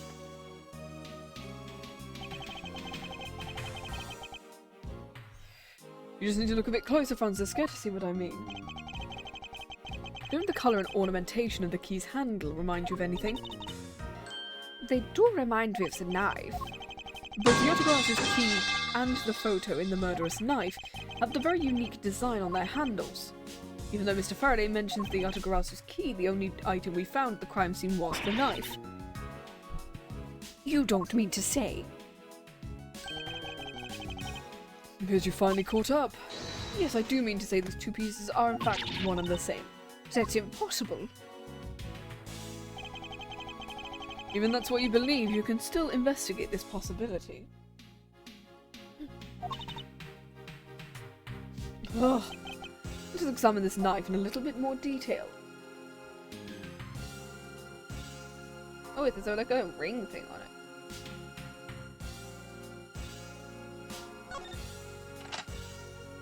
Ah! I can't believe it turned into a key. To think there was a trick. The weapon used to kill Mr. Faraday is the key the Yatagarasu stole. This piece of information is more critical than anything we've learned. Okay. Frankly, I'm shocked. He only mentioned this key aspect in the piece of evidence in his organizer. It's possible even he had no idea the key was holding a knife blade. If that's true, then only someone who knew about the key to knife trick could have killed Mr. Faraday. Even among law enforcement, this key was top secret. We're looking for someone who knew even more about the key than Mr. Faraday. So Bad knew about the key, I guess? The only person it could be is the one who sent the key in the first place, the Yatagarasu. Mr. Rell really was the Yatagarasu. And he was the one who killed Mr. Faraday. Isn't that one possible scenario? Not really, since Master Gasu was absolutely convinced Mr. Rell was not the Yatagarasu. As Detective Bad said earlier. All of that. I see.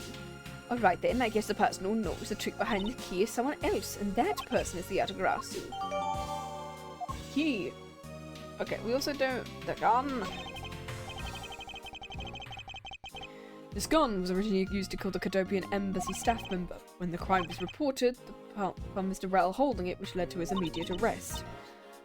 Since the gun took the original shooter's life, how ironic. There doesn't seem to be anything else we can learn from this piece of evidence. Okay, cool. And we've got this. A manila envelope. I took a look through these documents before the trial started. Even I wasn't afforded the opportunity to skim it.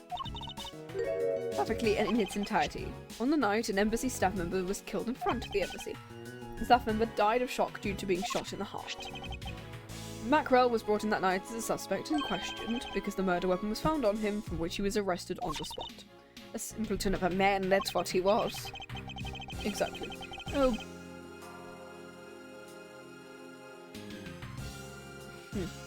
Perhaps he was, for the weapon wasn't the only incriminating evidence we had. Mr. Rell was caught in the act on film by a security camera. He was an even bigger simpleton than I thought.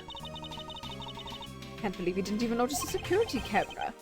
The Cadopian embassy's security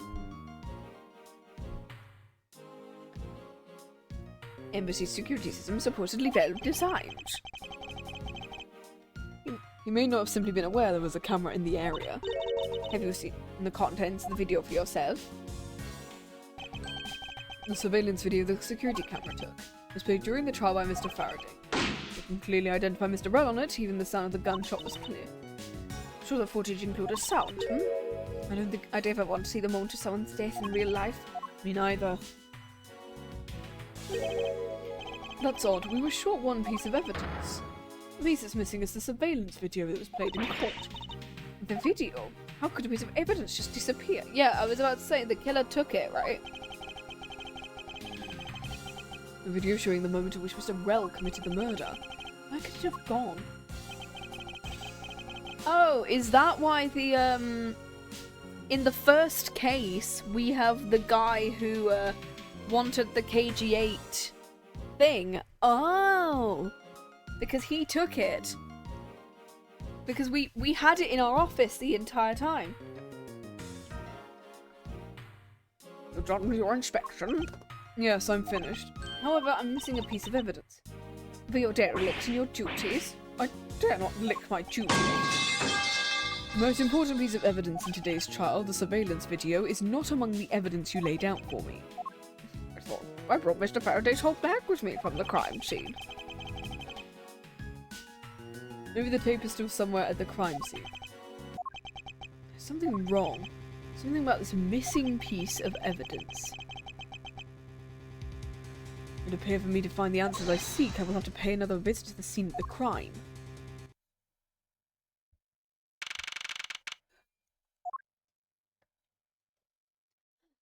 Lang! That's Detective Bad, but who's he with? Lang! Oh my god! I've never seen that officer before. We love these two. I love Bad and Lang together. Oh, popped my knuckles there. So did you find it? Not yet, and I've looked everywhere. I see. Please continue with the search. I'll continue the search. Hey, Lang. So you're the one running the show, huh? Prosecutors like you shouldn't even be allowed at crime scenes. Who do you think you are? Bye, Lang.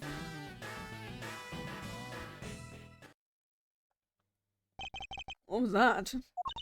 Whoever it was, I've never seen a more impudent officer in my life. Does he even know we're standing right here behind him? I know you're standing right behind me.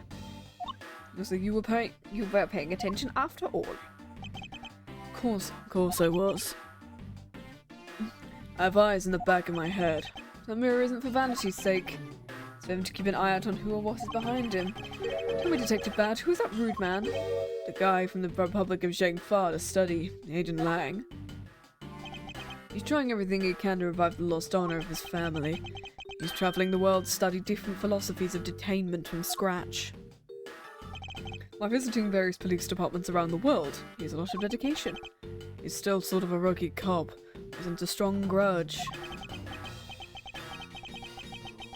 Boy, yes, will look gulching even if he is rude. He still has a lot of guts to come to the country and give prosecutors a hard time. I agree, but however, I can think of one young lady that statement also applies to. Who, Franziska or Kay? What's the agent looking for? Earlier, the little girl was poking around in lobby number 1 as well. Like I said before, it's got nothing to do with the two of you. I highly doubt it has nothing to do with me. To draw what's been hiding. Do I have to, like, logic him again? Aye, what's the window? Earlier you were in lobby number 1, and now you're here in number 2. You're quite the busy man, detective. Multiple returns to a crime scene brings about success, is what we say. I see, in that case, wouldn't you mind if I asked about what happened today? I don't have anything left to say to you, boy. Boy, you'll see, I will draw my answer from you one way or another. For you to even help us a tiny bit. I gave Faraday's notebook to the judge. That's help enough. I'm glad even I'm glad even the characters find him to be a bit of a dick. Yeah. We're asking you for just a bit more of your cooperation. Don't push me, kid. The time of the murder. I'd like to ask once again what happened around the time of the crime. I refuse to answer. Any more will be a waste of time. How am I supposed to answer questions about things I don't know? Things you don't know, aren't you supposed to know everything? You should. Is it possible? He doesn't know about the trick behind that piece of evidence. I should try showing it to him. It may prove to be the key of getting some answers. Okay, so we are supposed to present the key. Detective, do you know of the existence of this item? Of course I did. My job to know everything. Okay, so let me ask you something. Do you know the knife that killed Mr. Faraday and this Yatagarasu's key are one and the same? What? That's impossible. Looks like you didn't know after all. This piece of evidence, in which we call the Yatagarasu's key, is actually a well-camouflaged knife. Mr. Faraday was planning to use this key to prove Mr. Rell was not the Yatagarasu. Isn't that correct? I guess so. However, Mr. Faraday had no idea it was in fact a knife. I have to admit, neither of one of us knew that fact. If neither of us knew, then no one in law enforcement knew either. We missed something as big as that. I noticed that a little while ago you appear to be searching. I presume this key is what you were searching for. That's right. Why were you searching for it? As I promised Faraday. I protect it with my life. After he was killed, the key disappeared from the evidence bag. Who would have thought? The key is what took his life. Detective Bat, so that we may find the truth, please testify me once more. Alright, but it doesn't matter how many times I tell you, nothing will change.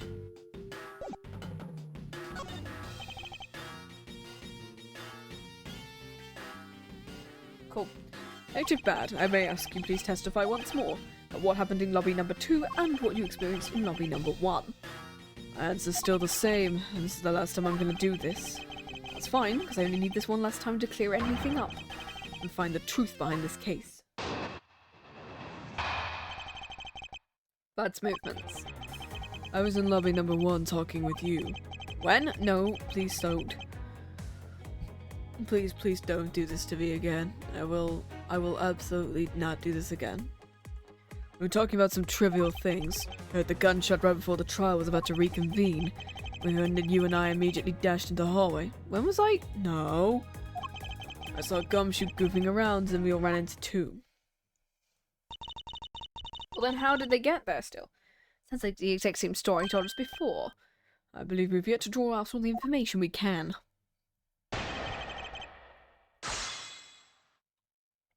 Cool.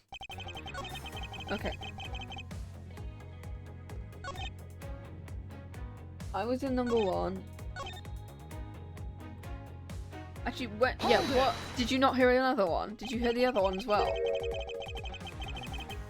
Until you heard the gunshot, did you notice anything else that was out of the ordinary? I didn't hear any strange sounds until that gunshot. Why'd you not hear Kay's balloon then, if the judge could hear it from the next building? The gunshot Detective Bad heard was really the one from the murder. That would give the other piece of evidence an entirely different meaning. I ask you please amend your testimony. Until that gunshot. So we're going to present the balloon, right? Objection! Exactly. Detective Bad, does this balloon fragment remind you of anything? It's the same color as the one Kay was holding. So you know about the gas balloon. I was sitting with her up in the gallery. During the recess, just before we split up, I filled up that balloon for her. Oh, gosh. Stretch time. There we go. Gosh.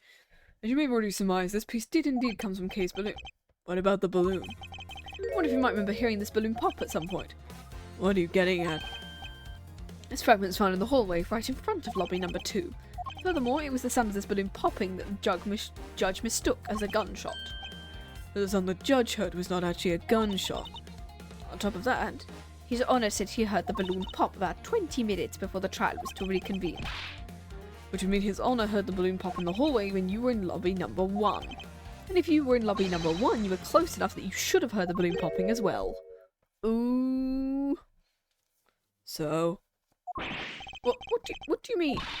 We just proved there's a flaw in your testimony. The crackling of the truth is louder than the sound of the sweet naivety.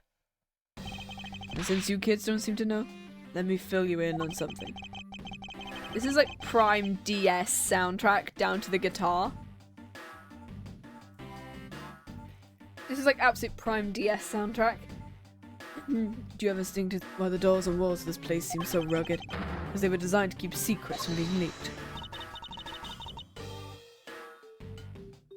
What's that supposed to mean? The doors and walls are super thick. The window panes are double layered. To top it all off, even the curtains are made from a special sound absorbing material. You mean? Since I was shut up outside number one, there was no way I could have heard the sound. No. Ugh. I knew that's what he was going to say. Didn't there to meet the scratch-based testimony is completely useless since this room's are soundproof, then of course he wouldn't have heard any signs of a struggle. That's also why it's only natural that I didn't hear the balloon popping. How'd you get it, kids? I thought we were supposed to be the ones finding flaws in his logic. What's the other way round? The other way around? It's not possible to hear the sound of a balloon popping if one were in lobby number 1. However, if we examine this situation in reverse, a person standing in the hallway should not be able to hear the real gunshot either, and yet Detective Gumshoe claims to have heard it when he was standing in the hallway. Detective Bad, if that's the case, how exactly did you hear the gunshot? What do you mean how? I just did. It would appear that you've yet to realise the contradiction in your own words. How so? Because the window was open, that's why.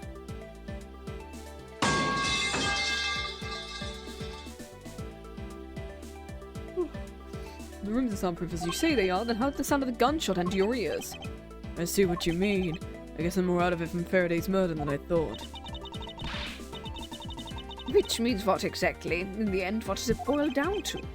There must have been a reason as to how Detectives Bad and Gumshoe had a gunshot. The window was open once again. Looks like we need to examine the state of the crime scene again. Wait, can it be a strong perfume? Oh, it's why you can also smell the perfume from that window. Ah. Way too noisy.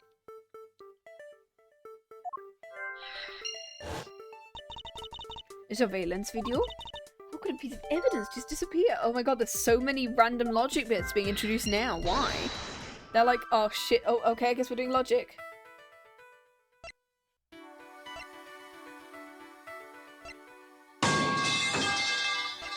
Oh!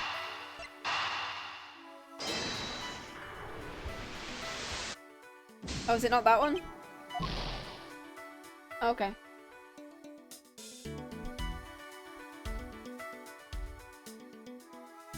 We'll do this in the smell first, because the fact that sound... Because we know about the window. It's simply not possible for the killer to escape through barred windows, yet the fragrance of the perfume managed to escape from defendant lobby number 1. Of course, incorporeal things can roam freely through these open barred windows. Yeah, open window.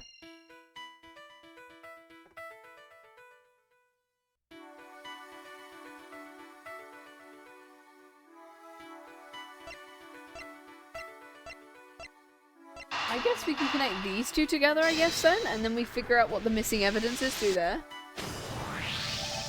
Okay. What elides the smell can go inside of an open barred window? The answer is sound, which is exactly what happens when you smack the pipes on the window. No matter how careful the killer was, if the windows were open, the jig would be up. And since the windows in both defendant lobby 1 and the hallway were open, that explains how the sound of a gunshot could be heard in both locations.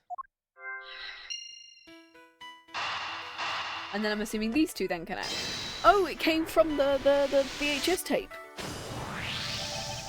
The surveillance tape. Well, I'm assuming it's a VHS tape looking at the player just below the TV.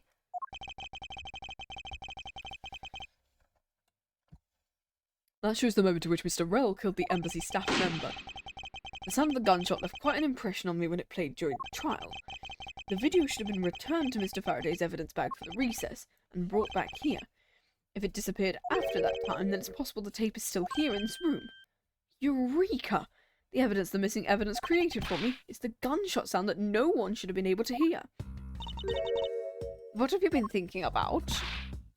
Stop making time thinking, and let's start looking! It's not a waste of time for think. Right, figured out where we should look. And where would that be? I believe we should examine the television.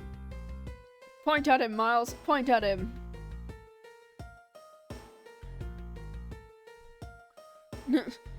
The TV. Well, you kids have fun. Go examine that.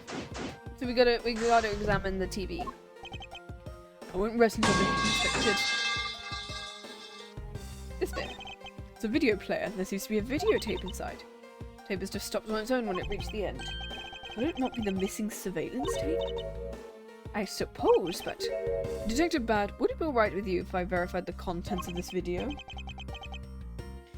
Sure, knock yourself out. Alright, so let's rewind this and see what we have. If I remember correctly, the footage of Rell killing the embassy staff member should be about the 30-minute mark on the start of the tape. And then why is it missing? Should be about right, and let's see. This is the footage of Mr. Rell shooting the embassy staff member. The missing piece of evidence was here. The gunshot is memorable. Ooh. What's the meaning of this?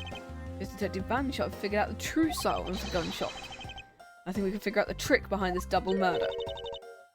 To mean you figured it out then?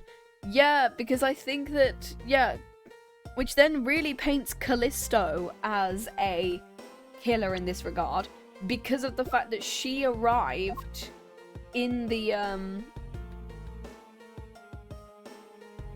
she arrived in the hallway before both Bad and,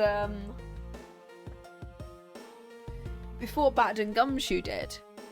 And so she deliberately killed these two for some whatever reason, or Manny could have done it.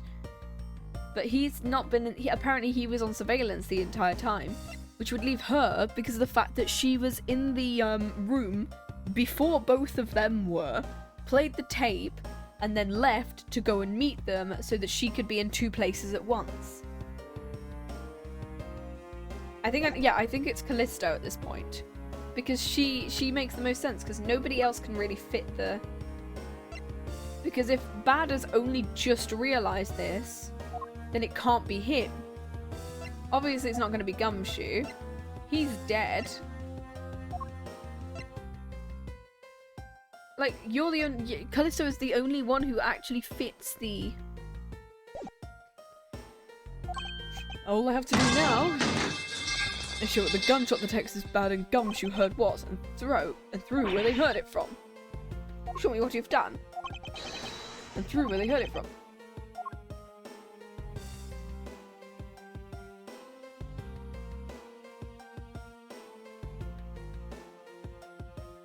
Well, I'm assuming it's the window, and then deduce the thingy. Hi Phoenix, how you doing? We are almost coming to the end of this.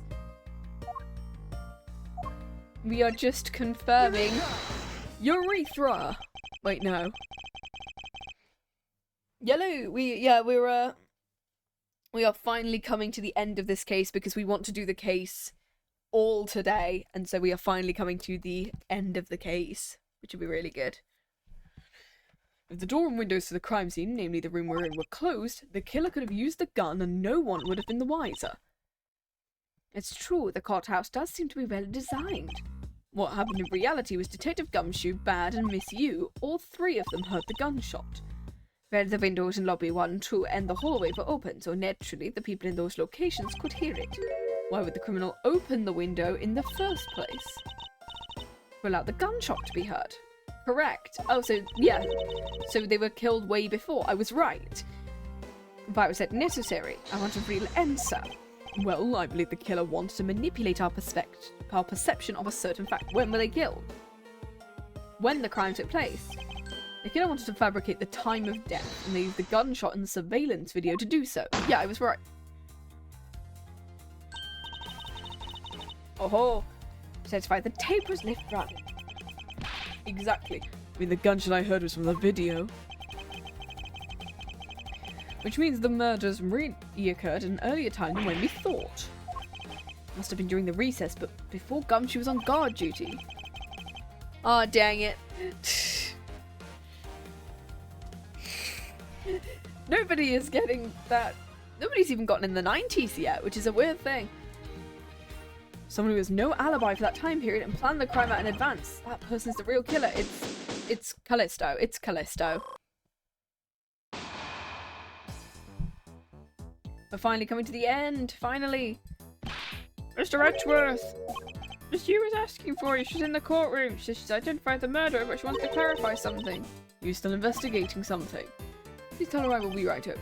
I want to hear what she has to say. Maybe the time has come to uncover the truth. Well, Callisto's the killer, so... let's do it.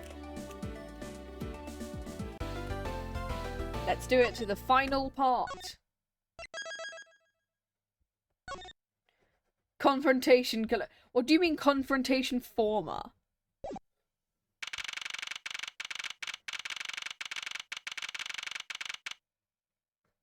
What do you mean concentration for? Okay, we can figure this out. Let's do this. Final part. Let's do it. Here we go. Oh, hi, Kay. She's over there. I wanted to have to do that. Wait, maybe I can use it instead of chance time. Yeah, I use a thing called Mix It Up, which is what I've used for the channel points. And I figured out how to kind of get it to go between certain numbers. I still need to figure out how to code slightly on it, and I have to keep it open whenever I have stream open if I want to keep the channel point thing, which is a bit stupid, but... Okay, what are you doing? I'm still investigating. Alright, see you later. The object you're looking for is already... The VOD will still be posted if you want to catch the end at any point. Dang it.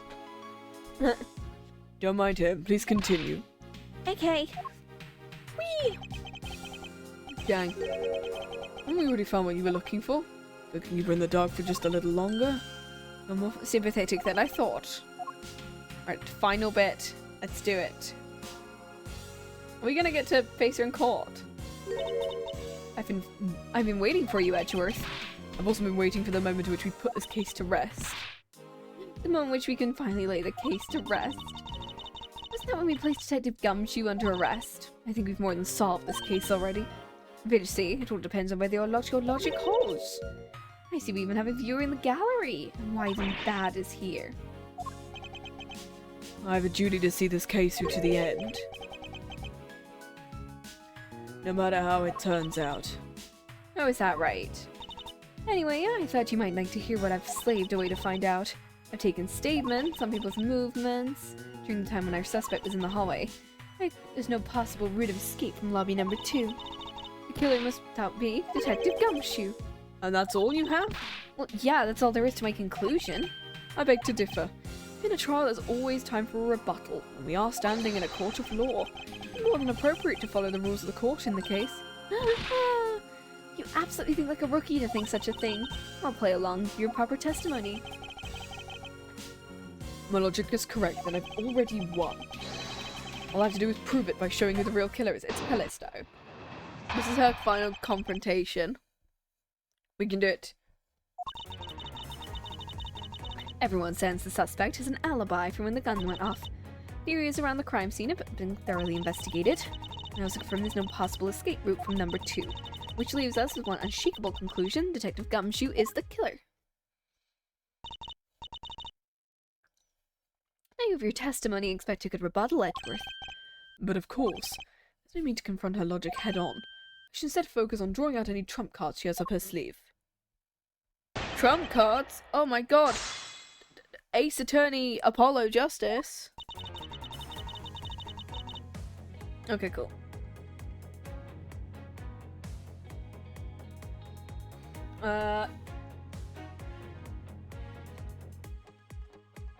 Okay. Hold it!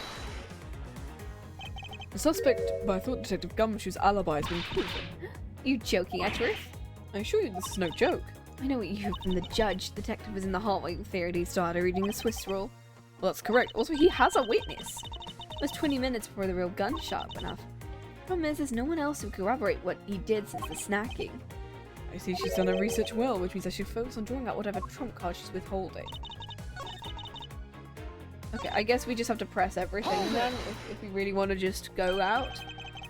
Whether they've been thoroughly investigated or not is for me to decide. The scrunched eyebrows and lines in your forehead are back. You believe it hasn't been exhausted at the crime scene. Lobby number 2 has no way out other than the hallway Detective Gumshoe was standing in. And because he claimed to be there, that makes him the only possible suspect. But isn't it also possible that someone escaped through a window and into the garden? That's the first place everyone looked. The police aren't a bunch of lazy bums. They looked into every possibility. Isn't that right, Mr. Bad? Ow. There was a scrap of evidence to suggest someone used one of the windows. There also weren't any footprints in the courtyard garden.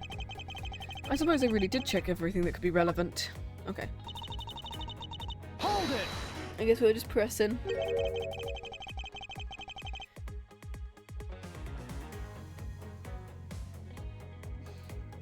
You're absolutely positive there are no possible routes of escape? Yeah, of course I'm sure. Why are you certain? This is a courthouse, place where criminals are brought to be judged. If there was an escape route, I'm sure every criminal would use it to escape. Just common sense. Myers, I should use you a bit more in it in the future. Oh. Which leaves us with... Okay, so I do have to just... Oh, it's the last one? Really? Hold it! You may think it's unshakable, but to me there's still too many unanswered questions. For example, who was it that placed the gun in Mr. Faraday's hand? But you're the only one still wondering that. Detective Gumshoe probably had no idea which hand Mr. Faraday used to write with. Even if you know someone doesn't mean you'll know which hand they write with, right? I mean, I certainly don't care for that sort of thing. I'm not about to let her get a rise out of me with such a flippant statement. I already have my trump card ready, all there is to play it. But before I do, I think I should inquire a little something about her argument. You said earlier you've confirmed the alibis of suspects. I don't recall either Franziska or myself speaking with you. But there were witnesses for you. There was your mentor who gave you an alibi. As for the little Missy, she came out to the courthouse during the recess. I was stopped by a security guard at the door to the hallway. She even quite a whipping for that. I'm the daughter of Manfred von Karma. And I will not be forcibly stopped by a guard, or a bailiff, or anyone else. So basically the only reason Franziska bothered to show up today is because she found out that I was to be the replacement prosecutor. Oh, by the way, Miss You, what about everyone's alibis before Detective Gumshoe was assigned to guard duty? What about it? Well, have you looked into what people were doing during that span of time? What kind of idiot do you take me for? Doesn't matter what, the killer went into lobby number 2, from the time we heard the gunshot to the time Mr. Badmeyer arrived on the scene. The only person who could have committed the crime was Gumshoe. Well, let's talk about when you and Bad heard that gunshot. I suppose that if we go by your logic, Gumshoe is the only one. However, what if the crime had occurred at an entirely different time than when that gunshot went off? Objection! Sadly, your explanation is very lacking, Edgeworth. The gunshot we heard in lobby... How that could be fabricated? This. Take that! The tape. That's exactly what you think it is. The surveillance tape of Mr. Rell, the prosecution presented in today's trial. This was found loaded in the video player in lobby number 2, which was connected to the large television that had its volume turned all the way up. You can't honestly mean the sound we heard was the gunshot in the video. But I do, which leads me to my next point. The murders occurred much earlier than when everyone heard the gunshot. Ooh, gotcha now. That's the only thing I can think of too. After committing double homicide, the killer took the surveillance video out from Mr. Faraday's evidence bag, turned the television's volume all the way up, and left the video to play. It played from the beginning. It would take 30 minutes for the gunshot to come on, and since we now know this method of time manipulation is possible, it now opens up the possibility the killer is someone other than Gumshoe. Objection. It sounds from a television doesn't amount to much here. But of course, Mr. Prosecutor Edgeworth and little Miss Von Karma already knew that much from the very beginning, right? Of course they knew, didn't they? Of course, we knew about the soundproof quality of this courthouse's rooms. But I'm not about to admit we'd no idea until a little while ago. That's right, and the rooms are soundproof. We shouldn't have been able to hear it. Well, the windows were open. And yet we heard the gunshot clear as day. And? But that's it! Well, but it's not. No, she's just applying her makeup at this point. Well, she was able to... The window was open. There's actually one common point between lobby numbers 1 and 2. Gotcha. That's the fact that both rooms have hair conditioners. Air conditioners. Ah yes, shampoo. A window was open in each. Oh, she's putting on her makeup slightly faster. Now we know the window in lobby number 2 was opened by the killer. However, a window in lobby number 1 was also opened. Objection! It's probably just coincidence they were both open at the time. Objection! It was no mere coincidence. Why was the window open in lobby number 1? A certain person did something to cause the window to be opened. And the person who triggered that action is you. It's you, Callisto. Miss Callisto, I hereby formally indict you of the murder of Mr. Faraday and Mr. Rell. Gotcha now. Oh. What? You indict me? The makeup smudge. You're serious, Miles? Why do you think she's the killer? I don't understand her motive, but of course I'm serious. She's the only one who could have done it. Well, Miss Yu, do you feel like laughing now? Huh. Of course I do, Edgeworth. My argument must not be tight enough yet. Although I never thought things would spiral into this. Well, you know, I'm enjoying this dance quite a bit. I guess this means it's time for my own rebuttal now, right? Let's do it.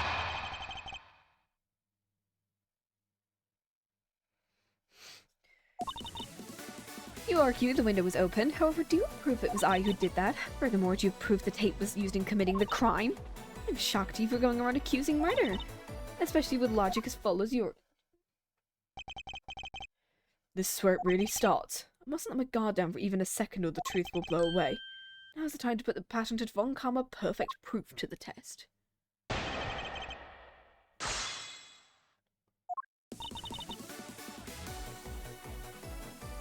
It was I who did that because of your perfume, right? Yeah. This is where we can give proof? Yes, we do. Yes, same perfume as the one that was spilled. She did it. Sure, you've seen this before, haven't you? Edgeworth, I never knew you were wearing that kind of perfume. Well, it's not exactly what I'd recommend for boys, you know. Well, this isn't mine. That's right, it's mine. I received it from Detective Baird, you see.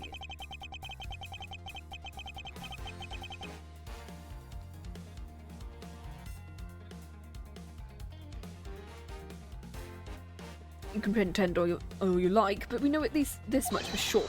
You are the one who gave this bottle of perfume to Detective Bad. That, you're super easy to rile up. What about the perfume? While you were in lobby number 1, you made a big show of spilling some of this perfume. That's according to Detective Bad. Oh, I know. We also know that if you spilled it, he would naturally move to open a window. Ooh. Come now, I've already told you that's just a big coincidence. After we opened the window in lobby number 1, I left it open. Give me a second. It was dumb luck we heard the gunshot. The timing of when you were going to spill the perfume is something you can control.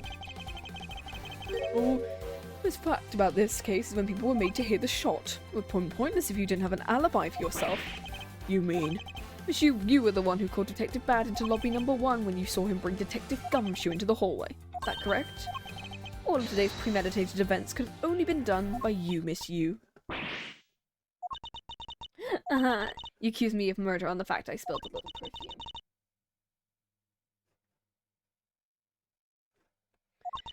Well, I couldn't have killed Mr. Faraday.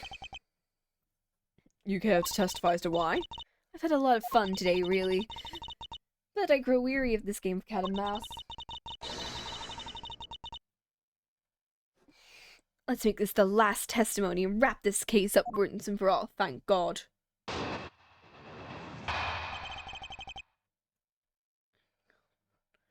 Cool, well, it could be me. According? Accusing someone of murder or spill a bottle of perfume is a bit over the top.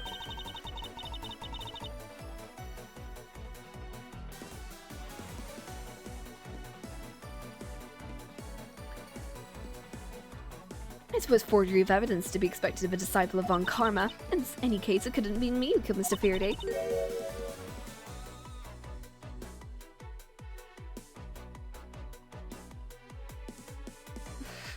After all, I don't even know where the knife that was used to kill him came from. Her testimony is flawless. But no matter what sort of trick she may try to pull, she won't escape me. If I'm lacking information, I'll just draw it out of her.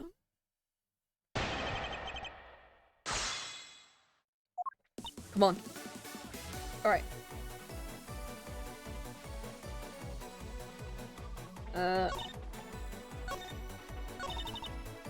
She mentions the knife here, so I'm gonna see whether she mentions the key, and then if she knows what the key is, we can go, ooh.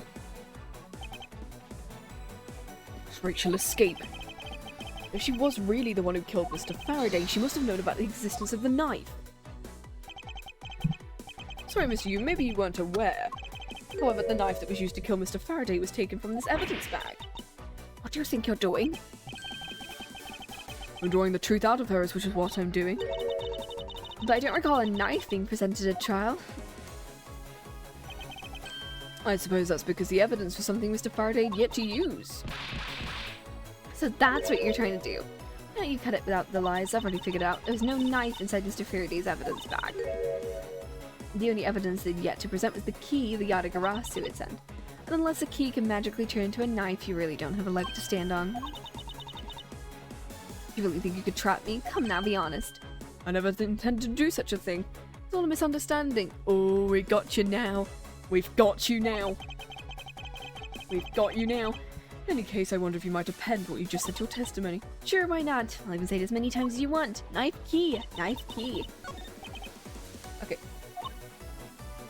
Yeah, we know final statement. Okay, cool. Ominous feeling? That's terrifying. But if she knows what the knife key is, then she is... No! Stop giving me bloody... I accidentally keep bloody doing this. Ah! Okay.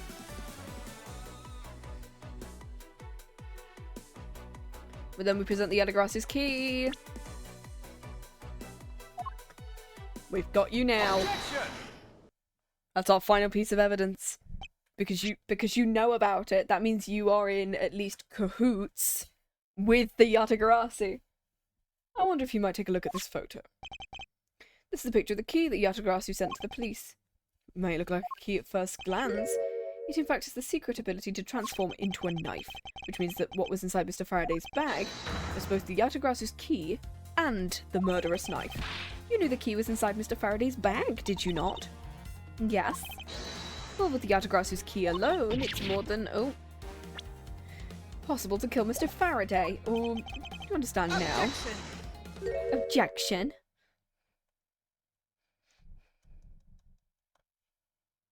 Oh, what's she doing? I still haven't had a good look at it.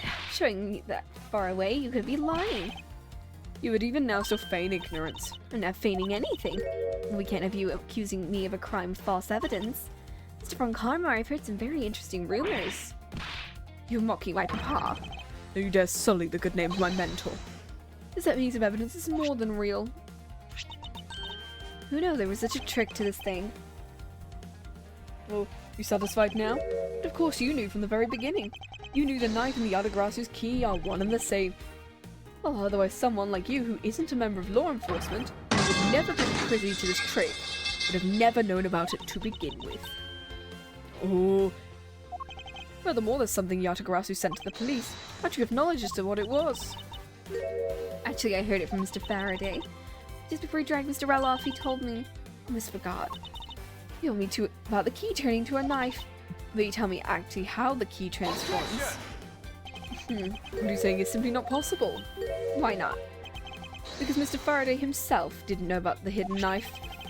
But within these pages, he mentions nothing about a knife. Oh. I'm not sure he would have written everything in his organizer, you know? Wouldn't something of this importance be better left to oral communication? Objection. Unfortunately, that's also impossible, because Bad didn't know about the knife either. Oh. What would have been highly classified information, even within the police force, and is something that even the lead detective on the case didn't know. Why would Mr. Faraday have felt the need to share some information with the opposition? I guess he wouldn't have much of a reason to. You have a pretty lame excuse. How can you laugh at a time like this? She probably just realised the flaw in her logic and is in a panic. Ooh. Gotcha now. So it's not something we need to concern ourselves with. I suppose you're right. But I'd like to state I also know how you know the real nature of the knife. Oh. Do you now? Why don't you put your money... I'll wipe that smile on your face by the time we're through. The secret behind the Yatagarasu's key.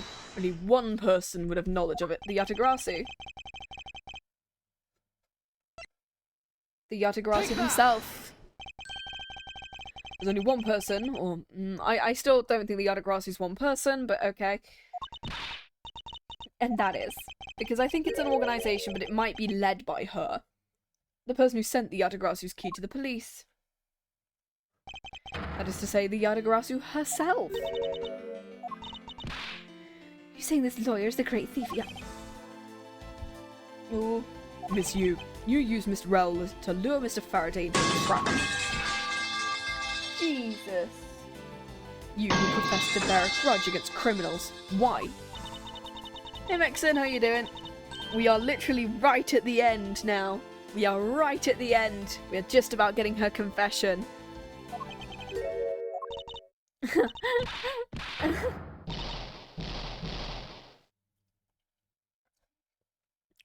having a great laugh. She's got a massive forehead. Who would have thought that you, a stupid rookie prosecutor, would see right through me? You're sending the biggest chill down my spine, Edgeworth. Well then why does Kay call herself the second... Why does Kay call herself the second one? Which is why I immediately thought her dad is also a member of it. I think Yatagarasu is like a multiple people thing. Like, but it might be led by her. But I think, like, it's multiple people, I think. This feeling of thrill is even greater when I sneak into some place.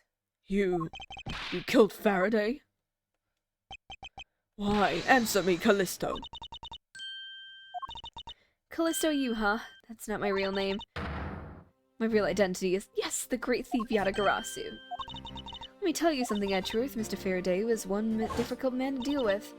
You see, he discovered my true identity, which is why I had to raise him from the world of law. I made Rell an offer, an acquittal, for a little favor in return. All he had to do was accuse Mr. Faraday of being the Yatagarasu.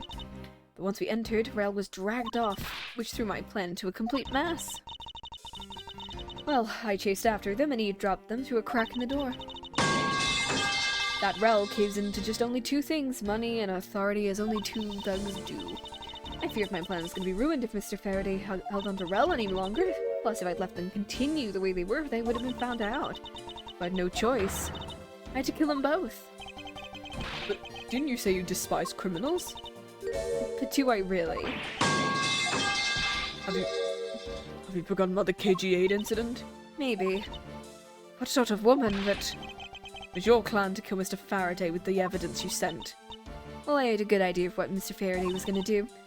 I anticipated Faraday was going to prove that Rell wasn't the Yatagarasu by using the Yatagarasu's key as evidence, and that it would bring him with him, which is why I thought to use the knife portion. With the weapon as well disguised, no one would be the wiser. Because who in their right mind would think of something like this could be a weapon? I casually entered lobby number 2 on the pretext I had to talk with him. In order to get in, I pretended to be worried. He then let me hold the Yatagarasu's key just like that. He never noticed I'd changed the key to a knife inside that plastic bag. And he didn't have the chance to take note of the knife that took his life. How could you kill him? I knew him for a long time, you know. At the very least, I thought to give him a quick and painless death. But if you killed Mr. Faraday first, there was no need to kill Mr. Rell as well. I believed I mentioned why then we were placing Detective Gumshoe under arrest. Something about having accidentally created an eyewitness, and how they led the killer into think about setting them up as thought they killed each other. And the trick with the surveillance tape. I didn't actually plan to use a gun. The risk was too high that I'd been caught. Over that time, I remembered the existence of the surveillance tape. Which is why I had Rell's help me set up the crime scene. And after all was said up and done, I rewarded him with all his hard work with a bullet. You're a defense attorney. How could you? How could you betray a client? Client? If you want to talk about who was a client of whose first, it was me. I was the client in the murder of the Cadopian Embassy staff member, Dave Mann. You ordered a hit job. You still haven't figured it out. I had Dan Mann killed because he was about to give info about the smuggling ring. What exactly do you think would benefit from such an assassination? Can't be you, you're... That's right, I'm a member of the smuggling ring. These two just being like, how could this... We don't mean you're working with Manny Cochin too. Maybe not, I guess you'll never know. Yatagarasu claims to be... Shaman, the Yatagarasu claims to be noble, but you're just a... flattered murderer. Huh, that's right, little girl, the Yatagarasu is just another killer. Be quiet, you. Yatagarasu, you can run from the law, but you'll never escape it. So just accept the judgment of the court. Hey, Edgeworth. Do you know the Yatagarasu has 3 legs? Do you know why that is? Do you want me to give you the serious answer or the funny answer? Do you want me to tell you that it's because, like, I don't know, it's like 3 people or something? Or because it's like... Or is it because you've got a giant... Exactly. I think you've got... Well, let me tell you. Means the Yatagarasu has more than one razor-sharp way to do her work. Whoa, she's got a gun. Oh shit. You really are too naive, Edgeworth. You even handed the Yatagarasu's key right to me. Everything may not have gone according to plan, but I'll still gladly take it. You mean the key was your target? Even after I gave you such great advice, didn't I tell you to always keep a good eye on a criminal? You may regret what comes of your negligence. You two get down. My body, I can't move. To your right! Oh, she attempted to shoot Edgeworth.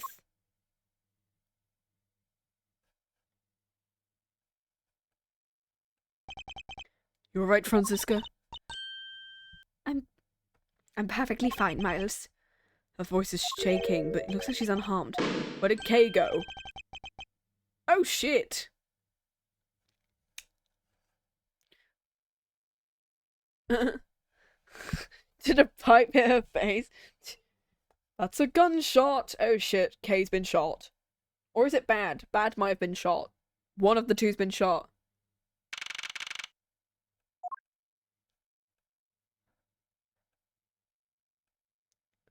Looks like she got away. I called the precinct. They should have a perimeter set up soon. Bad, are you alright? I heard a gunshot. Just another hole in my jacket. Okay, thank God he was the one who got shot. Bloody pipe! More importantly, boy, I mean... Miss Von Karma, you too hurt? I'm absolutely fine. I'm also alright thanks to Kay. Speaking of Kay, where is she? She sort of disappeared. I thought she was following you. I'll go looking for her. And, hey, Gumshoe. Yes, sir? Bad, sir? I'm sorry I doubted you. Don't worry, it's not your fault. Well, I lied to you guys after all. I heard about what happened from Kay. Lying while giving testimony is unforgivable, but, in this case, you're protecting Kay and her feelings. Looks like you might have what it takes to be a real detective.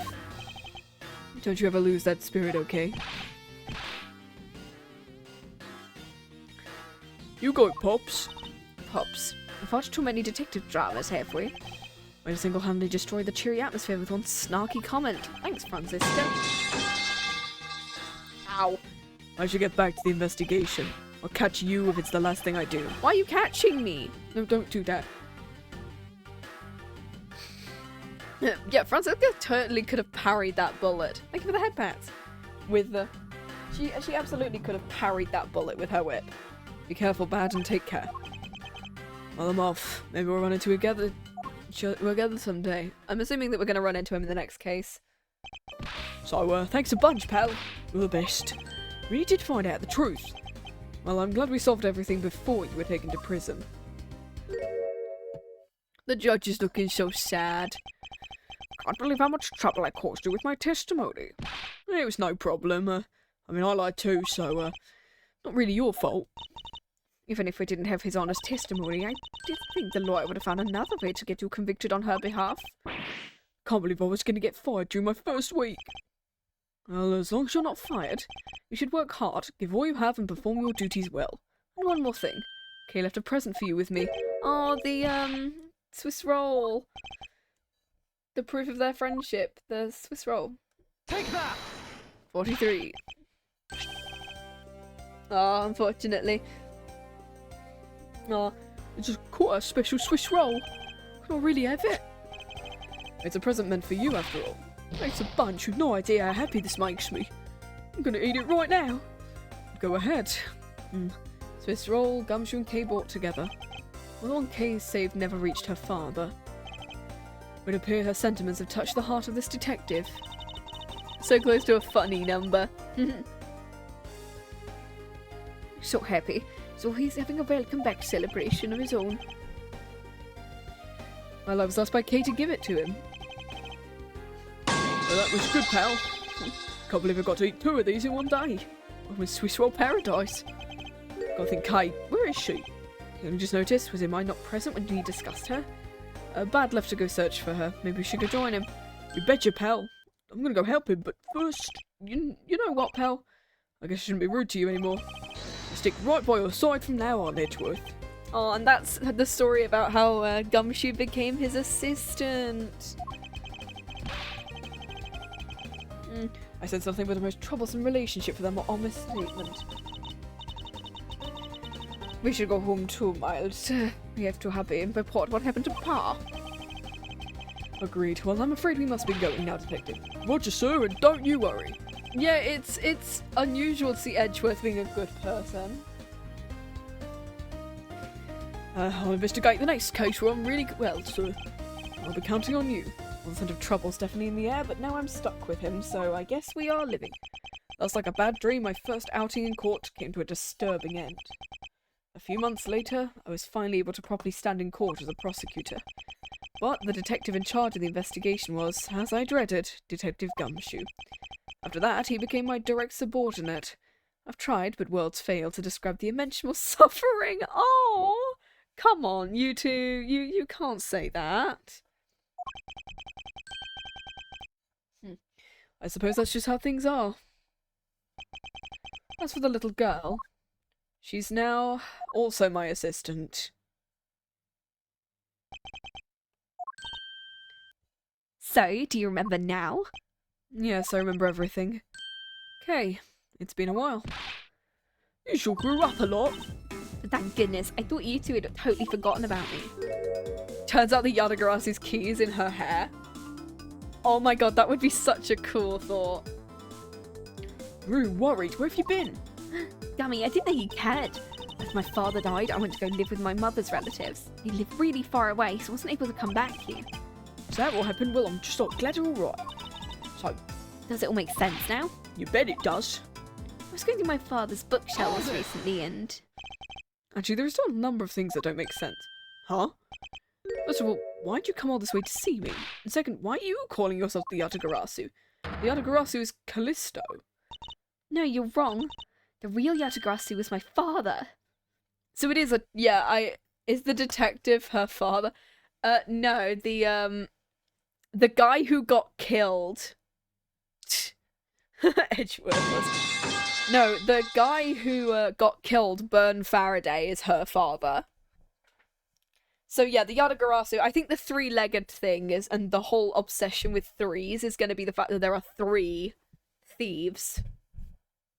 And so her father was one, Callisto was one, and then somebody else. So Faraday, was it? Edgeworth and... I was going through my father's bookshelf. I found a secret diary. I have no regrets in choosing to walk the path of the Yatagarasu. It's written in his diary, and that's how I know. But that's impossible. As What's with that look? You don't believe me? Either that or it was really him, and Callisto just took the name of the Yatagarasu in order to catch him. What's with that look? You don't believe me? But it wasn't just the expression on my face. I clearly said it was impossible. Alright then, how do you explain this? It's a way of disarming any security system? Yup, that's the little thief. Truth be told, it's the Yatagarasu's trade secret. This little gizmo was used by my father. Wow. Faraday wasn't just a great prosecutor, he was really a great thief. My father worked really hard to steal the truth. He was killed and the Yatagarasu was no more. Despite that, the Yatagarasu has been spotted recently. Someone other than you? Mr. Edgeworth, take a look at this. Yatagarasu sends another card to the embassy. Okay, so this is gonna be our 5th case. A calling card? Meaning this person's a fake. I'm almost certain Callisto Yu is behind it, because the real Yatagarasu would never send something like a gaudy card. The Yatagarasu did send a white card Along anything to be publicised. That's what Detective Bad told me. As soon as I heard the news, I got all wound up, and I knew I just couldn't let it go. So I hurched you up, so I could obtain the truth behind the Yatagarasu. If anyone else can help me find it, I figured it's you, Edgeworth. So you're saying I have your father's and misuse identities backwards? Yup, because the real Yatagarasu is noble to the end. Okay, so it is just her father, and that Callisto took the name of the noble Yatagarasu to basically frame him and do stuff. I want to revive the real noble Yatagarasu. If I don't, my father will never be able to rest in peace. You're so honourable. I don't care what anybody else thinks. I'll always be here to cheer you on, pal.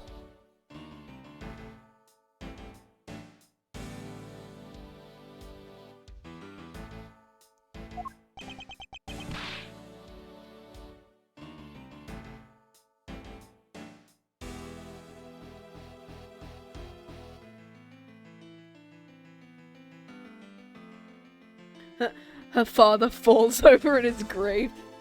Even if you are honourable, a thief is a thief. And if you're plotting to commit a crime, then I'm afraid I can't be complicit. Mr. Edgeworth? Oh, you guys are not making it easy. Who am I supposed to support now? Mr. Edgeworth. Oh, okay, then I guess I'll support him. Alright, cool. What I want for you is to not steal something. What I want is the arrest of that evil woman. That evil woman? You mean Callisto Yu? No! Obviously I mean Wendy Oldbag. Duh! No! Like, ew, no. I think it's too hard to catch her all by myself. I feel like since you were able to expose her who she is, then maybe. Please, won't you help me?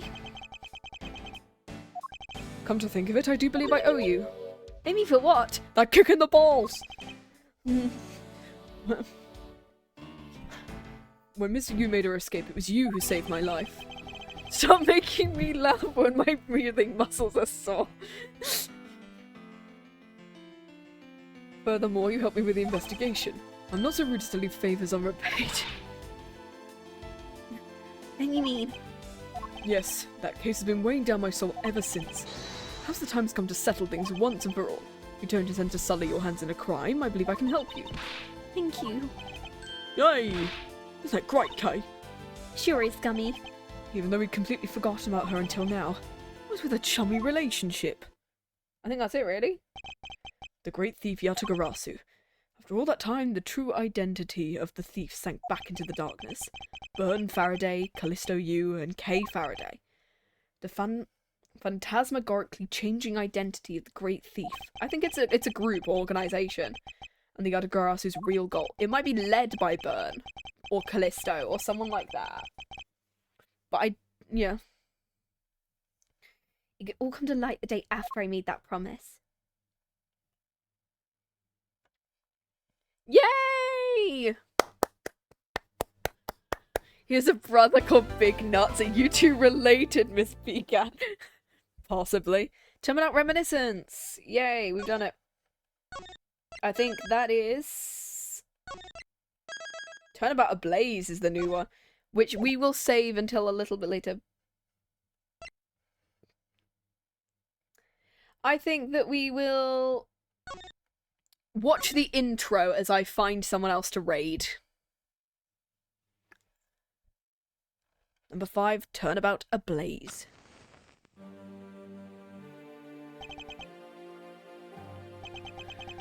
One of the Black Raven.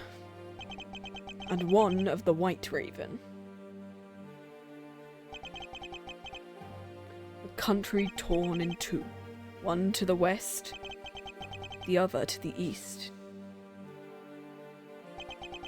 When those which were split are made whole again.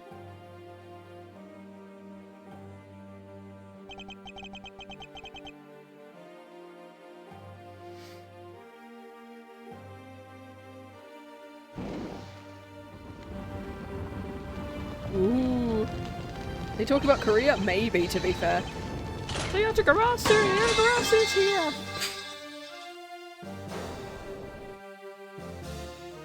Ooh. You, accursed Yatagarasu. Kay! You! You! Edgeworth is a sort of time traveler and I'm 8 hours earlier. Okay, geez, let me... March 14th, High Prosecutor's Office. Room. It's almost so nice, almost dreamlike to finally have the chance to relax and sip tea. Especially after a whirlwind the past few days have been. My return flight, I was dragged into a case involving a murder. I investigated a kidnapping and a murder at the Gatewater Lang theme park. Later that night, a dead body welcomed me back to my office, along with a thief who was out to pilfer files related to a case from 10 years ago. So it might have been Callisto. All he does is drink tea and does nothing. How'd I find myself in the middle of so many cases? Well, at least I have today. Oh, it's Kay. This is big, I tell you. What's wrong? Where's your enthusiasm? And suddenly the phrase, the fragility of dreams, comes to mind. What are you talking about? The fake Yatagarasu isn't going to find herself. Well, it's possible I was paid a visit last night by your fake. Okay, all of that. Fortunately, the thief managed to escape, but even now we're still looking for the criminal. I must warn you, we've only had a few hours to search so far. So I insist you must be patient on this one. What's with you today? You so sure you aren't sleep talking to me? I've got much more important I want you to see. The little thief back. Take a look at this. On March 14th, I'll be there to steal your dirtiest secret. It's quite a bold declaration to send. Because it was inevitable a newspaper would catch wind. The date the card mentions today. The embassy awaits. Do you know which country's embassy? Well, it's a really special country and I'm actually really fuzzy on the details, but never mind that. Where's all your energy? Why are you so lackadaisical? I'm not. You're just too wound up. Then you got too wound up too. You mean Miss You?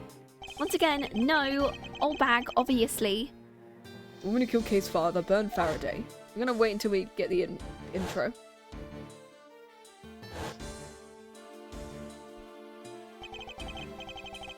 I think I have someone to raid as well, which is good. Callisto Yu. She claimed to be the great thief Yatagarasu and disappeared from the courtroom. Yeah, I think I know who did. She thinks he's so mad, the phony. Everyone knows the real Yatagarasu would never send something like a calling card. Until a company's underhanded dealings are made public. The target is always unaware the Yatagarasu's paid them a visit. That makes the real Yatagarasu so awesome. The Yatagarasu's card shows in this article looks like it might be genuine. See, that's the thing. Whoever is, the person isn't the real deal but has knowledge. There isn't a clue that woman's involved, then nothing is.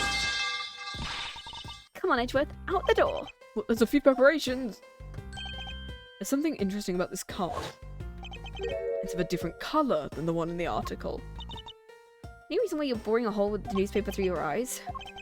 Very well. Seeing that Miss Yu is also somewhat of a special nature, there's some merit to be found in investigating. I knew you'd come around. Right.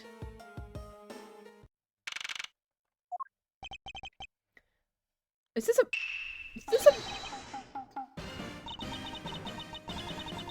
Ready for butter, nightly outing. And this is where... Oh, the Steel Samurai. Is Will back? Yes, please tell me Will's back.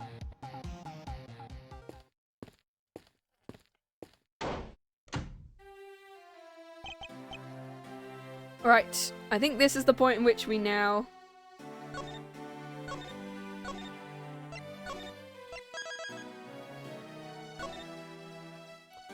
Right. I think I found someone to raid. Let's go raid. I think we should raid the captain today, who actually popped into the stream a little earlier.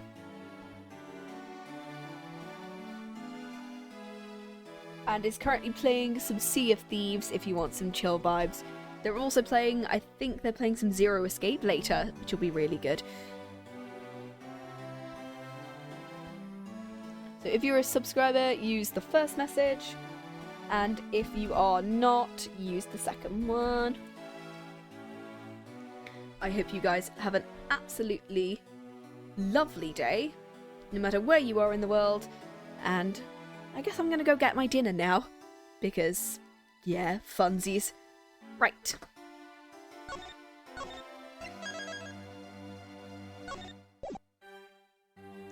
I shall see you later.